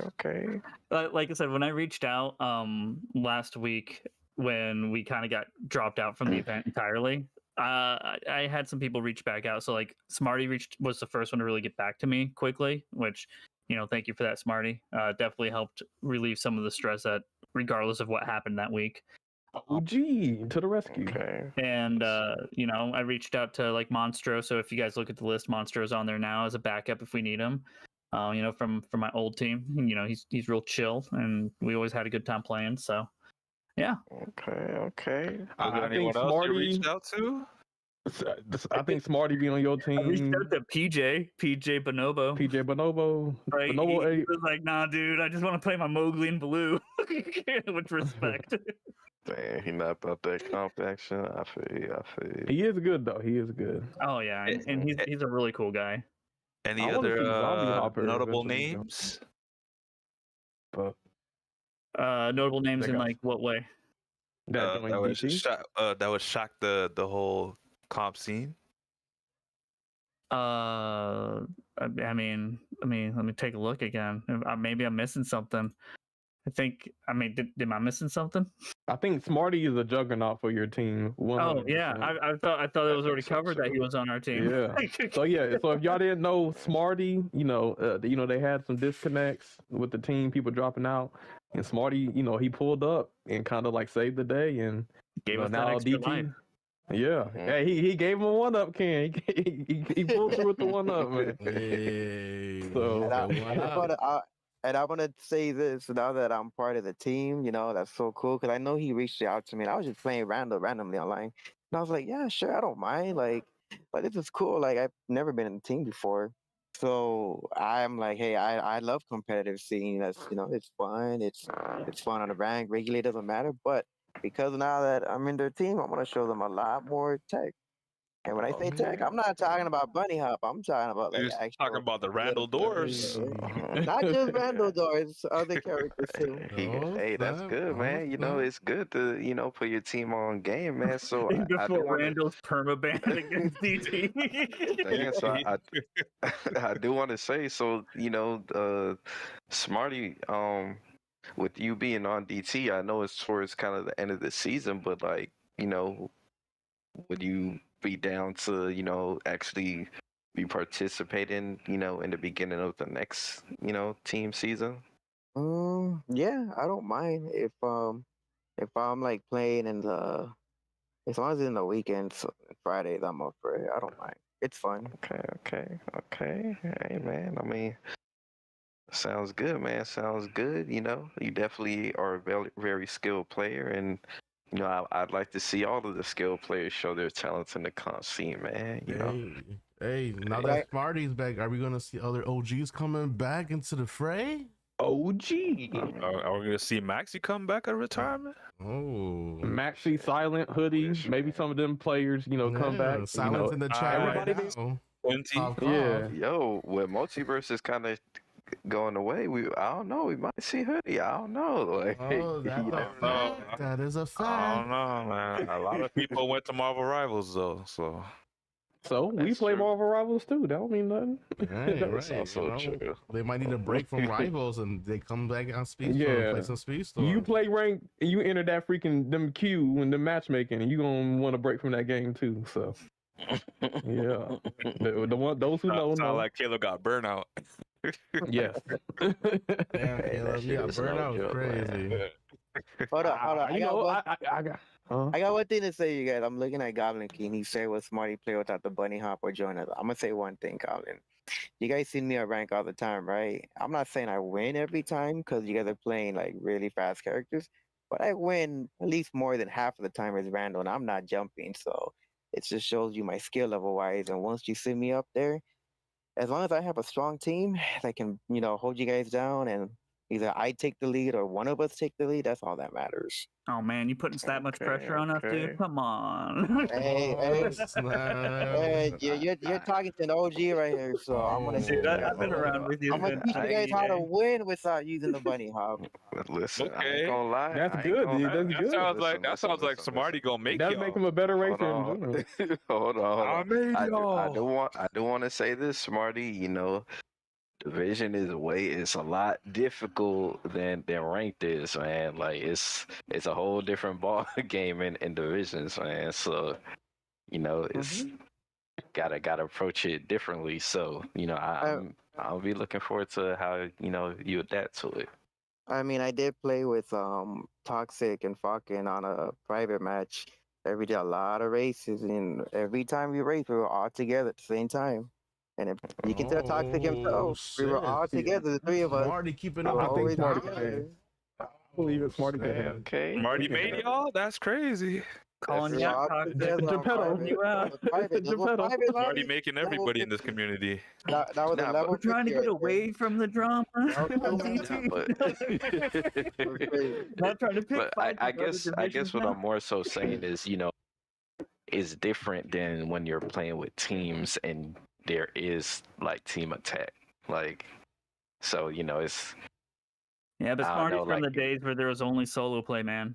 Everybody was team friendly firing you because that's all there was. yeah, we would do like teams, me and Zulu back in the past. Like me and D7, we see other people would do team. Everyone did their own way of like try to like not hit each other, but like you had to like maintain like, okay, the explosion size, the special, what are you gonna do? Your side dash. I remember I used to do that back then, all that crazy, like friendly, not friendly fire. So I know. I'm looking forward to it. Okay. Should be fine. Should be fine. Damn, all I will Toxic say is got question marks though. these top 100 lists gonna be looking different in the coming weeks. Hey man, I mean the only People list coming out of that- retirements. The only Hey, list hey, that didn't come out is Caleb's and Mine Sammy's and, list. So Yeah, I had Smarty in my top, my top players, but it'll come out. But I had, I want to see some retired races come out so I can. add them to the list. for me, I know, Nano did his way. I think Angel did his only current players. I'm gonna do a overall, just from my experience. So okay. I mean, low key, not low key, high key. Sammy and Caleb, y'all got a lot more data to work with, man. Yeah. Yes. In fact, So, Y'all boys done waited. yeah, we got. I can add up We wait points like these from everything. So yeah, I won't be biased. Okay. So I guess we could go on to Mr. Khalid. You're saying something about Welcome- Speedstorm After Dark. I don't know. Welcome to the I don't know Crash about Out. that. I ain't trying to get in any more trouble, man. Like, come on, man. We got Magic 107.3. And Angel, I think he has a tune This for. don't sound good. You know what? I do got one more thing to say. If you guys want like some spicy drama, like some action. Okay. Go Yeah, ahead, you want to man. crash out? Give it to us. Here already. welcome to the Crash Out. So listen up. This is season 4, right? Oh, free Now- to play. Everyone wanted to know how the heck season 4 and 5. How did Jimmy Trax was never caught? And this time this has nothing to do with cosplay or nothing. He found a new way where you were never gonna find him.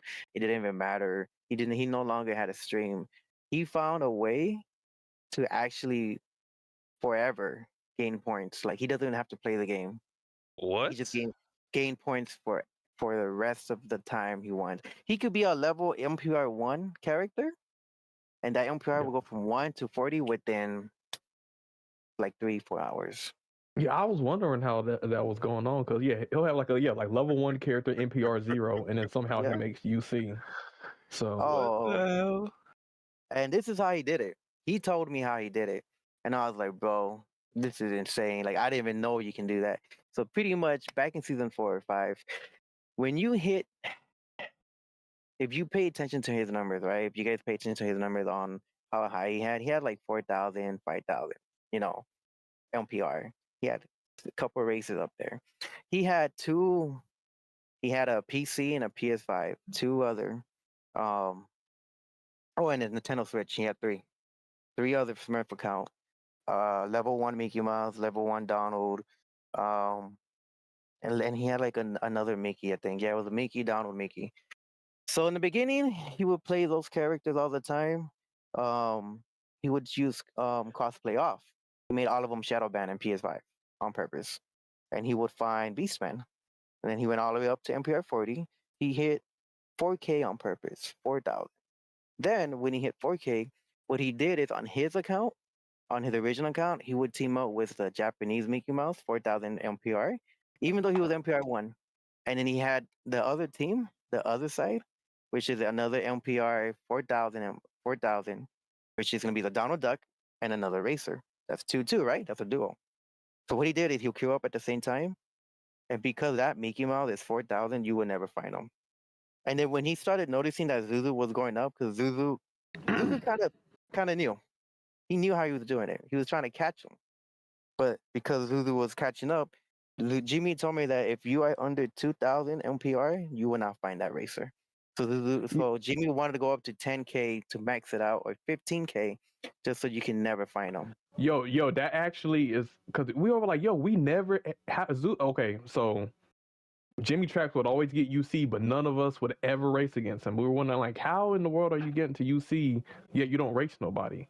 But what you're saying makes sense is because they actually changed the point system. Like right now, if you got 10,000 points, you will still get matched up with somebody who might be NPR 38. But like a couple months ago, if you were like at NPR, no, let's say you had like 9,000 points, you wouldn't get matched up with anybody anymore. Like once you got so many points, the matchmaking couldn't find you anybody. So you're saying that he would intentionally get 4,000 points so that nobody would get matched with him, and then use that account to match up with his NPR zeros, so that the only people that he would ever get matched up with is himself, basically. And you know how high he had that Mickey Mouse Donald? I remember he showed it to me.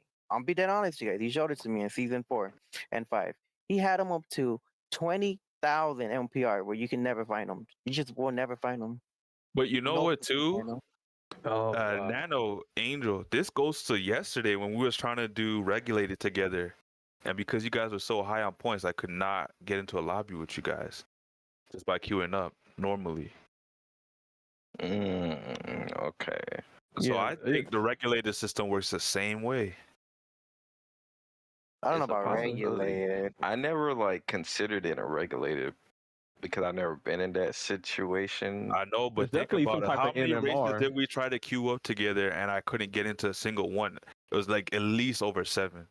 It could be, but I know there's an MMR because I know like you won't get like whoever's winning a lot, you won't get matched with them unless you start winning.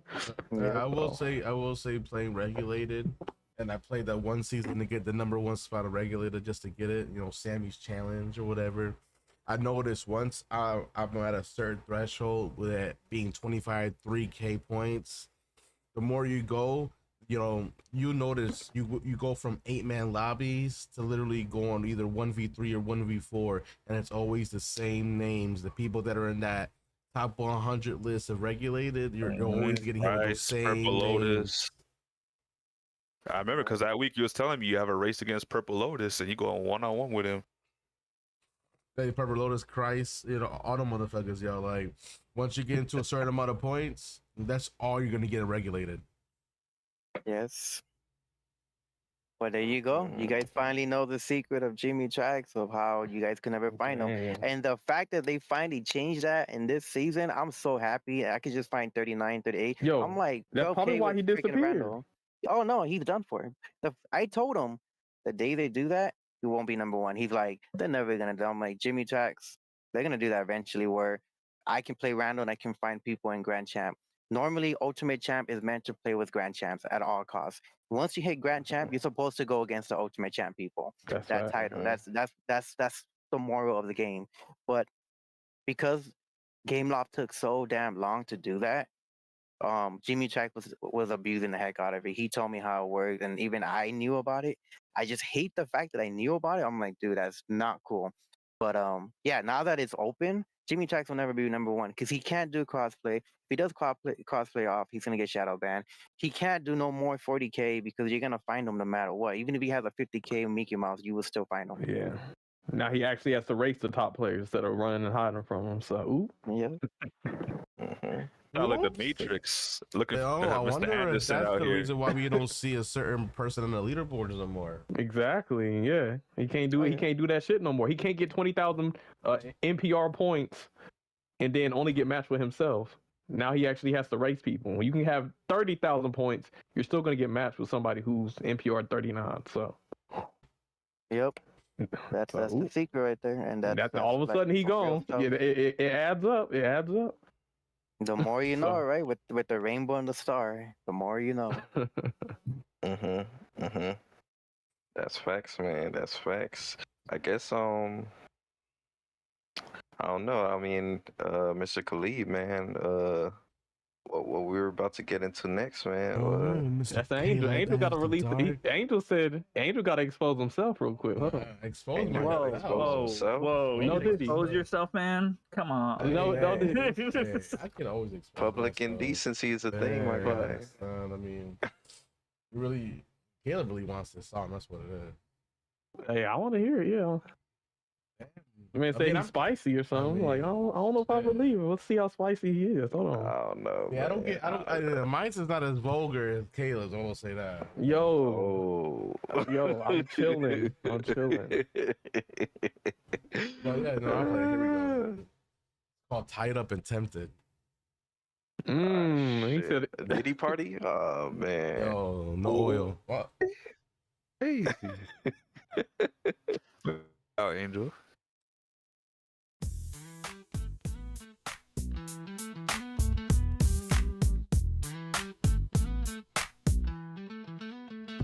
Ladies, gather round, let me tell you the tale of one-wing angel, the poppy without fail. He's got that sweet talk, smooth like a glide, but when the lights go down, he's naughty inside. Tongue like a weapon, skills so obscene, he'll fertilize your eggs while you live in the dream. Spanish whispers dripping like honey on your skin. Rena Van Aki, now the fun begins. Tie me up, senorita, take control tonight. He's a lover, not a fighter, loves a little bite. No butt stuff for Poppy, but he's down to please. BDSM romance, he's begging on his knees. His charm's so lethal, he's the talk of the town. Handsome devil in a suit or a speedstorm crown. When he says me or more, hearts pound in their chest. Every senorita knows that Angel's the best. He likes it rough, likes it raw, likes it wild and bold. But give him some silk ropes and he's sold. Dominate me, baby, make me behave. He's a naughty puppy looking for a sexy wave. Tie me up, senorita, take control tonight. He's a lover, not a fighter, loves a little bite. No bad stuff for Poppy, but he's down to please. BDSM romance, he's begging on his knees. He's 50 shades of trouble wrapped in caramel. A Spanish Casanova casting his spell. Romantic by day, but when the moon's in sight, Angel's a freak, ready to ignite. Te gusta esto, he purrs in her ear. His dirty little secrets becoming so clear. Chains and leather, he's ready for play, but only if she's the queen to make him obey. Tie me up, senorita, take control tonight. He's a lover, not a fighter, loves a little bite. No butt stuff for Poppy, but he's down to please. BDSM romance, he's begging on his knees. So here's to one-wing angel, the Poppy supreme, the lover of lovers fulfilling every dream. Handsome and wild, the ultimate tease. In the bedroom or the track, he's always top speed.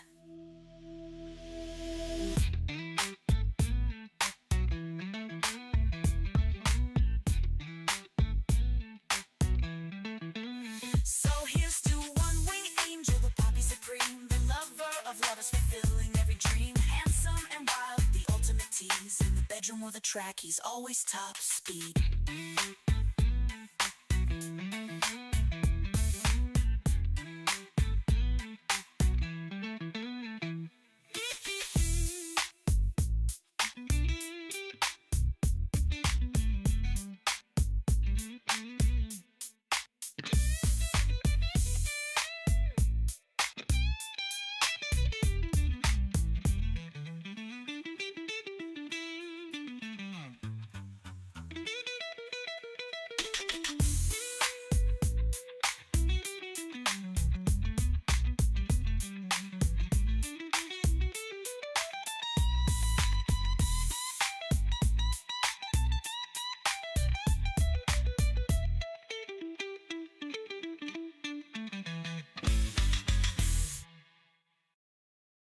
Hey, yo.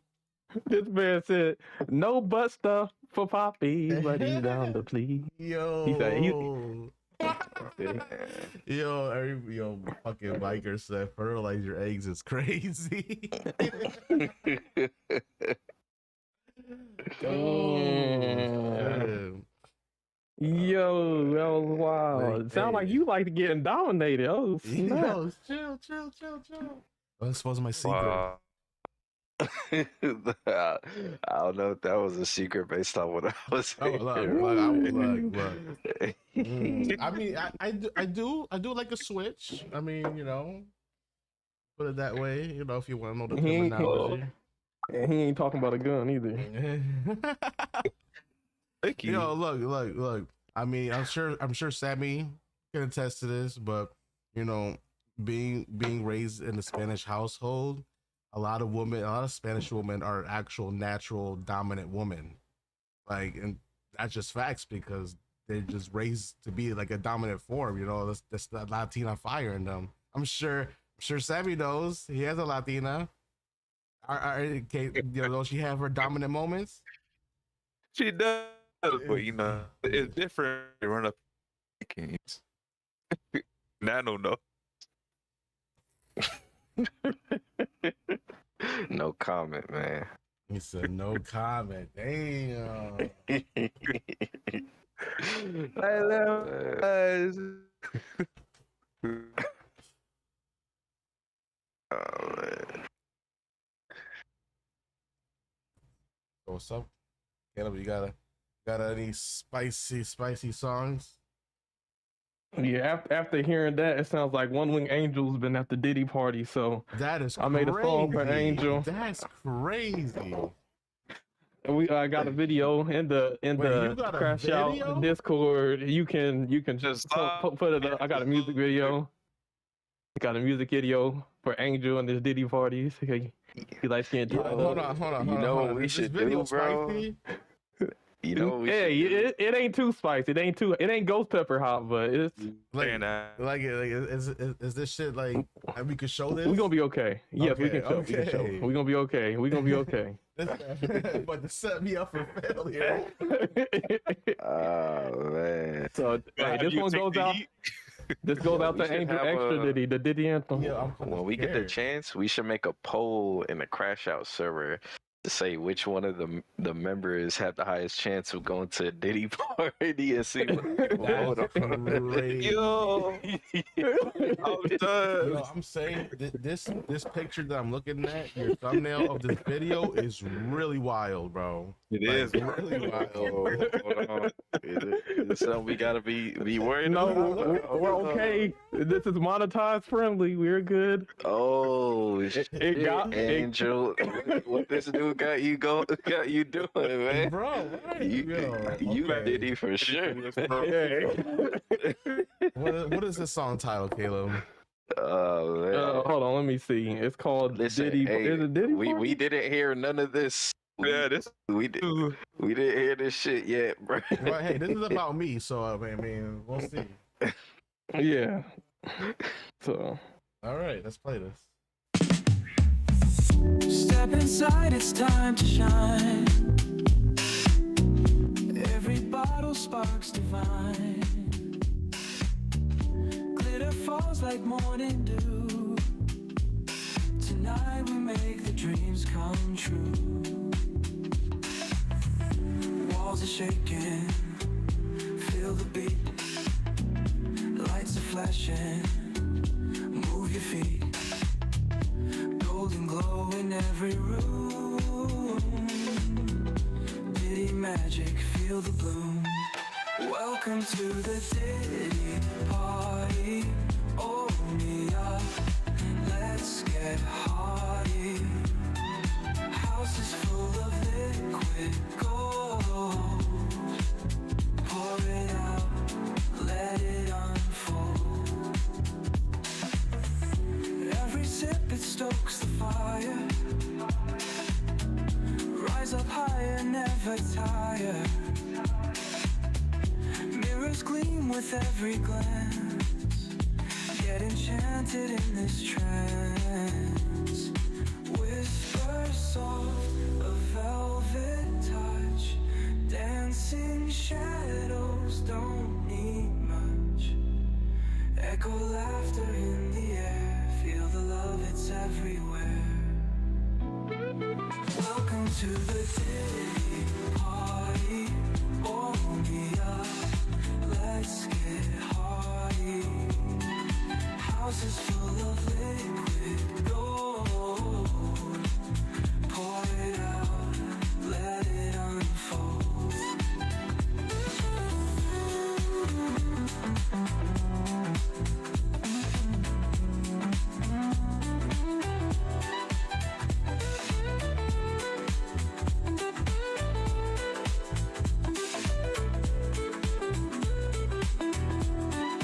Welcome to the Diddy party.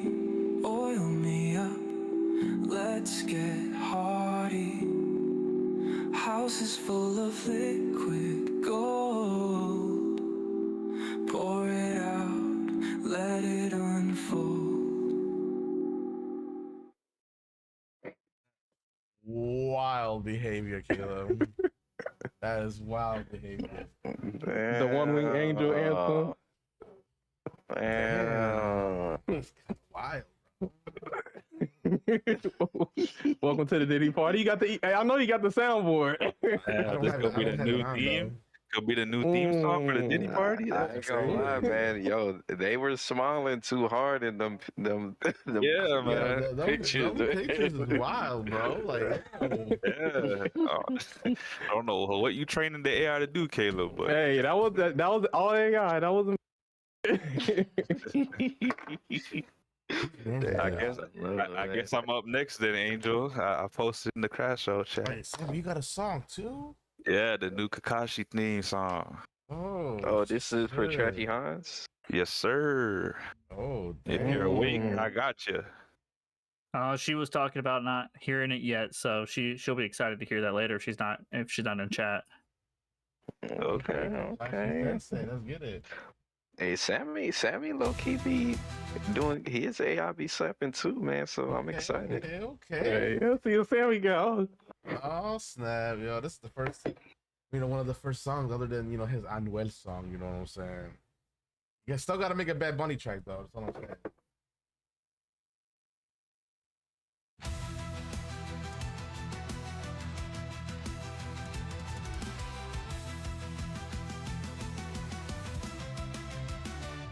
Engines roar, the neon lights ignite. One eye sees the truth, locks onto the fight. Shadows chase me, but they'll never last. When I strike, I'm way too fast. Kaze no naka, longa kan. I race beyond the storm. Ikari wa miyagaru. Ikare mo e adan. My fury takes its form. I will go beyond. Phantom lightning, I streak through the sky. One night sees all, no fear in my stride.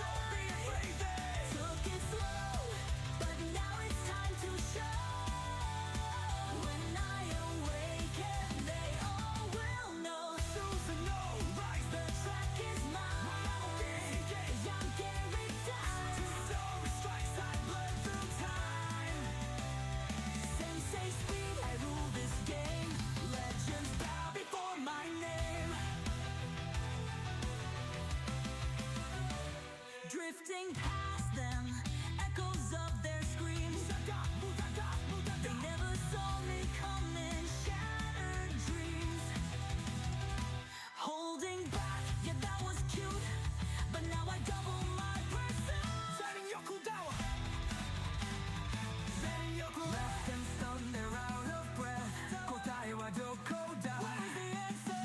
Sharing and locks onto death. Now they see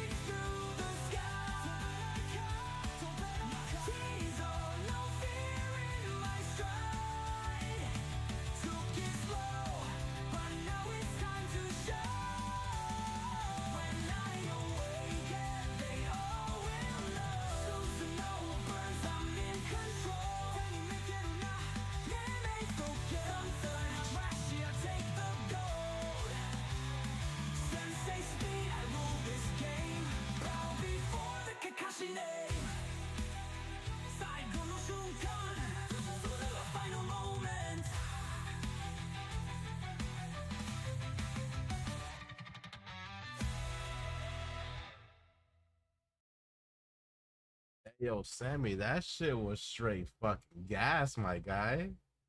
Yo, that Hey, shit was man. fire. Hey, let me find Let out. me Sammy find doesn't out, have an Sammy. afro, and he has a comb over with a perm. Let me find out. Yo, Trashy's gonna love that Yeah, song. for real, yo. That shit was fire, yo. Gives me like anime vibes. Yeah, definitely an anime yeah. opening for sure. Yeah, that Yo, was a the really anime good song. ones are kind of slapping, man. I love Let the me anime. find out, yo. Let me find out. I need to collab with Sammy real quick, you know. Yo, I might actually have to download that just to listen on my own time. Yeah, you gonna have to Hey, experiment, you Playboy. got any requests? I got you guys. Just let me know. Sammy, we could be the next Looney Tunes. Will said that. Hey. Oh, that's actually I didn't even catch that till just now. The title, Looney Tunes. Man. That's funny, bro. Oh, we gotta have to have our own Looney Tunes section or segment on the podcast now. Oh shit. Damn. Yeah. Okay. Listen, are you gonna these songs that you guys have, man, are you guys gonna be putting this in the server? Honestly, if you guys in the chat want us to, let us know. We can. Do we got have a section channel for we should, man. We should. I mean, they're a part of the stream, so The AI feel like song, we yeah, you got should. that. I got it in mind. You gotta add it. You gotta add it. I don't know if Angel want that Diddy one going now, but we could. Hey, We might we gotta discuss be that fair. anyway, man. That was kind of crazy. Oh, yeah. Yo. I'm sorry. I had to. The amount of times you said "Welcome to the Diddy party," I'm starting to think you was the cameraman behind all them pictures. So Hey, I don't know. sometimes we gotta all all up. You know what I'm saying? Get that slip and slide action Yeah. going. What? Oh man! Shout out to Meek Mill. Y'all are crazy. Damn, man. that is wild. You said shout out to Meek Mill. Sheesh. Hey, Eyeball. This is diabolical. He said not the Meek Mill clip. What? Oh man! Diddy magic, feel the bloom. Yeah, shoot. Yo. Section 9 got his My first UC. God. Let's go, Nick. Oh shit, yo! But shout you out know- to Section 9. Yes, sir. Congratulations. I was just doing some racing with him. I'm glad he kept going on, man. I appreciate Section for putting in the work, man. Congratulations on your first UC, my friend. But yeah, Falcon said something in the chat that we were talking about brawlers, and Mr. Incredible might be a good option for the brawler class because he's not stunning his teammates. He's more on the defensive side. So you hit him and he gets ahead. So I like speaking that. of, yeah.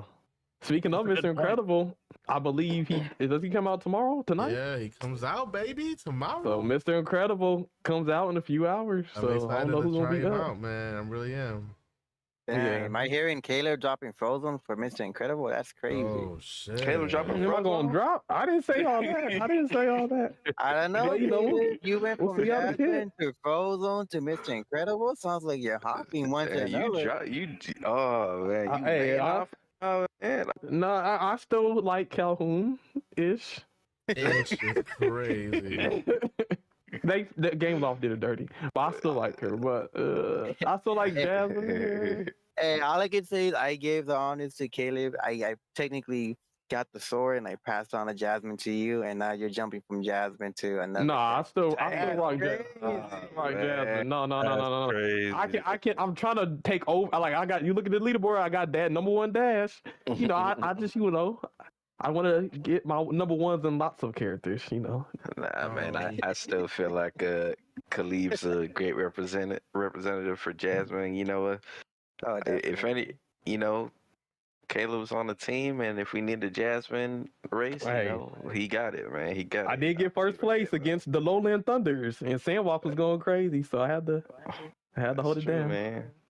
Yeah, and I Toxic still- I really still good got with Jasmine too, though. So He is. I mean, he's we- really good.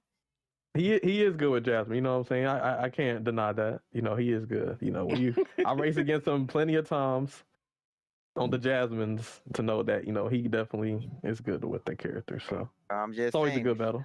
Hey, all I can say is before I crashed out, I did give you the honors of passing the He Jasmine did. to you. I did get that #1 spot. I did get it. held it I'm down not gonna lie, for seasons. Caleb. I keep hearing all these people saying that. Are you sure you're not made, bro? Like, No, I'm not manufactured. I'm bro. hearing too much. I'm hearing I got too many war records and Hot Wheels Unleashed for a nigga to say that they made me in racing games, bro. Like, nah, bro. Extreme sniper down. No. A nigga tell you about the aggro, bro. Press the jump button and jump downhill, and all of a sudden I'm a robot. Like, I'm Detroit become human. Like, come on now. You are robot, bro. Yeah, nah. He said, I taught him how to jump. Hey, Paulie taught me how to jump with the rush, huh? Didn't he? So I got something from Smarty, got something from Paulie. I got something from who else? Who else trying to claim they made me? Oh, No, just playing. snap. So, Caleb, dog. Smarty said he the king. He put out, and then the next number one Jasmine. Okay. Nah, but I will say though, I'm looking forward to Mr. Incredible, man. I think Yeah, he look like he's gonna be good. I feel like we need more brawlers that can be protected and not feel like so squishy. Like, are brawlers supposed to feel like squishy characters? They just got nerfed too many times. They Brawlers nerfed the need stun. 3 They boost do. bars. They nerfed the side bash. It's just they used to be the strongest class. I think it was shout out to Angel, he was being oppressive with the Jesse, and too many people complain about them blocks. So And then Jesse got nerfed. Angel, let me find out it was because of you. your fault. You know what's so crazy, bro? You know what's so crazy?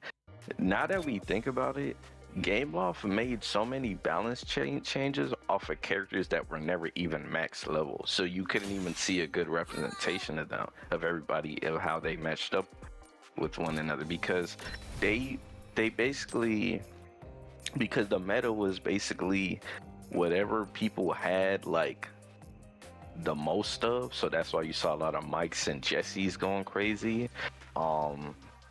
You saw, I do know some people had Sully maxed out, and he looked very oppressive, especially when you could blow up the lobby with fire in the beginning and just take off. I remember that, dude. I hated it.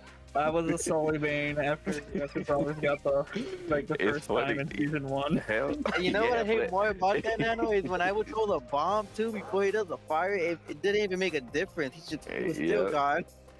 Pretty much, like, same thing with Buzz and Genie. Like, you just sit there starting off, you see the lobby, because remember, the lobby used to make it to where you could see everybody the whole time. And then once it start, like, you had to like try to plan like how you were gonna maneuver from the item on the entourage, and like once you saw somebody with fire, you're like, fuck, man, like, how the fuck am I supposed to avoid? They had to do a lot to nerf brawlers, because every brawler has fire. So the backfire used to stun you over and over and over. They had a starting item that could stun you, whether that was bomb or a fire explosion. So then when they would stun you at the start line, they will pull ahead, do backfire, and gatekeep you. So Pretty the much. brawlers. Yeah, I'm not gonna used to lie, be that crazy. fire needed to get nerfed. It was way too damn It strong. did. That shit was OP. That was way too strong. Yeah, like, I'm like, bro, everybody had anger fire, bro, and like, that shouldn't have been a thing. Like, I shouldn't be getting gate kept by one fire item. Yeah, that's what made Hans like so OP that season, is because like not only was he intangible, invisible, he'd hit you if he got close, and he could gatekeep you with the backfire. Like, that's why he was so strong. Caleb, he's I think still you're strong. forgetting something. What? Hans was bugged when he came out. He wasn't he still had his invisible. hitbox. You could still he had fake invisibility. Yeah, I remember that shit. You Yeah. can still kind of see it. Well, and you could stun him. Like, it didn't even protect him. Yeah, Yes, okay. didn't What we were protect asking, here's what we were asking for. We were just like, yo, like, in the description it says he's supposed to be invisible, but we can see him. And then the game loft was like, oh, you want us to make him intangible? Like, no, we just wanted him invisible. We just wanted But to nah, make they sense. Yeah, but then they made him invisible and intangible. I was just like, okay, y'all doing Caleb. Mhm. You got the number one Dasher. Look, got the number one Miss Piggy. What? Who said that? Ooh, hold on, let me find out. That you? Miss Piggy, Miss Piggy. Dirty so thick, I'm trying to get busy. Hey, Something like number that. one Hold on. bacon. Hey, you might have to make a song about that. What if I told you already got a Miss Piggy song? Look at that. He came prepared. Do we gotta drop it? Do I gotta drop it right now? Damn. Wait, Y'all no, wanna hear it? I remember him saying this last week. But So- while we're on the top, about him having a Miss Piggy track. But I want to say, while we're on the topic, I guess it leads right into this segue where I guess we can discuss: is AI just a trend or is it like the future? It's the future. It's the future. It's the future. It does too much like crazy shit to not be taken advantage of. And you Like save a people- lot of money too. Yeah, bro. Look at the thumbnails, bro. Listen to the music, bro. Like the music sound like actual people, bro. Like GPT, and now everything got like their own chat AI or some question AI you can ask. Google does that now too. Like AI is just doing. It's just too good, bro. I'm gonna tell you, AI is gonna be the end of most social media. I think. So, what Like- do you think is gonna the music industry then? I think people who use it as a tool as opposed to an actual way to make songs, I think those people will be fine. But I do think as long as there's no new data going into it, basically real people, right? It's just gonna basically cannibalize itself, and everything's gonna sound the same.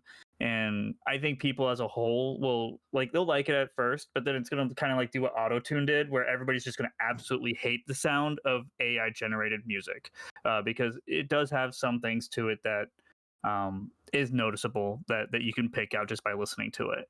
I don't have a problem with it. I think it's fun, but I do think that those that rely on it solely for making the music as opposed to as a tool, I think those people are gonna realize it's not gonna be as good in the future. I also think right now it's cheap, but they're gonna do kind of like what Adobe did, and just once they dominate the industry, they will just jack up the prices. So enjoy it while it is cheap, I say. I think you got a point because there's already some services that charge you a subscription per month.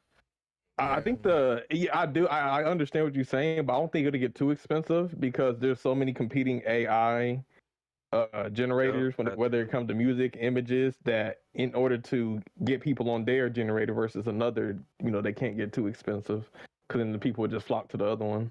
You say that, but Adobe's still number one. Like there are alternatives, but they're not developed as well for every like option out there.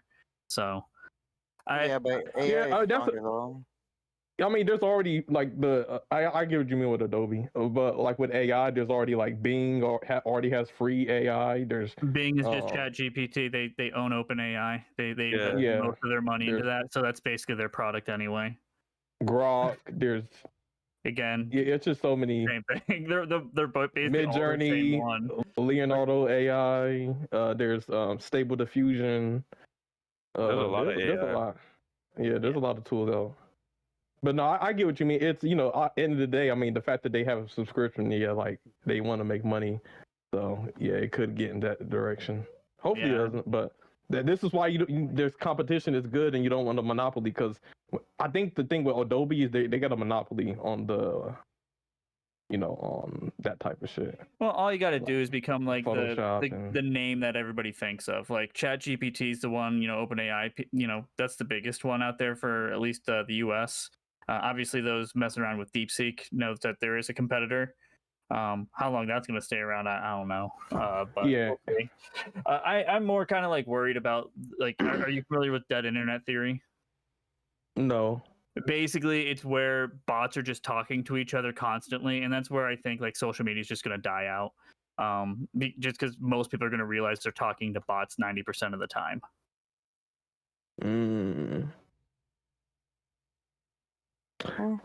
I feel like I get the theory. I still think people will stay on social media though, because I mean, some will, but like it's going to get really closed off. I don't think people are going to leave it as open. But I will say I feel like a lot of people, like even me myself, probably get on social media less than like in the past.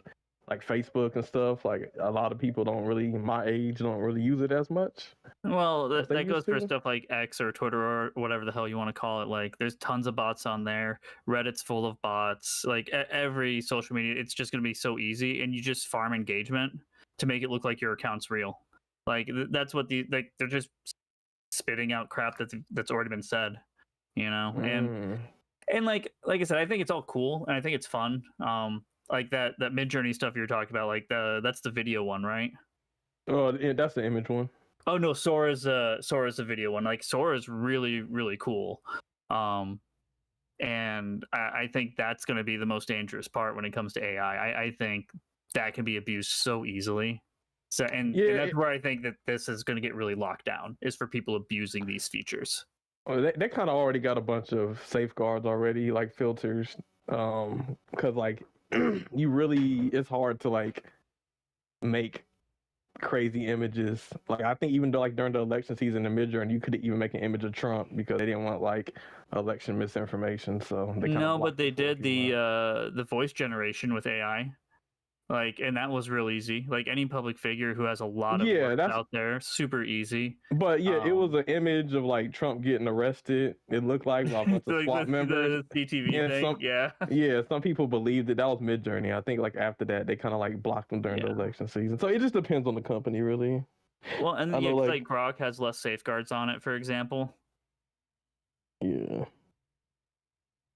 But I mean, here the thing is, it's just a tool that makes a lot of like AI in general. It just makes things easier. Oh yeah, and like I said, I think if it's a tool and not like the sole thing you're using, I think that's the best place for this kind of thing. Well, how long it'll take for us to get there, I don't know personally. I just based enough of what I've seen in the industry, but you know. But yeah, AI's taking over. Yeah, but you're coming for my job, I tell you that. Sure, man. A lot of people for some people's jobs, I'll say that.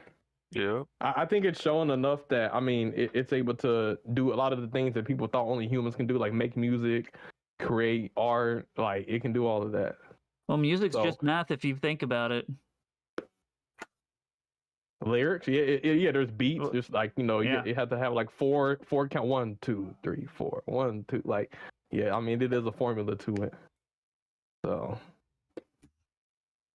and then like, but at the end of the day, like, there's still going to be a use for humans because, you know, it has to draw from something. You know, it has to get his, you know. Yeah, I think we're just going to become auditors. Just checking the AI's work to make sure it's not spouting out nonsense. I will say the AI, you said it sounds the same. I'm gonna have to disagree. Like, you know, it can sound pretty. I didn't say they sound the same. I said that there are things that they basically share in common that you can kind of pick out. You know, it's the same with the images. It's the same with like the LLMs. There are just some things that, like, once this is going to be more universal, people will be able to identify these easier because we're just used to it then. While it's new, I think it's going to be harder for some people than others, but as it goes on, I do think we're going to notice it. Yeah, I know, like, for me, like, when making the songs, I feel like you can have either the AI create lyrics for you or you can make them yourself. I feel like when you make it yourself, it sounds like a lot more real, like, but when you let like the AI do it, sometimes, you can see some similarities in the lyrics. So, in the verbiage that it uses. So, gotta have a human behind it. Speaking of that, when are you gonna make me a Randall song, huh? A Randall song? Number one Randall? Yes, sir. Sure. Hey, I got you. And you start making them for all your guests, man. I would love I ain't gonna lie, that could actually be something we could, you know, maybe implement. You know, if we know we got a guest coming on and we know, you know, some stuff about them, you know, we could also make that work. I don't know. We'll see. You know, I'll try to get inspired. I do love hip hop and reggaeton, so you got two options. Hey, I got you. Okay. Hey, man, all right. So what we got for our next topic, man? I think last but not least, I know this man killed me. I just say I got you on a reggaeton beat. That's crazy. I mean, ain't gonna lie. Angel got you too. Caleb got some bangers, man. So, but Angel, if we can have more than one, I don't know. Yeah, I will say this: the song that's been stuck in my head is really good. I got a Mr. Incredible song already. I'm just waiting for him to come out so I can put some gameplay behind it. But yeah, it's Hold on. Do you guys know what my race is? I think you're Hispanic. Yeah, I know it's. Yeah, you sound Hispanic to me. I could be wrong though. Yes, I am Hispanic. Correct. Okay. I mean, your name is Smarty. Yes, sir. That's a Hispanic nickname, I think. I don't know, Caleb. That's all you just came up with. That. There's Joker, Smarty. Heck, I don't know. But But yo, I'm glad Smarty is here because the last topic is, multiverses has gotten shut down. I know there's a lot of people in the community that play. I know you switched over. I know Hoodie plays. I know Princess Tierra plays. I know so many other people play. And it was supposed to be the Smash Bros. Killer. It has a roster full of, characters people love that are iconics. LeBron James, Iron Giant. Like, how do you fumble this? So it's gone. They're on their last season, and in a couple of months the servers will be shut down forever. You can only play offline. So yeah, it's very sad, bro, because like I was one of those open beta guys. Same thing with Speedstorm. Like how I fell in love with Randall, I fell in love with Finn, and I was always the number one 2v2 fan. Like I did everything I can to how like Randall had like you get the fight screen, you get the boost. Or with Finn on the new launch, nobody knew how to use the BMO, and I did the BMO effect. So BMO would come in, do like a shockwave, and it was strong enough to kill you like at 60, 70 damage KO. Yeah, I think I saw you were number one Finn from Adventure Time or something like that. Yeah, for 2v2 wise, not one, but on 2v2 I was number one because I learned how to use the BMO. Because people will start complaining, oh, that beam was too strong. I'm like, but I technically need my partner next to me to make that happen. Okay, so from your perspective, why do you think multiverses failed and is getting shut down? What's the issue from your perspective? They try to be like Smash. They changed the gameplay from old beta. They took things away, and then they just started. The developer team didn't pay attention. I don't care what they say. They did not pay attention. They were just going based on what they wanted to buff. They made Harley Quinn and Rick have so many like Zero to Death combos for no reason. Powerpuff Girls had Zero to Death combo. It's like you can easily do it and win. And then they added Shield, and then they made the game slower, and then they started like monetizing in a way kind of like Speedstorm where they wanted you to pay like $20 to unlock a character. It was insane. Yeah. I think that's the biggest issue for me because I'm looking and I'm like, yo, Powerpuff Girls, Black Adam, like it has characters I want to play. And then I did download the game and it's like none of the characters were unlocked. Like having to spend $20 for each character, I think honestly put that game in the coffin because like you already have games. Yeah, it did. Like Smash Bros where you literally get 80 characters, you know what I'm saying? Like just off rip, Marvel Rivals, you got a bunch of characters off rip. Like this idea, because the gaming industry is kind of trying to groom us into accepting bad monetization, and they're trying to like low key turn things into where you have to pay for every character in the game, and they're finding out that kind of system is failing, and it's unfortunate that multiverses had to be the next free-to-play game that ended up failing because of it. But I mean, you get too greedy, people would just. I think they underestimate how much people have for these games. I mean, there's already so many free-to-play games with battle passes. Like, you can't pay for every single game and every single battle pass. You kind of got to pick and choose. And if they think I'm going to be paying $20 for 30 different characters, nah, that ain't gonna slide. Well, add on top of that, Caleb, that a lot of these battle pass games are trying to demand all your gaming time on this one game too. Like so like when you're playing multiverses and you're just like, I don't want to play this today, but you want to get what you paid for, like you kind of feel obligated to play a game you don't even want to play, and that's going to push you away from it even more. Yep. I object what you're saying. I know why they're doing that. It has nothing to do with money. It's just they're trying to bring players in the game to keep playing the game. See, you're one of those. I kind of see what you're talking about. You're probably one of those people where you want to play different games. You don't always want to play that game. That's fine, but they want players to constantly play the game. That's how they make money. They want that person to be pay that game more compared to other games, and I understand why they're doing that. That doesn't bother me. Even if it's like a long progress, like 70 battle pass, that's fine. You have to progress and keep playing the game. If you choose to play something else, that's okay. That just means you won't. Now, the progression shouldn't be too hard. I'll agree on that. It shouldn't be that complicated and that hard. But at the same time, if you're a dedicated player to that game, kind of like how you played Speedstorm a lot, you're gonna get a lot of rewards. They just want that player not to leave because it's a live service game. So yeah, I understand why in business why they're doing that. They want you to keep playing that game. They want you to constantly keep playing that game as much as you can.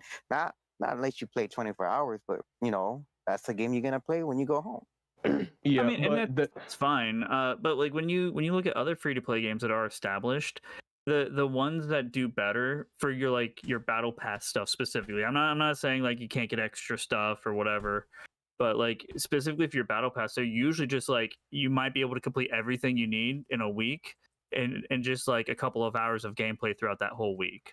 I will say I don't know exactly how Multiverses was. I played it a little bit, but I didn't like it because it was kind of too slow for me. And that's fine. That just wasn't for me. But when I look at a game like, say, like Warframe, which is, in my opinion, the epitome of a free-to-play game and how they should run it, it respects so much of your time, and that's the thing, is more people are willing to give you money when they don't feel obligated to give you money. Yeah, and that's why Speedstorm is in the fucked up situation, because they feel like they or the golden pass up screwed them. It's like they're demanding the money, and it's like people like you said, people be more willing to spend if they didn't feel obligated. But the fact that we feel like we have to have a level 45 Minnie Mouse in the season tour, or we have to spend real money for the golden pass, that just discourages people from the game. And but the difference between that game, it's actually mobile. The Multiverse is not a mobile game. They failed because the Game Loft is mobile and there's people playing on the phone. They're actually spending money on it. You have a lot of people still spending money on the game, so they're not really technically losing, as you think. Like, okay, like Smarty, I don't think people realize how much mobile does give this game money. Like, give money to this game. It's a ton. Yeah, okay. My thing with Multiverse is like, for instance, if I want to like, oh damn, the game's going down, let me play and unlock all the characters before it gets shut down. How much money do you think I'd have to spend to unlock all the characters? Like right now, if I were to join today. A lot. I won't lie. That's the problem. Exactly. That's the problem. It's DLC is $8 for a character. It doesn't encourage new players to join. It's just trying to get more money out of the players that are already on the game, which will push some players away when they feel like they can't keep up with the updates and so it sucks. I'll throw out that one of the early access players that I played with on this game, Smarty. I don't know if you'll remember him or not, but his name was Street Racer on Ranked. But when Frozen season came, he went out to Japan for like a couple of weeks and forgot to bring his Switch. By the time he came back, he had missed so much because of what was given out for free that he was just like, I don't want to play anymore, and just completely fell off during one of the seasons where they handed out the most free stuff. So like that treadmill, if you miss out a single day on it, it can really just make you not want to pick the game back up if it's too harsh. Yeah, I think that was Hoodie. Hoodie said that he plays Multiverses, but I was like, yo, come back to the competitive scene, and he's like, man, I don't even got like all the characters unlocked. And to his point, like if he wanted to unlock the characters, he'd have to shell out some money. So what's so crazy? It's funny we were on this topic because I was I was talking to Pro and stuff, and he we were talking about if he had ever like come back to Speedstorm and stuff, and he says he thinks the game is fun and stuff like that, but a big thing is that because he's missed so much stuff, like he'd be at such a disadvantage if he came back and try to compete, and he's not lying. Yep. Like if you take if you like this game, it almost feels like you kind of, once you play it, you got to keep playing it, because once you stop, you miss a lot. Yeah.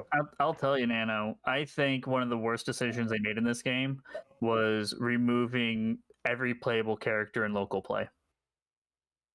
That's Yep. true. So where you have to 100%, I purchase the agree. character in order to use that character. Yeah. Which Yep. makes no sense, because come on, like give people, like, if you're playing local play or private lobbies, let them play the damn character, man. Well, it was one of those things that like would let people vouch that, being like, yeah, if you don't want to spend money on this game, you still can. But once they pulled that, it was like, no, you want to play a character, you have to spend no matter what, and that pushed so many people away who wanted to just play it casually. You know, And it's greed. I mean, it's like I'm back to multiverses, but like what ends up happening is you end up paying more money in multiverses just to unlock a character, just to unlock the characters, than the AAA game. And that's where the free to play games start to fuck up, where you're demanding that people spend more than, Grand Theft Auto 6. It's just, when you really add up how much money it takes, like, nah. That's true. Like, But right And now, all I I- know is that multiverse is gonna shut down. There's no way they're gonna come back. 'Cause they weren't getting enough time. money. Warner So Brothers it's a- gave up on it. They lost so much money in that game, and they're just being greedy. If they would have just done every character free at the start, and then make skins, $20 for cosmetics. So yeah, sure, because it's not, you don't have to get cosmetics, but if you choose, so fine. That's why Fortnite is still a thing, because guess what? Like, you can play the game and they have their cool skins, Ninja Turtles, or they even have Goku, and you don't have to get it, but you if you want to, you can, and people spend money because they want to, not because they're forced to. And yeah, that's why they're I've spent successful. so much money on Warframe just because, like, I felt respected. I felt like everything I did was like they earned my money. I wanted to support them. Like, I don't feel that way in this game. I feel like every time that like something comes out, they want me to open my wallet instead of me just wanting to support them. So it makes me want to spend less money on the game, honestly, than Essentially, the system we're in now is basically $10 subscription every month, and this is not including the mid-season racers. So you'll be spending $120 each year on Speedstorm. So let's say this game is alive for 2 more years. That's 120 times times 2 or 3. You spend almost $300 just now, on I will Speedstorm. say I don't Throughout. necessarily disagree with like the $10 for the golden pass, because the way I view it is it's a $10 for a character unlock, and I think that's relatively fair. It's just everything else surrounding it, like the leveling, that's just more money that they're trying to siphon, that really that's doesn't add true. much to the game other than making you open your wallet. that's the whole purpose of it. So anybody 39. like I'll tell you, anybody who complains about this game not being balanced, that is the number one reason, and that's it. Like, every character should be level 50. If anybody complains about that, I'm sorry. Gameloft is the one you should be mad at, not anybody who has those level 50s. That's true. But it's crazy that you can, even with getting the golden patch, you might not have the upgrade coins. Upgrade coins are $60. To get a character maxed out completely is $40. Like, it's just they doing too much, to be honest. And even if you buy the golden pass, you may not even be able to finish like every event because of some of the requirements, and you may not even be able to finish chapter 6 of your season tour. I think all of that should be available to you if you've spent your $10. That's true. I agree on that. I had 6,000 tokens, and that's like $60 worth of currency in game. And I use almost like 4,000 or 5,000 on Moana boxes. And my end result is having her at level 33. So even if you spend $60 worth of tokens, you still might not get the character maxed out. That's crazy. That's actually insane. They need to make it cheaper. They need to make it a lot cheaper. It's too much. Like 25 to 30K tokens on Moana just to get her maxed. And I don't even. I'm still waiting for Donald's boat. Give me Donald's boat as a cosmetic. Come on, Gameloft. You can charge $20 for fucking Donald's boat, and everybody will probably pay it if they like Donald. Bro, Okay. because they should have really just pushed the cosmetics and made the characters more accessible for people, because I feel like if people are able to get the characters and stuff and do away with that mid-season shit, like making it so hard to build them and if you pay for the golden pass, you should get the mid-season, no matter what. That's how Just it at should least be. the unlock. Like, fuck it. Just give me the unlock. unlock. Just Give get me the 10 unlock. shards. I mean, I still get them. It's whatever. But the point is it's like Smarty, you know exactly what I'm about to bring up here. Early access days, seasons 1, 2, 3. Everybody who participated in a fucking mid-season event was guaranteed 10 shards. You didn't have to spend for the golden pass. You just had to be like, I'm a put a time on the board. It took me 30 minutes to fucking do this 2-lap race, and I still unlock Steamboat Pete. Yep. Yeah, I Yep, always that vouch was for way that, better man. back I then. miss those days, bro. The time trials were regulated. Everybody got the mid-season like racer, and now it's this bullshit. But to the games that are going down, I guess Suicide Squad is a Warner Brothers game. Multiverses is a Warner Brothers game. They're not releasing any more content for Suicide Squad. They're not releasing any more content for Multiverses. So WB is Warner Brothers is kind of struggling in the gaming industry right now. They are. Yeah. They got some duds.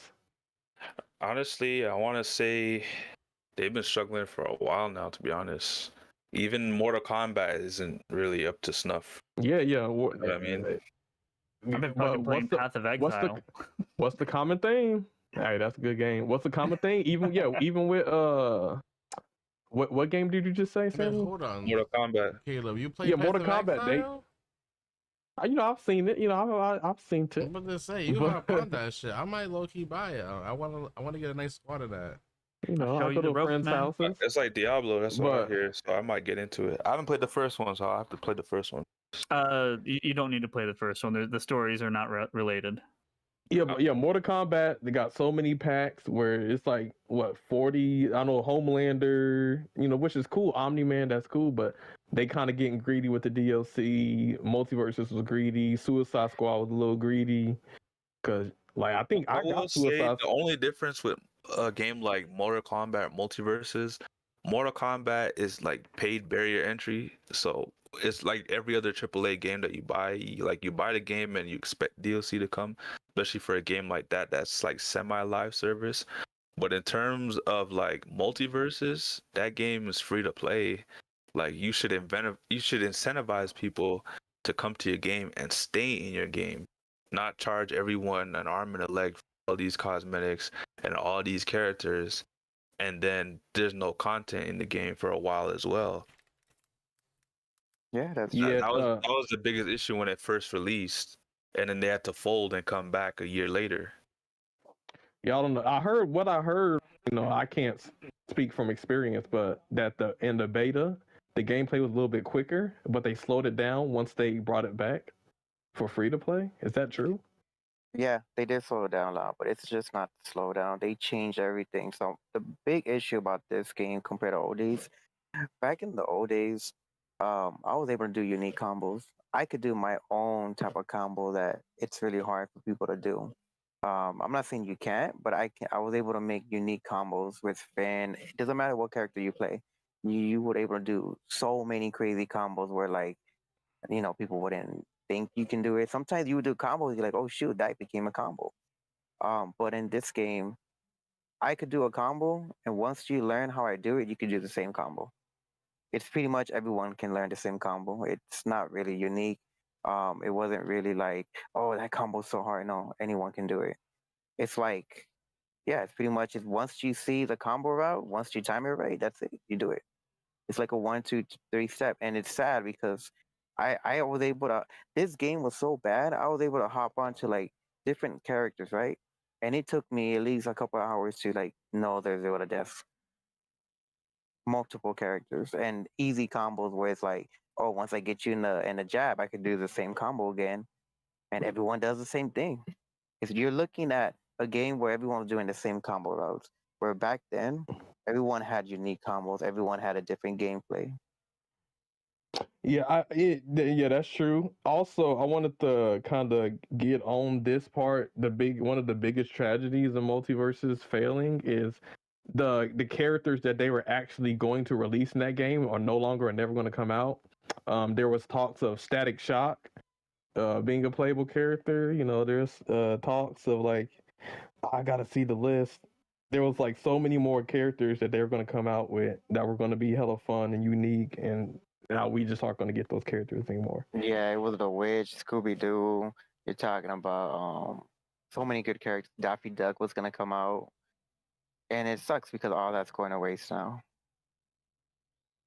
Godzilla was gonna come out too. Yeah, Godzilla. I think they have Godzilla in Fortnite. Like they the sky was the limit. I don't know. It's just sad where you kind of have that last period. It's like, all right, I only got 2 more weeks to play this game for. It's gone forever. So it's just like you try to enjoy your time. No, what gets me so mad about them? People, like, I know the community on that side. I'm really cool with them. And some people are still trying to support the developers. But you know how stingy they are? You know that Tony, he's the one that has a lot of power, right? But here's the sad part. They don't want to release all the finished, because not every character is finished. But in the files, one of the data mines said, like, they at least had, like, they had Daffy finish.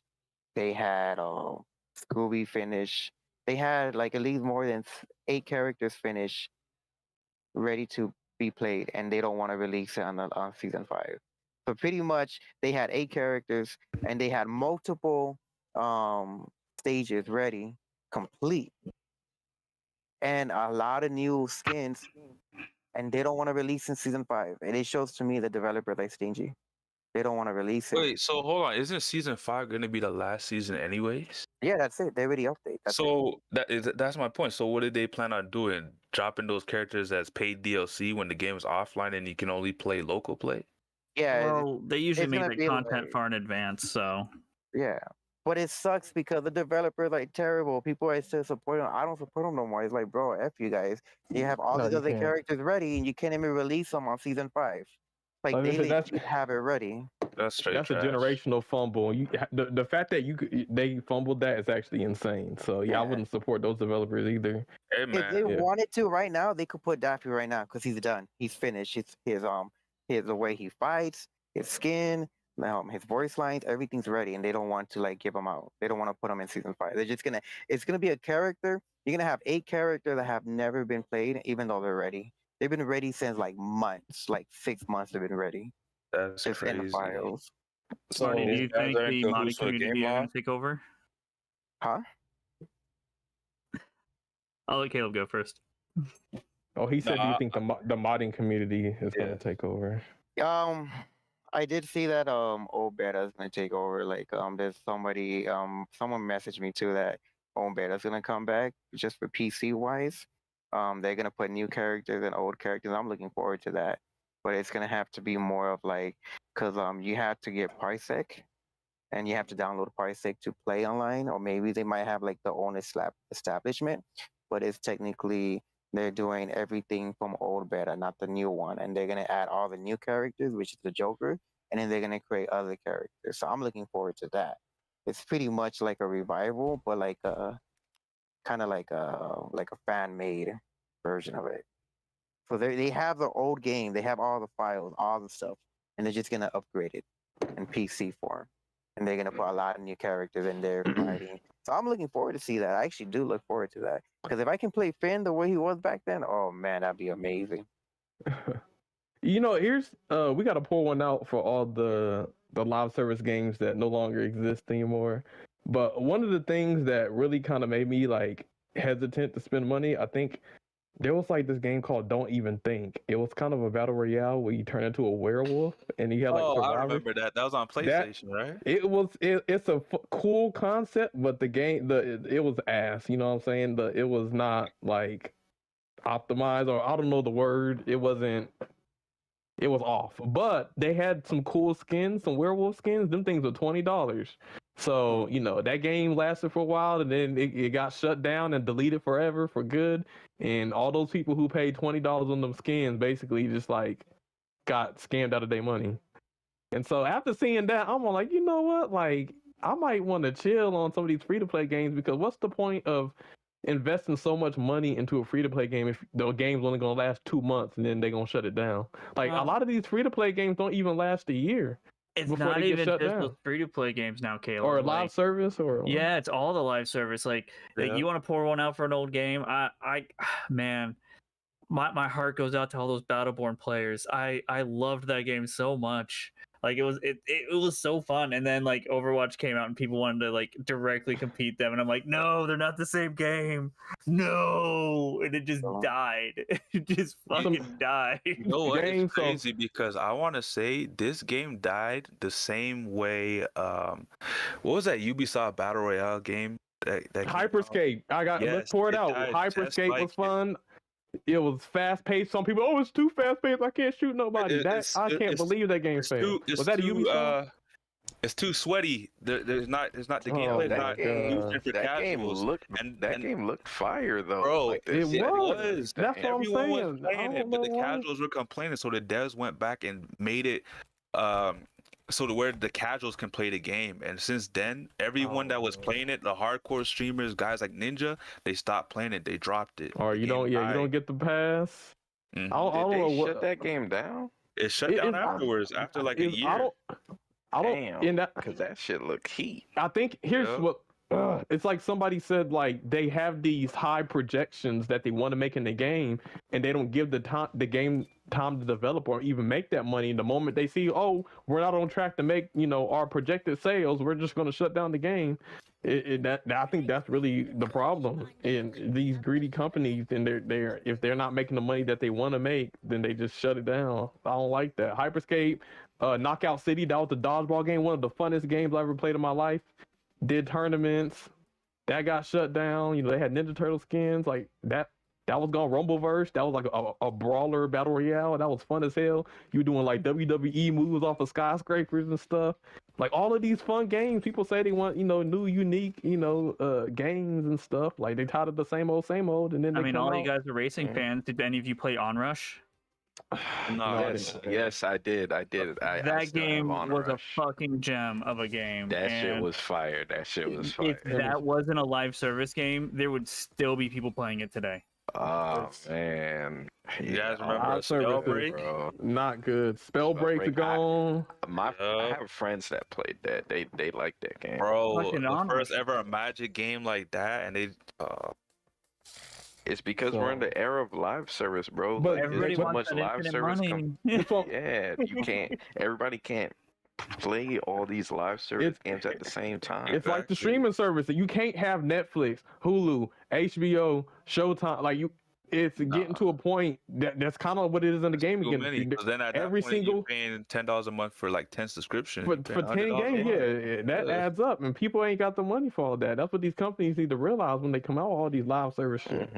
Pretty much. Like, let me tell you, I want to say one thing. So check this out. So I know it's kind of off topic, but you know how what is funny about multiverses and Speedstorm is. Speedstorm, you had AJ, and in Multiverses, you had Ajax. But let me tell you something about Ajax. I spoke to him personally myself. I even have a picture too where I told him on Twitter about adding Shield, right? Because it's a big thing about Shield. Shield really ruined the game. I'm sorry. It really messed up the game. I told him, Ajax, listen out. I've been here since the old beta days. You know me because you've seen me back in those days. Do not add Shield. You add Shield, and game's going to fall apart. Make it a perk. You know what he did? He responded to me within a minute. And he said, Smarty, why should we make it into a perk? Let me know from your side. I want to understand the difference between universal and perk. And I told him, if you make Shield a perk, it makes sense. Because not everyone will have Shield. And if you use Shield, it's like a benefit. But if you make it universal, now you're making it like a Smash game. You want people to choose what perk you want to use. It makes it more balanced. And I had a lot of people like and comment saying, I agree with Smarty's idea. And then he said, okay, we'll take that in consideration, but it's still going to be in the testing form. Next season 4 comes in, it's in the game. And I tell Ajax, why would you do that? It's like anyone with the A and a J, it's just bad community managers. Holy shit. You say Get 'em outta anyone here. with an A and a J in their name and their community manager is gonna Yeah, fumble. I'm being AJ from Game Loft. I was not a fan. What if they're the same But, person? I've been lucky with that. With Can you some of my imagine they're the favorites. same person, Smarty? You did say you changed company. Imagine going to 2 failing gaming companies. Yikes! On your resume. Oh, Oh my god. Well, either you just make bad choices, or you see it going downhill before it does. You know, you just jump ship. Pretty much. Hey, but Honestly, though, listen, community managers do AJ, shift a lot. It is AJ common. but AJ stepped down. Ajax, he didn't step down. He actually just he He fell. going down with the game. ship. He went going down with the ship. Ajax. He went out like the captain. I'm going down with the ship. Well, here's the cool thing about Ajax. I did talk to him on Twitch a lot. Like, he'll come to my stream. I see him in other streams, like, we'll chat. He's like, yeah, Smarties and that. Like, oh, Finn's going to have a new update. I'm like, tell me. He's like, I can't tell you, but just look out for those patch notes. Man, every time I look at those patch notes, Finn gets worse and worse. I'm like, Ajax, I can't believe you tell me all that stuff. And then Ajax, Hey, the Speedstorm patch notes be getting worse too, man. It's like every time they do something, it's like, oh my god. They hide stuff when there's an issue in the game. They don't put in the patch notes. They don't tell you what they actually nerfed or buffed. The character ability description isn't accurate. Like, there's so much. Like, you can't even trust the patch notes no more. They're like, oh, we fixed Calhoun, and then Calhoun was still broken. It wasn't getting points. Like, it's just a hot mess. But all of the Smash Bros clones that were supposed to kill Smash Bros, apparently they all ended up dying before Smash. So there was Nickelodeon All Stars Brawl, now Multiverses. Like, it's crazy. But how do you fuck up? They literally had Agent Smith. They got Agent Smith, the Powerpuff Girls. How do you mess that up? Come on. And, Okay.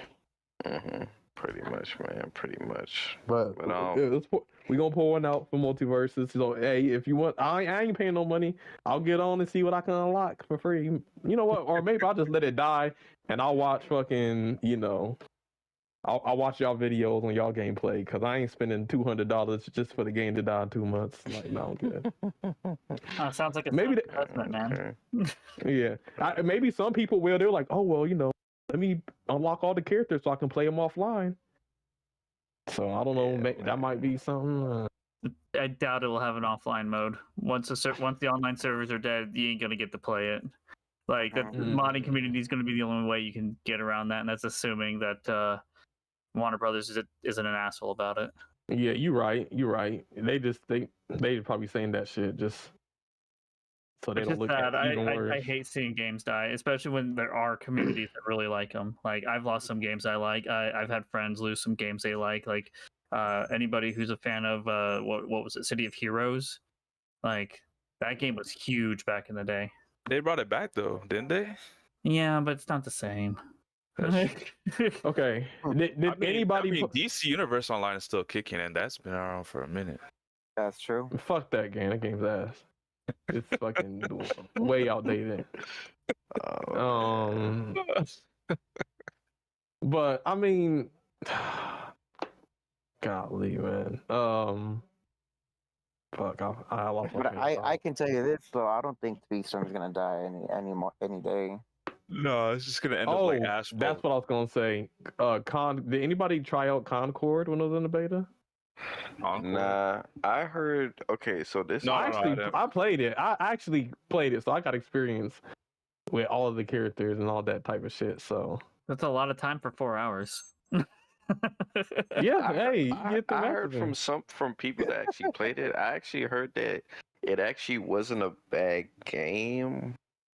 But, obviously everything else surrounding it was... Everything I've heard is it's just uninspired. And so it's like, what do you do that sets yourself apart from the other ones? And I, from what I understand, it really didn't do anything to set itself apart. And that kind of hurts you when you're fighting for people's attention. That is true. I feel like they had like an opening cinematic. The cinematic was dope. I like the character. Some people complain, oh, they're ugly. Like, I like that they mixed it up. You had old women, you had people that, just look different. I think, I will say, so, I mean, people obviously tried to shit on that game because they feel like the characters design was woke. So that's honestly a dumb reason to hate a game. But I will say, playing Paladins, playing Marvel Rivals, what was off about Concord was the gunplay. It didn't feel exciting. Well, I don't know. It just, yeah. It didn't really feel like, yeah, it wasn't. It didn't feel like you was doing damage with certain. Every character felt like they weren't doing that much damage. So honestly, I think it was the gameplay. It didn't do anything like unique to stand out gameplay wise.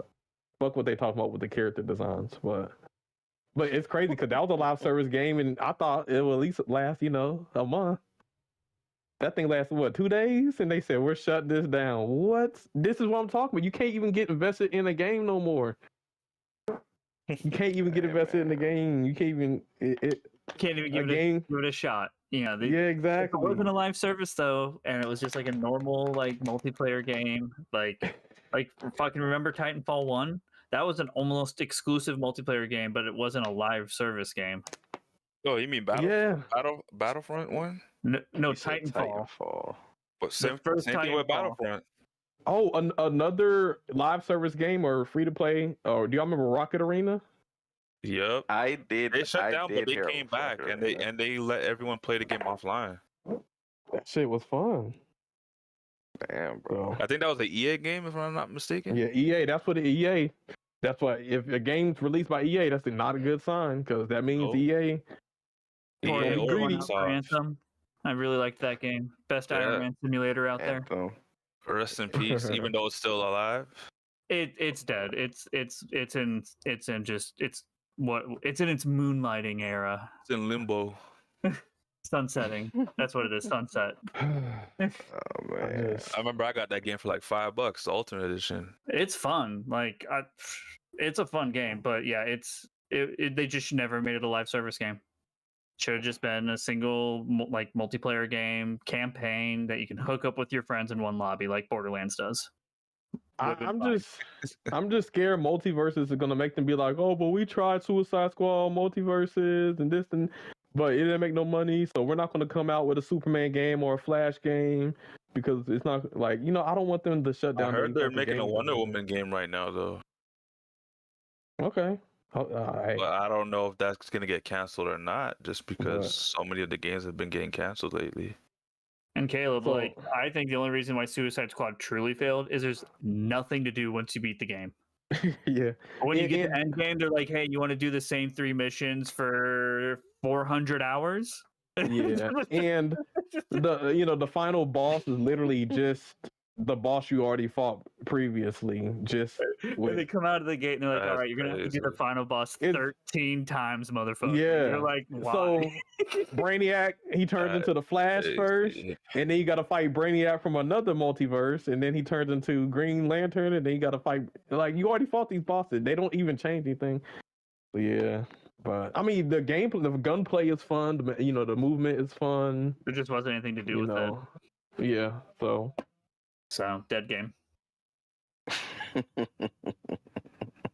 Captain Boomerang, yeah, he lit though. He be going. They wanted to do a live service. They the speedster of Suicide Squad. What's it called? What was it? Not Gotham Knight. Was it Gotham? Wait. Thank you. You brought it up another game. Gotham Knights.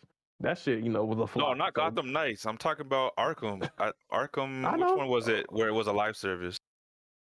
And they shut down that one. No. That's part of that series is Suicide Squad Kills the Justice League. It's technically part of the Arkham series. Arkham's. I think it was Arkham. Was it Arkham Origins? It was Arkham Origins. No, Batman Arkham Origins. Wait, are you talking about the co-op one? Yeah. That's Gotham. Wasn't that Gotham Knight? Yeah. No. I'm talking about Arkham Origins. In the quadruple series of the games, there was Arkham Asylum, Arkham Origins, Arkham Knight, and Arkham City. I think the Arkham games did good. Then there was that Blackgate game. Yeah, it was a live service game. It got canceled after 2 years. Do y'all think the issue is free to play or live service that's killing the games? Well, free to play games. If you're a live service, you gotta be free to play. Yeah. But Like- live services as a whole, like unless you're doing something like a survival game like Ark, where you need the server to be on all the time because people need to interact with that world. That's the only time a live service game should be like paid for, like World of Warcraft, for example. But any game that basically can just be peer to peer or just use like a more localized server of some sort, those games really just shouldn't be live service. Like Anthem had no business being live service. Battleborn had no business being live service. I would even argue Multiverses has no business being live service. I agree. Yep, that's true. If Multiverses was a 40, 60, hell, probably even an $80 game, I think it would be in a much better state than it is now. Granted, I would not buy it at $80 because I think that's too much much. for a It video ain't no game. AAA. Honestly, I really think $40 Multiverses could have been like Brawlhalla, but they dropped the ball. It was. I think would have helped them. The game be $40, and then they released those DLC, $10 DLC packs, 5 characters or some shit. I don't know, but Yep, instead, like Shinobi Strikers. Yeah, Yeah, studios just so- need to figure out like instead of just going for that cash cow, make the right decision for your game, and you'll sell better. That's yeah, true. I think what gaming industry right now is trying to do, they're trying to like release a live service game, and they're thinking we don't have to make any more games. We can just milk this game for 10 years, and I think that's the problem because none of these games are even lasting a year. So the fact that they think these games are going to last 10 years is crazy. The problem is they're lazy. They just want to go the easy route because they think it's easier. But there has to be a lot of thought that goes behind making a live service game. I mean, not really. There doesn't need to be much thought when you just own a title. Like EA makes so much bank off of FIFA, and why is that a live service game? Because they can sell you like character packs and like to level up your team. And I'm like, why is this even a thing? Why do those players even accept that? I think for FIFA it's a bit different only because like it's the world's most popular sport and like half the world's population. I still don't think it should be a live service microtransaction game that you spend. Neither do money I. to buy But you up can in say the front. same thing with 2K and all their casinos. They ruin the gaming. They enable EA, bad monetization because they accepted the Madden 2K, FIFA gamers I don't know what's wrong with y'all. Loot boxes from The thing is Star when you Wars see games, all of that crap. other companies see that stuff though, and then they're like, "That's what we want," and that's where this problem comes from. Yep. Blame the 2K community. Like NFTs that were coming into games. Back Hey, during, at least the gaming pandemic. community was pretty against that. So And then instead of just coming out with one game, doing updates for the roster, they come out with a new Madden, FIFA, 2K every year, and people still pay $70 each year on the same game with like minor change. It's crazy. So Because 2K and EA realized they can make money off of these guys. Honestly, the games could have been like a 5-year live service game. Like you buy the game once, and then for 5 years it gets updates, and then when there's a significant upgrade to like maybe the engine or whatever the case is, then you buy the next iteration. But then at that point, let's say we're on 2K25. And you have the game for 5 years. You only buy it once. So in 2025, you buy it once. You have it for 5 years. That they do the updates. By 2030, when they want to release 2K31 now, then you get that new game. The game looks significantly better because they use all that money and resources in putting into like a better engine and all that. But because they do it yearly, they're just cutting and pasting the same game and just adding on to it. Yeah. And then they charge you the same prices as last season. And That's why I don't play those get you all games. these other bundles for the game. Oh, get this bundle and you get like 100,000 VC when you log into the game. It's like, what the hell? Yeah. And with that, Caleb and Sammy, I'm gonna dip. I need to get head to bed, and I it's got work late. in the morning. So, but But it's hey, been great talking with you, and I hope the rest of the podcast goes well. But I gotta go. Most All right. definitely. Yes, sir. Thanks for having you Thanks on for here. coming. Thanks for having me. Most All right, definitely. Young Link. I mean, I don't know. I mean, I feel like we covered everything. I don't know if there's anything. A lot of lore today. A lot. We went over a lot. So it was another action packed, a jam packed freaking episode. Well, I got one thing to know. say. I got one more thing. All right. Smarty. It's, I guess you can say, a blast from the past. Technically, we are going back in time. Wandering Angel, I do want to talk to you. This is pretty much, this is me. No more Zuzu. No more of the, back at that time when you asked me a question. Um, he did ask me. He wanted to collab. He wanted, meet the community. I did reject him because of Zuzu, and I was paranoid at that time. But now that we're, it's been a very long time, and this is kind of me saying like, I'm pretty much giving you an answer, again. And I know you're big now, big compared to before. But yeah, I'm totally cool to collab with you and do a lot of content with the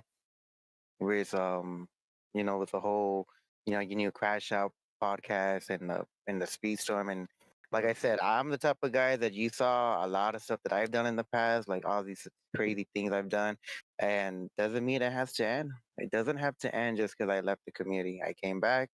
Zuzu's gone. The drama's gone. It's a fresh start. And like I said, I myself might start doing stuff with Speedstream because I still love the game. So I might start doing like little events. Maybe I'll do something cool on my Twitch one day. I don't have Defended Williams and Skyliner no more as my YouTubers, like my two main YouTube guys. But I do have Princess Tiara 50. I know Kayla's been there a couple of times. That's my new YouTube partnership. Yeah, shout out to Princess Tiara 50. Yeah, I that's actually see her. Sounds I like actually see you guys playing a lot together. yeah. Don't tell me Smarty made somebody else in this community. I did No. help her. I gave her the tools. I was helping her a lot. Hey, I mean, Smarty be helping a lot of did, people, but hey, I did make her the banner. I gave her her new logo, and I did a lot to help her. But she but hey, did great herself. she got 4,000 subs, and I know she did good with Crash Bandicoot racing and different stuff. Yeah.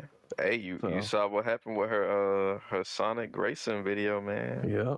Yeah. So Yeah, she Sonic got a lot of racing. views on that, herself. So I don't know, but yeah, Smarty be helping out, man. Be helping Smarty out. said, "I'm gonna make her the best female player in the game." Fuck what y'all talking about? I got it. Hey, I got to be number one discussed. I told her this is your character, and she's like, really? And then she started practicing. She even does a lot of stuff that nobody does as discussed. She does tap and then charge. Okay. Okay, let me find out that she might be the better discussing Dino. I've been helping her, and then she's learning herself a little tech, and I was like, "Wow, cool, you're learning." So, And she's a good healer, Omar. I think I was just playing with her the other day, and we were ranking up. We were holding it down. So yep. But so yeah, she's a gamer. But pretty much, Angel, I would love to collab. So if you have any ideas, talk to me. Maybe we can revive the 1UP tournament again. Who knows? Oh yeah, never the know, first. man. You never know. I'll be down. The Crash Out 1UP tournaments. Oh shit. Okay. The 1UP family, the 1UP family cup. Hey man. Your reward is you get to crash out on everyone in the community for a day. That's crazy. Killer will win that one in 2.5 seconds. What? Hey, I'm trying to chill. No man, I'm actually. You know what? I didn't make that Diddy song. I let the AI do it, bro. Crazy. Hey, let me write the lyrics for the next one. I'm actually gonna put the pen on the paper. Let me find out Caleb is going soft on us, guys. Pause. Hold on, Captain Crash Out gonna have to crash. Oh, I'm gonna chill. I ain't going with just Target Angel. I had to release the Diddy song after the side bash. I'm sorry. So that was for the side bash. Damn. Yeah, that was for the side bash. I had to release that Diddy, the Diddy anthem. I took that side bash a little bit too personal. Yeah, that's funny, man. But, hey, man, I mean, I guess if there's we could. I don't know, y'all down to the start up with the last words, man, the final statements, man. Like, Oh yeah, how do you guys feel about Mr. Incredible? I was in the bathroom, so I don't know. He looks like he's gonna be a We good talked brawler about that already, utility. bro. Yeah. I was You in the tryna- bathroom, man. I was in the Trying to bathroom. make us go back to the Nah, top. Oh my gosh. I'm just Like curious. almost two, There's, bro. there's a rumor that Gator's Yeah. about to drop Frozen for Mr. Incredible. He already dropped Jasmine, so that's the rumor going on. I ain't drop her. I still use That's her. You know, crazy. look at my top used characters. She's still up. She's still the No. She didn't drop her. She's just your side chick now. You know, hey, Moana though. Come No on, hey, longer that Moana. 5-star general, Caleb. That's crazy. Nah, I told you I ain't no general. But yeah, Moana kind of winning me over. Moana kind of, she got that wet. She got them powers, you know what I'm saying? So I'm liking Moana. She's dope. She's really strong in the game. She's actually really good, but I just don't have her leveled up. She's really fun. I'll be honest. She's really fun. Yeah. Okay. You know? Well, I mean, I think Mr. Incredible's gonna be good, but Yeah. only time will tell, man. Only time will tell. Yes, sir. Hey, Crusher's saying you Jasmine is 5-star general too, Caleb. Hey, man. Nah. Hey, Speaking of, hey, hold on. All of them. Huh? Hey, have y'all seen them Jasmine cosplays? Let me stop. But yeah. I haven't seen anything. I haven't seen anything like that. Uh-oh. Man got a Jasmine, just like a Jasmine fetish. Oh shit! Let me find out, bro. I'm not gonna lie. I remember when he posted the AI pictures of Jasmine, and they were pretty good. I'm not gonna lie. Back in those days. Hey, yeah. She looking fire. Hey, Crusher's saying now you're a Moana 5-star general. Damn. Hey man. Oh, here we go. Caleb after dark going wild. I'm chilling. Hide your kids. Hide your wife. What? Hey, I'm going. I ain't Diddy like you. Ain't nobody got hot dick kids. I you know, talking Caleb. about? When we were watching the Aladdin movie, you know, like the real life action, you were the first one in the voice call rating for that movie to start. Oh. Hey, what? Hey, I mean, it was a good movie. You remember? You know what I wanted to see what Will Smith was doing with Genie. You know, I wanted to see if he played a good role. What are you talking about? Buddy, sure. That don't sound right, man. You know, I like the Jasmine actress. She did good. She cool. Let me find out. Caleb had a baby oil while watching the movie, man. Oh, No, don't. He's rubbing up the They bottle putting on too. He's fake like, narratives. yeah. Fake narratives. Can't wait to whip this out. Fake narratives. Yo, Caleb. Crusher said Caleb on the weird Jasmine Reddit today. No. Hey, I'm not gonna lie though. I'll be honest. Princess Jasmine is my favorite princess. Yeah, she is the most. Hey, we even asked the AI on freaking Angel Stream. We said which Disney princess is the finest from top to bottom, and they said number 1, Jasmine. Number 2, Belle. Oh, I agree on that. I 100% agree on that. Jasmine's really pretty. Hey man, Yeah, they was cooking. They was cooking. Arab, Middle Eastern women are very beautiful. So, Yeah. Nah, yeah, I like Jasmine. I like Jasmine. She's cool, man. She's cool. I don't have no qualms with her. But all right, man. I mean, I guess Mr. Smarty, man, since you are a guest, man, you got any like last or final statements, man? Hey, thanks for giving me and allowing me to talk in the podcast. I'm hoping everyone is happy with revealing the past and hoping to keep racing you guys on the rank. And if you guys see a Randall, you know who it is. yes, sir. Yes, sir. Yes, sir. You definitely gave us some great insight. So, looking forward. I'm looking forward to seeing you online and when Mr. Incredible comes out too. So it's gonna be good. Yes, sir. Yes, sir. Okay. That's in okay, 2 hours. Mr. Sammy, man, what's your final statements, bro? Oh man, where do I begin? Excellent podcast, as per usual. Round of applause, fellas. But I enjoyed myself. I hope the audience, found it entertaining this time around. I know they always do. And I'm excited to see how DT performs now with the new-ish lineup. And just excited in general about the future. How this part of the season turns out with Mr. Incredible, what he's like. And honestly, can't wait for next week. Sounds lit, man. Sounds lit. I'll probably come out with a music video for my Crispy Chicken album or my Crispy Chicken song next week. So stay tuned for that. Also, anyone who wants a custom track, let me know. I got you. I can do a custom track for you, Yeah, though. this motherfucker did not just say crispy chicken album. Do me a random one. Somebody just make me one. Yeah. Okay, I'm on it. I got you. More music to come. More music to come. But Hey, listen, Reggaeton or hip hop? I love both of them. Listen. If you want a song want hip-hop? request, reggaeton or hip hop, that's what he said, bro. If everybody listening, if you want a custom song, reach out, and we could get that done for you. We'll put it in the server and we'll tag your name in it, man. So, should be lit, Big man. Should be W. lit. Big Hey, W man. right there. I guess for me, I just want to say, Mr. Smarty, I appreciate you for joining, man. It was a kind of last minute of us having you on. I know we rushed out to you like kind of more last minute, but we do appreciate you for deciding to join us. It means a lot to us, man. So. Me too. Yes, sir. Yes, sir. Well, I guess, Mr. Angel, man, it's all on you, man.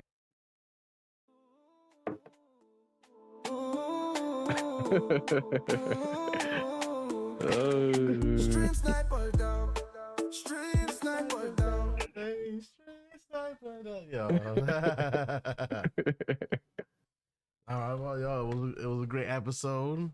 Much love to everybody that came through. Thank you, Smarty, for being our special guest. Shout outs to Young Link as well, for being the other special guest. I'm high as shit right now, and I got the munchies. So much love to everybody. If you guys like the content, hit the bell, like, subscribe for more content and to be updated when we go live every Wednesday at around 8 to 8:30ish p.m. Eastern Standard Time. Much love. Good luck to all the racers and teams for this weekend's competitive scene. I can't wait to see DT versus the S tier. It's gonna be a banger. Shout outs to the winners of that, and make the best man win. Y'all have a great one. Have a great Wednesday. Much love, and until the next one, y'all.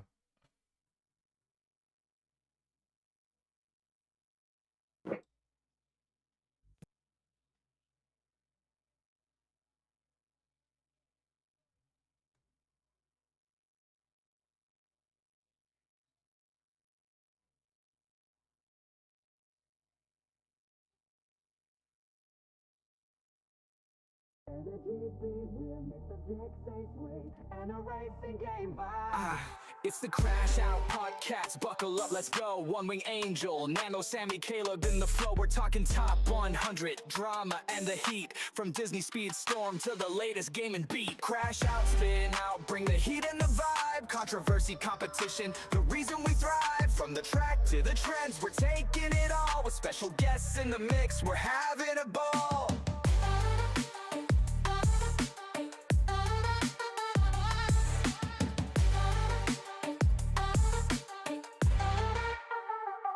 Speed storms the heart, but we'll branch out wide. Video games, hot takes, and the culture collide. Got a list for your mind and debates that ignite. Tune in, strap in, it's a wild ride tonight. Rev it up, level up, it's time to engage. The CrashOut crew's got the voice for the stage. From competitive tips to the latest trends, we're crashing out big, this ride never ends.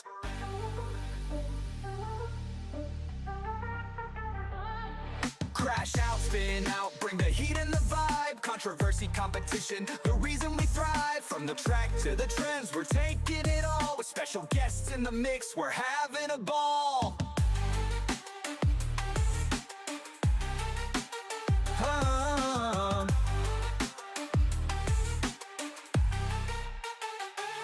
So hit that play button, we're revved and set. The CrashOut Podcast, the best one yet.